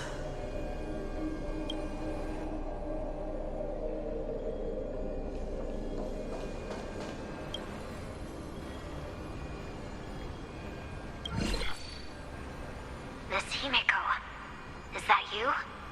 Yes? And you are Miss Robin. Yes. I apologize for not being able to respond during the meeting earlier. And even now I can only appear in disguise. On behalf of the Penaconian family branch, I extend my sincerest apologies to everyone. We tried to request aid from the family. We essentially received no response. I've heard about the internal conflicts within the family. Miss Robin, there's no need to apologize. Every bit of strength is precious at this moment. Thank you for understanding. The good news is, since you're one of the shareholders of Penacony, the family heads have agreed to allow me to lead all Asdanian tuners to the front lines. My charitable foundation will also do as much as possible to provide support in this battle. They'll ensure that proper arrangements are provided for those wounded on the front lines, and for residents in affected areas.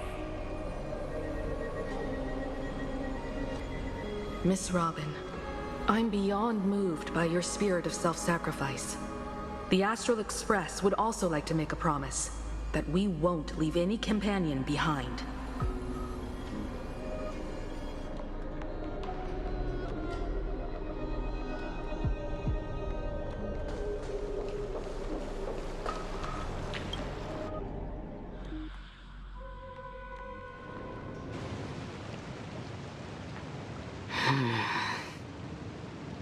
Why is there no one here? Everything in Akama seems normal. The New World was enjoying peaceful times not long ago. It seems it was even more recent than not long ago, Miss Himiko. The fruit on the table is freshly cut, and the bath temperature is just right. The remembrance tells me this place was bustling with people just moments ago. It's as if everyone vanished in an instant. Could this be Xandar's doing? Unlikely. He's still under the surveillance of those two geniuses. Could it be some kind of local custom? A custom that makes an entire city fall silent in an instant. Pardon my frankness, Mr. Yang, but this reminds me of some unsettling rumors about the Harmony. Complete silence. Is often the prelude to divine intervention. Everyone, be careful. Here they come! Here they come! The Nameless of the Astral Express! Evernight? How is this possible? She was already... We are the chroniclers of time, and we do not fade away. Finally, the last era Nova has been completed. What did you do to the residents of the Holy City and the three Nameless? I didn't need to do anything. The remembrance will ultimately become the substance of the new world. Now, they are no longer the trailblazers you once knew, but gods who permeate heaven and earth. The 12 Titans who guard Amphoreus.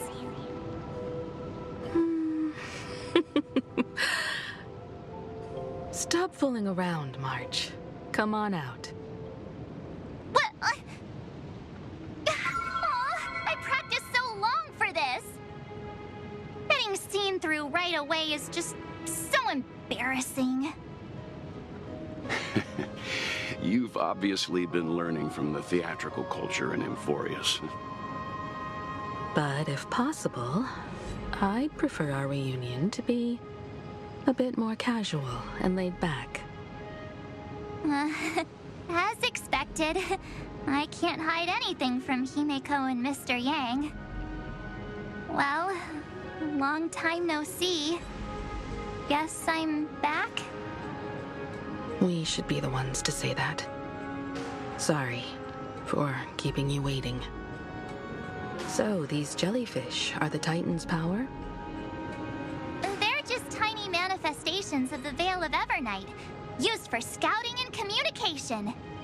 If I went all out, I could summon way more of them. Thanks to him, we all turned into Titans in the new world. Sure, we can take on humanoid forms, but it feels off. How intriguing. So what does he look like now? It can't be a raccoon with a baseball bat, I suppose. Please don't add weird stuff to Amphoreus' lore. Just go see it with your own eyes. Follow the prophecy's guidance and come to Dawncloud.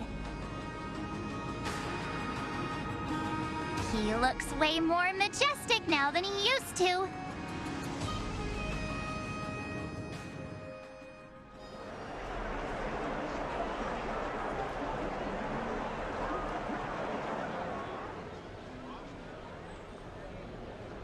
Unbelievable. All the residents of the Holy City have gathered here. This isn't just a gathering. It's a pilgrimage. The people's expressions are resolute, devout, as if waiting for a miracle to descend. That colossal deity is him. He has become the pillar of the world. Surprisingly authentic. Being this serious is quite unlike his usual style. Those people didn't disappear. Instead, they've answered the call of the prophecy and come to witness his awakening. Our good buddy now bears the weight of the entire world. And every breath they take is intertwined with Amphoreus' destiny. Awakening? Has he fallen into slumber? Yeah. After all, with such a huge time dilation between inside and outside the scepter, this was the only way we could wait for everyone. Time watches over yesterday. Earth guards today. And when the Trailblaze steps into Amphoreus once more, the slumbering deliverer shall awaken. And then, bring the prophecy of tomorrow to this world. Come on, everyone. Let's get closer to him.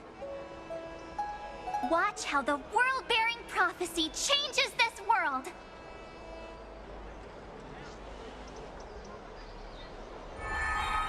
Well, it seems the kids are already miles ahead of us at this stop. All the more reason we can't afford to slow down our pace.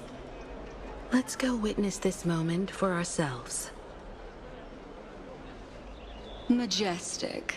Speaking of which, I once caught a glimpse in Sleepyhead's memory of him transformed into a towering Tatalov. Could it be? No way! That was just a nice dreamscape. At least nice for him. If they are the throne of worlds who bears the weight of this world, perhaps they could guide a traveler still wandering among the stars. Hey, since when did you get all pious? His advice sounds pretty silly sometimes, you know. The so-called fool and the world are merely a step apart. Teaching us to find erudition amidst imperfection.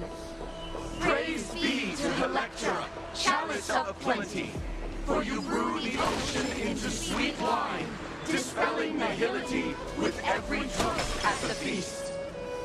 Praise be to Hyacinthia, eye of twilight, for the rainbow you cast turned the light of both dawn and dusk into the glimmer of preservation.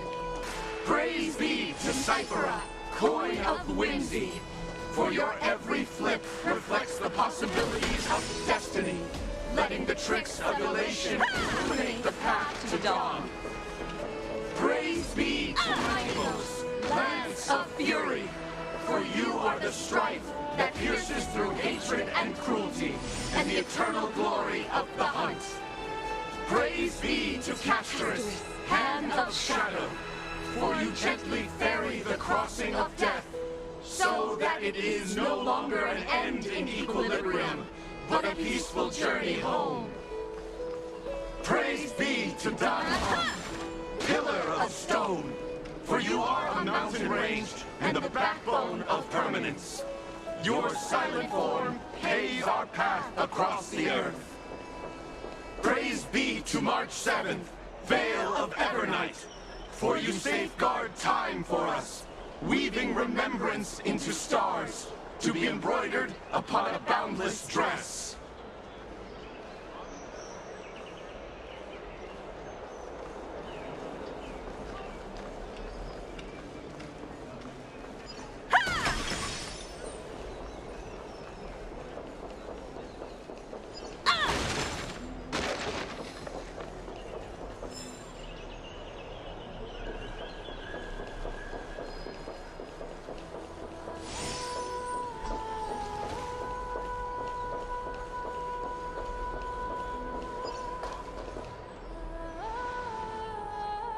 Citizens, behold!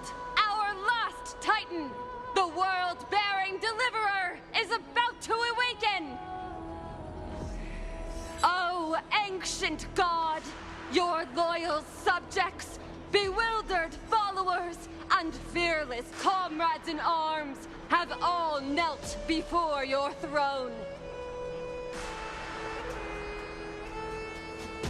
Awaken from your eternal slumber and bestow upon the world your divine prophecy. Please guide us. Show us how to embrace this beloved world as we welcome that distant dawn.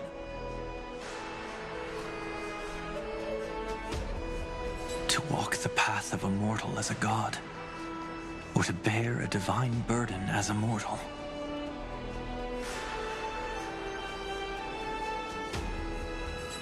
He will give us the answer.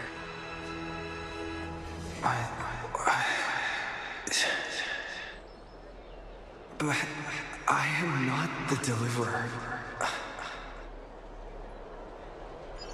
Rather, I am the Nameless, who dwells among mortals.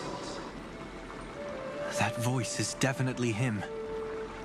I heard your prayers. The core flames flickered and dimmed, and the age of the gods met its end. So flow, golden blood, flow. I'll bestow it upon you, returning it to the true masters of this world. Stand with me and become heroes.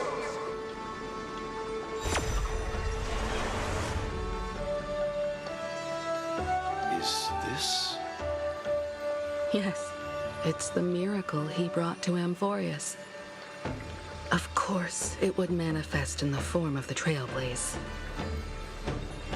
Golden blood, raining down like a storm.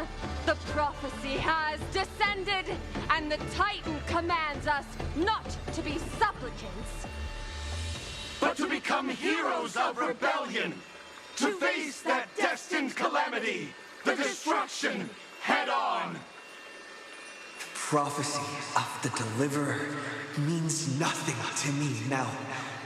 It belongs in the hands of someone far more fitting. Someone like all of you. In the name of Kazlana, let us depart and march towards the light. It's neither protection nor salvation.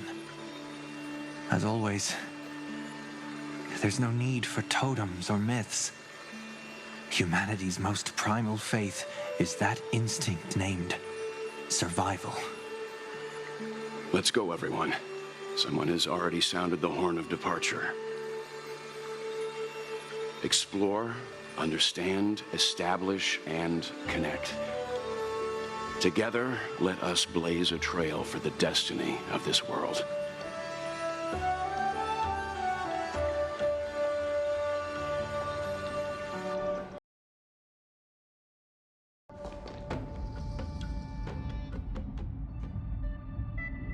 Is it just me, or does this Demiurge Matrix feel completely dead? It's nothing like how the Memo Keeper described it. The environmental readings are all wrong. Conclusion: this must be what the kernel actually looks like in the real world. What did Xandar do to the scepter? At the end of light, there must be silence. Certain, pure, and absolute darkness. Not the time to quote the Lord of Silence. Bad omen. Either way, we have to press on. Until we uncover the truth behind the 13th Titan. The buried past is the key to stopping Iron Tomb. That is, if it even exists. Xandar says the Demiurge never existed. Who actually buys that? You can erase the records, but not the truth. It vanished too cleanly. No traces. Like someone's yelling, "Look, there's nothing here." Too bad I'm the type who can't resist digging deeper. Looks like I'll be counting on you again, Screwy. Let's tear the system inside out. Always happy to help. But as your academic partner, I have to ask. Herta, what if we fail? Let's say the Demiurge really doesn't exist. Do you have a backup plan? A backup plan? Of course. If we can't find the key, we turn the lock into the key. That plan's cost is incalculable. It shouldn't even be on the table. Well, then let's hope we never have to use it. There's no point worrying about the end just yet. One step at a time. Let's go. We don't want to leave the others waiting. You brought what I asked for, right? A butterfly has to land on the branch before it can dance. We'll need a wide open platform before her entrance.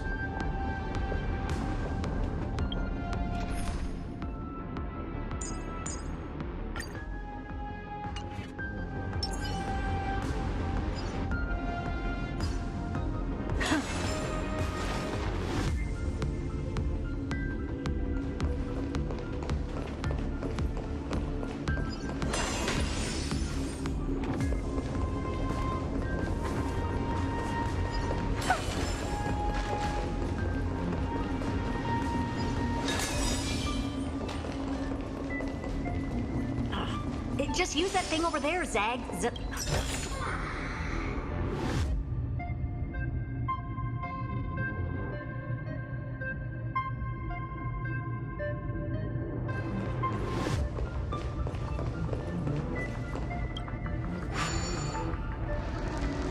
What a dumb name. I hereby rename it Herta's Big Hand.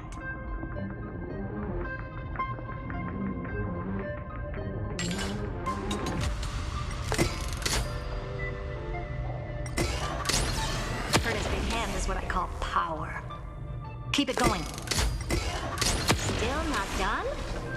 What is this? A junkyard for old Intellitron's leftovers? Finally. All set. Time for your precious treasure to make its debut. Of course. Just give me a second. Target initialized. With these wings, hacking should be much more efficient.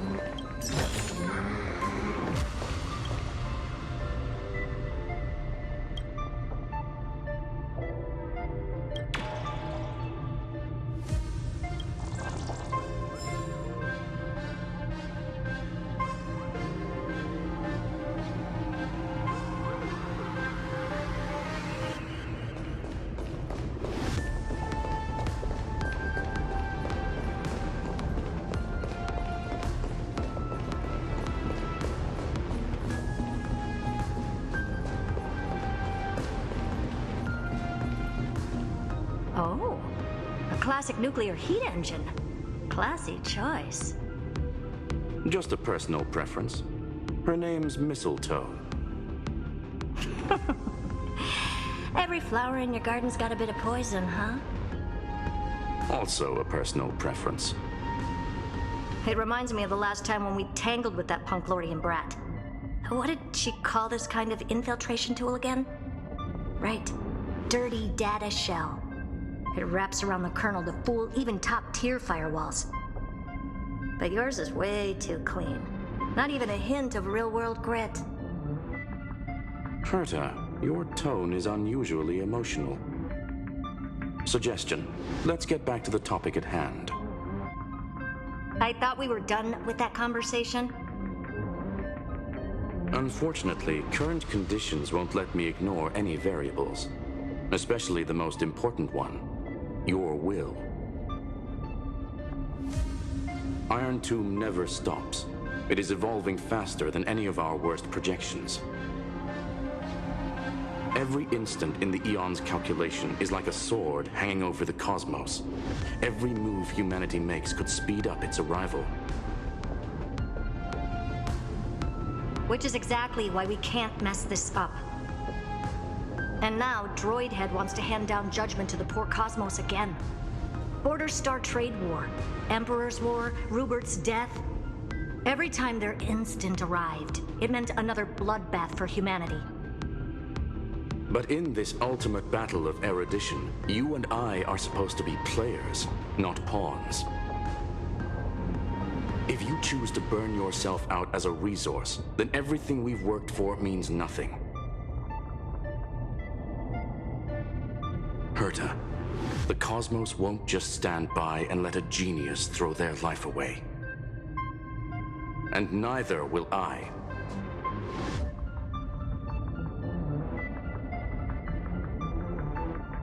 No need to kill the mood.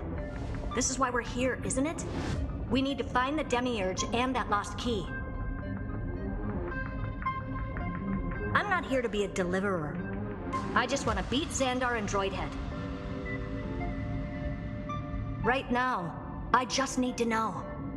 Are you with me? Of course. Time to board. After you. Let's tidy this place up and see what this Demiurge really is.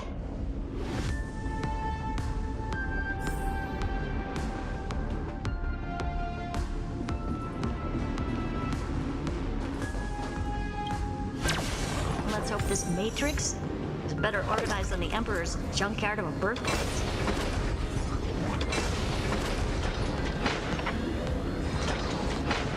Buckle up. We're hacking in. This is... Herta, this whole space has been completely tainted by some kind of energy. I see it too. We're thinking the same thing. Xandar, how could you go this far? Turning your own graveyard into this. What's that up ahead? Katorzane algebraic expressions. It's built for isolation, not defense.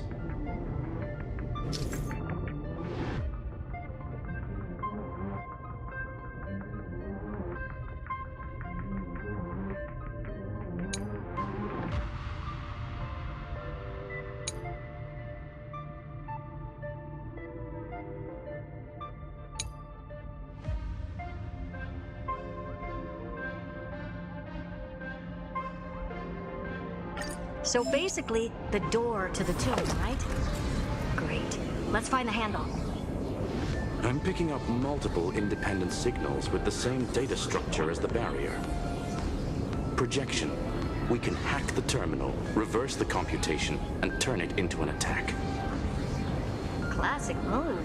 Use their own systems against them. Take us to the nearest one.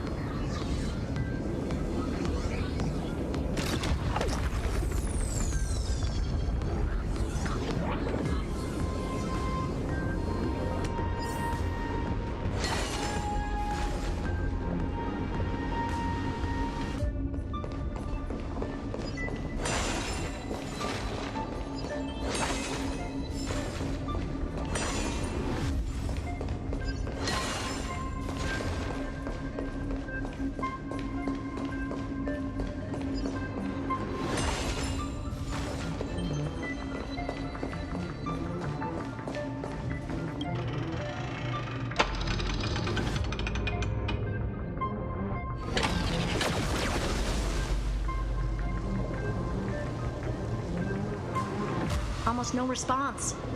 Just as I feared. Not promising. The output is barely a third of what we need. Logic says we'll need multiple terminals to coordinate the strike. Locking onto the next one now. Find anything else? Regarding the origin of these ruins, no logs found yet. Xander erased all records. But I did find some interesting scars in the circuit. High energy radiation, internal imaginary energy contamination. From what I know, there's only one thing that fits. Skip the science talk, Screwy. That thing only goes by one name. The Stellaron. Exactly. Xander blew one up just to clean the entire sector system. Huh. So that's what he meant by killed that Titan with my own hands. He wanted to turn the neuron of the erudition into a relay for the destruction. That meant getting rid of all of it at all costs. The life form known as the Demiurge was the original target of the Scepter's extrapolation. It makes sense. Evernight calling it the first new spore confirms this viewpoint. The prime mover of life. That's what Scepter Delta ME-13 was originally tasked with. Even after it got scrapped, the query kept running. Yet the true value lies in the process of solving it, not the answer itself. Then, does this mean finding the Demiurge is hopeless? No, I'd say exactly the opposite. It means Xandar had no control. He couldn't contain the Demiurge just like he couldn't handle Droidhead. So he tried to erase every trace.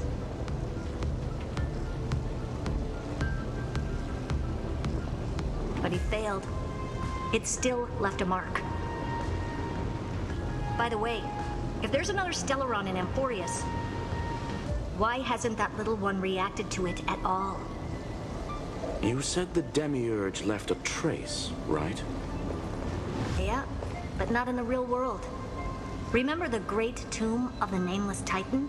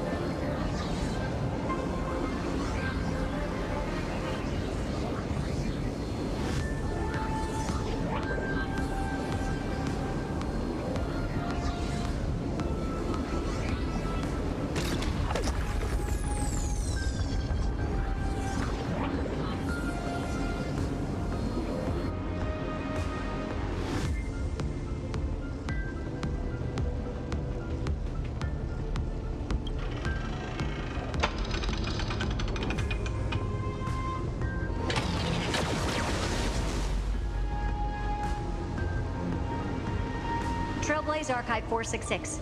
The data from Philia 093 clearly indicates that the Demiurge did in fact enter Amphoreus' extrapolation. Inside that world, it was the 13th, forgotten Titan. The one who listened to 30 million cycles of Cyrene's memory. But Evernight said the opposite. She believed that tomb was empty from the start. The Nameless Titan never existed. The so-called Listener was just a trap set by the Remembrance to steal the scepter. A mimetic entity full of theatrics. How much of what she's saying is true? Would an Eon really speak in circles like this? I doubt it. The Remembrance's behavior is certainly odd, but her assessment aligns with our current reality. Since we entered the Matrix, we haven't found a single clue pointing to the Demiurge. And that's the key, Screwy. Xandar's actions prove the Demiurge exists. But what Evernight said, and what we've actually seen all point to the opposite. So we have to assume that both are true. And if that's the case, then the contradiction leads us to... the truth. Exactly. One last terminal. One final key. Time to crack open the kernel.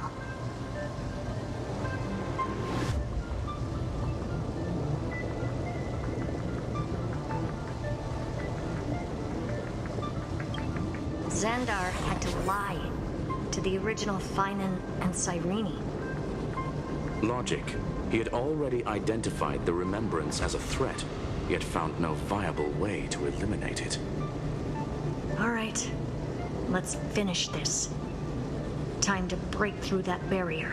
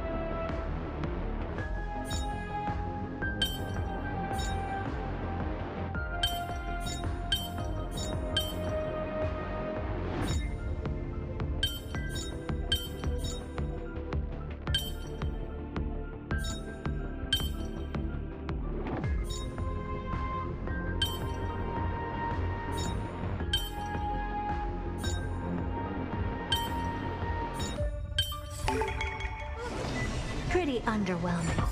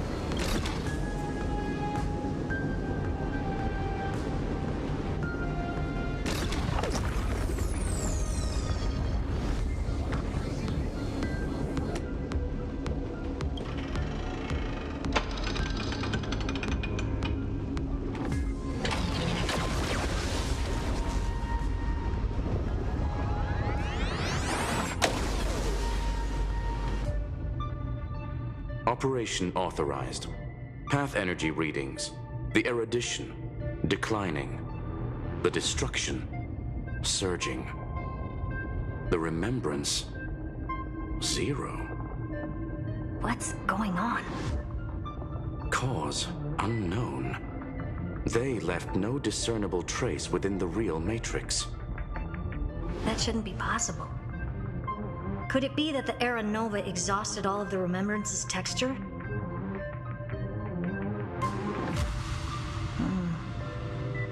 Log it for now.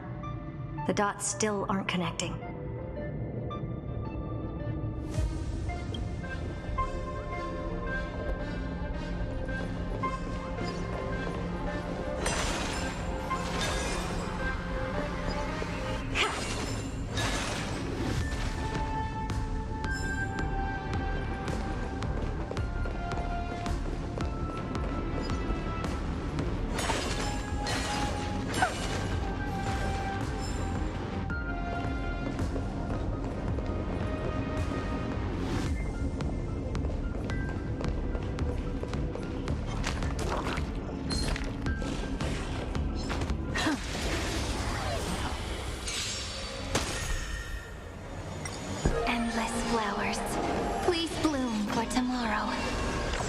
To a whole new world. You just don't learn. That kind of hurts. I choose you.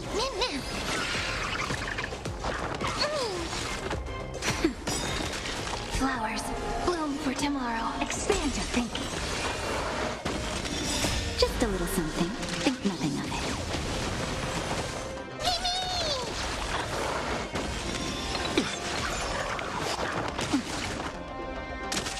Nap time. Stars, shine for the heroes. Open sesame.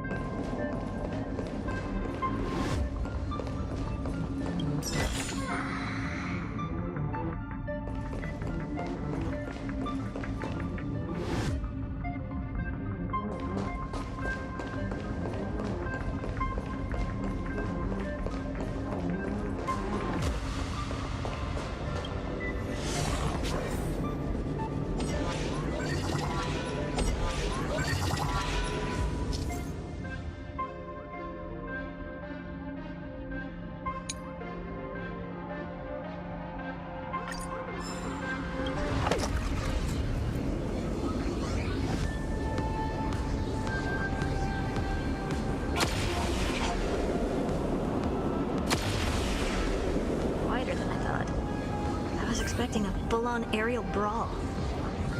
It's advised to remain vigilant. The destruction's levels are still rising. Huh. What's the matter? Interesting. I just picked up a signal from the Exo myth.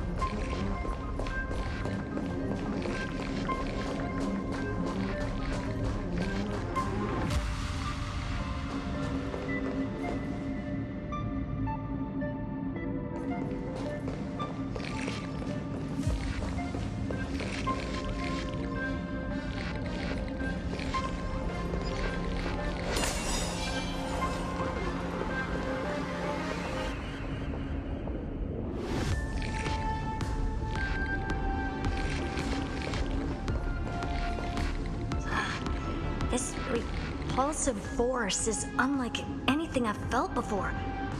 Is this the place? Correct. Judging by its defensive properties, this is the entrance to the exomyth. I didn't expect that. Who builds a lab in the middle of digital rubble? Then again, never doubt a dead man's resolve. So how's our dearly departed doing? He severed part of his neural pathways to break free from Lord Anaxagoras' control. But that also triggered the failsafe I set. Conclusion: Xander has lost all combat functionality and is no longer capable of action. So now he's a spectator. Literally. Screwy, can you open a path?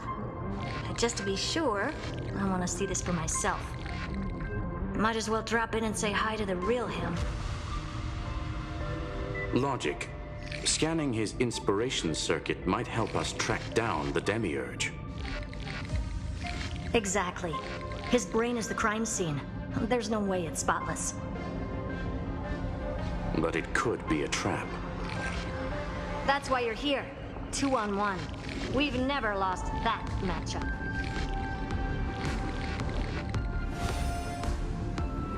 I'm honored. The chronocognitive anchor is in place. Proceed when ready.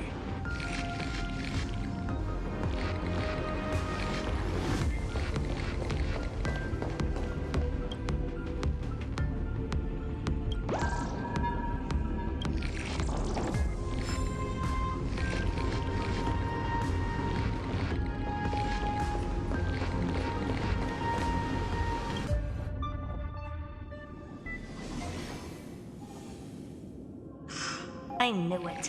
The one thing I didn't want to happen. He's not here. The coordinates are accurate. Xander is still here. However, his position is shifting rapidly and chaotically. This pattern doesn't match any known shielding technology. It's his domain. Stay alert.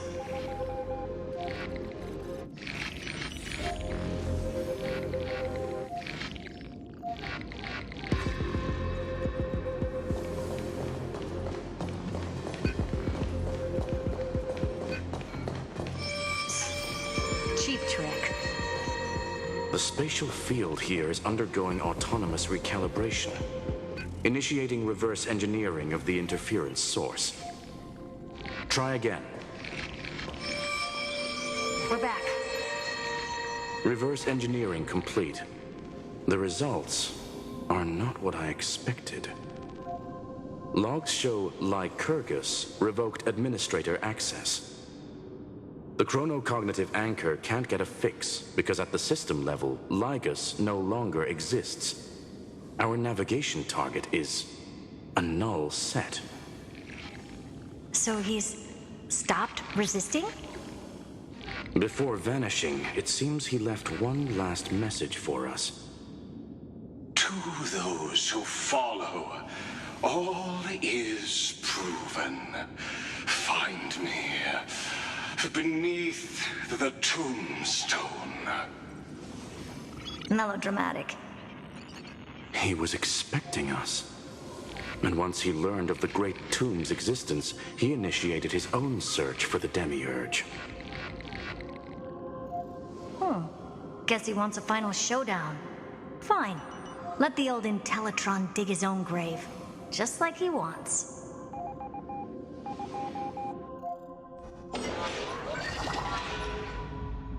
To be in the purest light is to be in the purest dark. Nothing exists there. The Scepter's mainframe. Or maybe we should now call it the Lord Ravager's placenta. Unfortunately, we still haven't found anything. Really? I don't think so. Not finding anything is our biggest find. Please elaborate. If the Demiurge was destroyed, there'd be at least some bits of it left. I don't buy that a Stellaron could have blasted all the traces away as cleanly as a scalpel.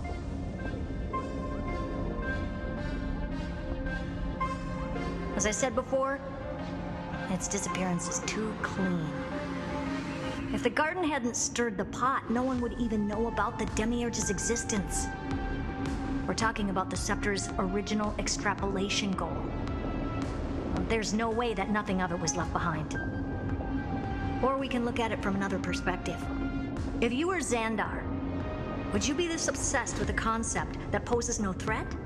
Would you guard against it at every turn? There is the possibility that he's naturally meticulous and hates variables. That does track with the impression he gave about himself. But Xandar shut that theory down himself just now. Choosing to act, even if it'll cost him dearly. And we know that feeling well. The unknown is right in front of us. So we only have one choice. Solve it. You sound pretty convinced. Surely you already have a theory. Care to share? Of course. Though I don't have hard proof, I'm almost certain that the Demiurge has been in everyone's plain sight all this time. Yet,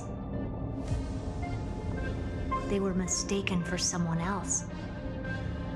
That made the most sense. Why was the room empty? Because the person locked in there had run away ages ago.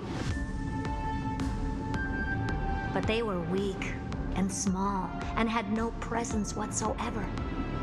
Even the old Intellitron didn't notice them. Which also means there's a high chance that their powers are minuscule and cannot alter the outcome of the battle at all.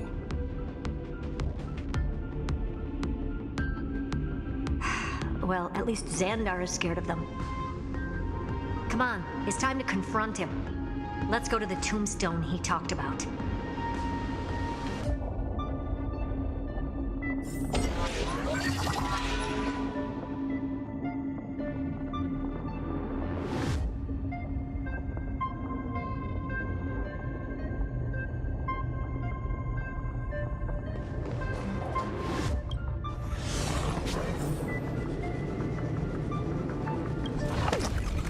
What a mess. Total devastation. He sought to bury the truth beneath absolute destruction. Logically sound, but ruthlessly extreme. Still, slim chances. I mean, no chances. I've hunted down a single grain of sand in the universe before. This won't stop me. Calculation results. Your backup plan has a success rate infinitesimally close to 0. Which means it could work, no? This is the place below the tombstone. Let's open Lygas's coffin like he wanted.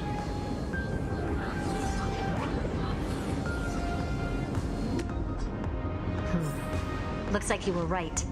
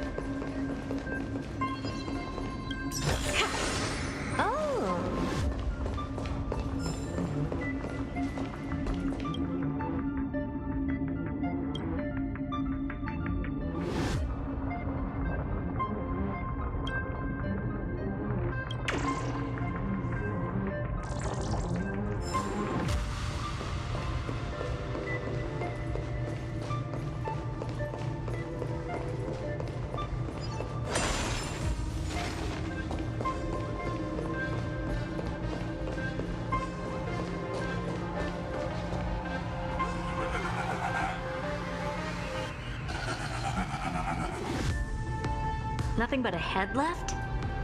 Oh, who would have thought you'd look this bad in real life? Elated greetings. Welcome, you two. I'm very happy that you responded to my final words. All this tombstone and final words. Did you end yourself to atone for your guilt or something? Iron Tomb is already powerful enough. I just need to wait.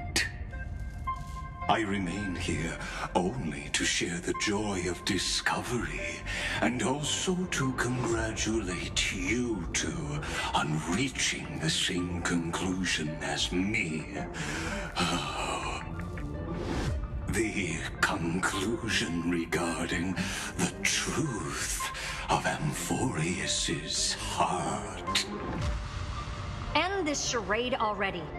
That Amphoreus's heart you're talking about is just a missing demiurge. And its corresponding vessel was this very scepter. You interfered with the experiment and made Amphoreus's body into a hollow shell, all to incubate Iron Tomb within. That's why you either killed or kicked out all of the Memo Snatchers. You wanted to eliminate any chance of a consciousness coming into being, no matter the cost.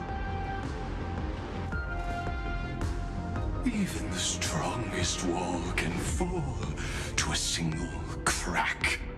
The memory of betrayal has been etched into my heart, and I will never show mercy. Now, the perfect vessel has already fused with Amphoreus's body. Unfortunately for you, the answer is all but revealed regarding who the Demiurge is.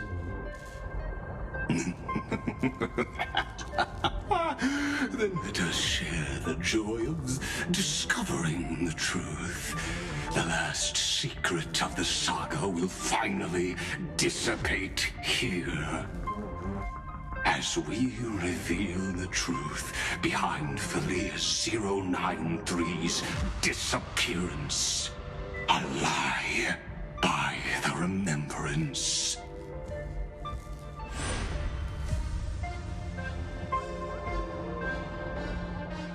But where should I start with the story about me? From the beginning of the universe? Just kidding. That would be too much. I just want to tell a teeny story. So little that it started with a seed. I know you're listening, my good friend.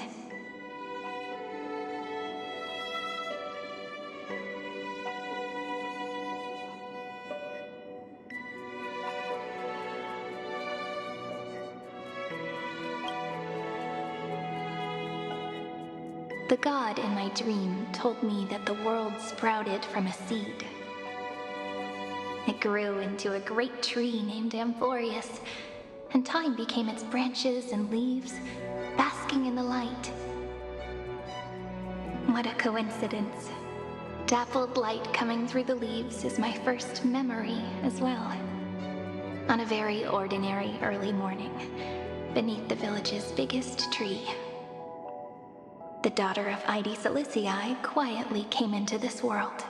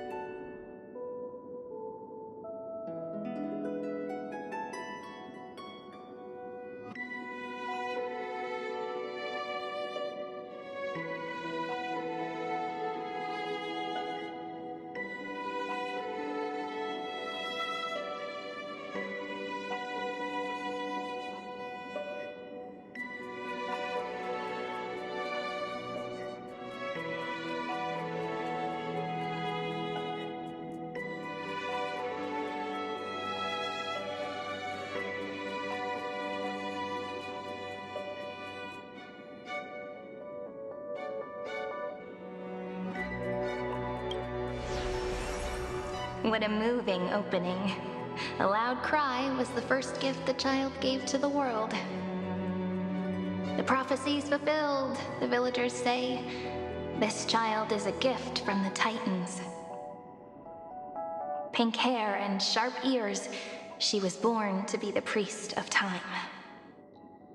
The Titans also gave their blessings. You shall fade when the flowers bloom, for every ending begets a beginning. Flowers will bloom and wilt. What a beautiful ending. This page concluded in laughter. Cry loud, child. Let your voice reach Orynyx.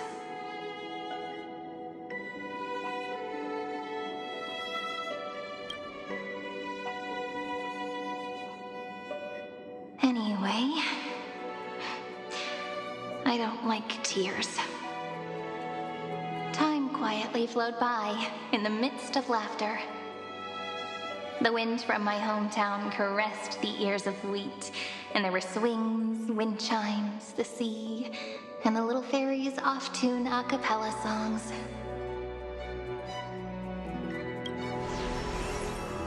But the name Id Ciliciae came from the unpleasant sorrows of the gods. My childhood friend did not understand. Yet you always seemed so happy, as if nothing ever worried you. Why was I like that then? That's because the world was gentle to me.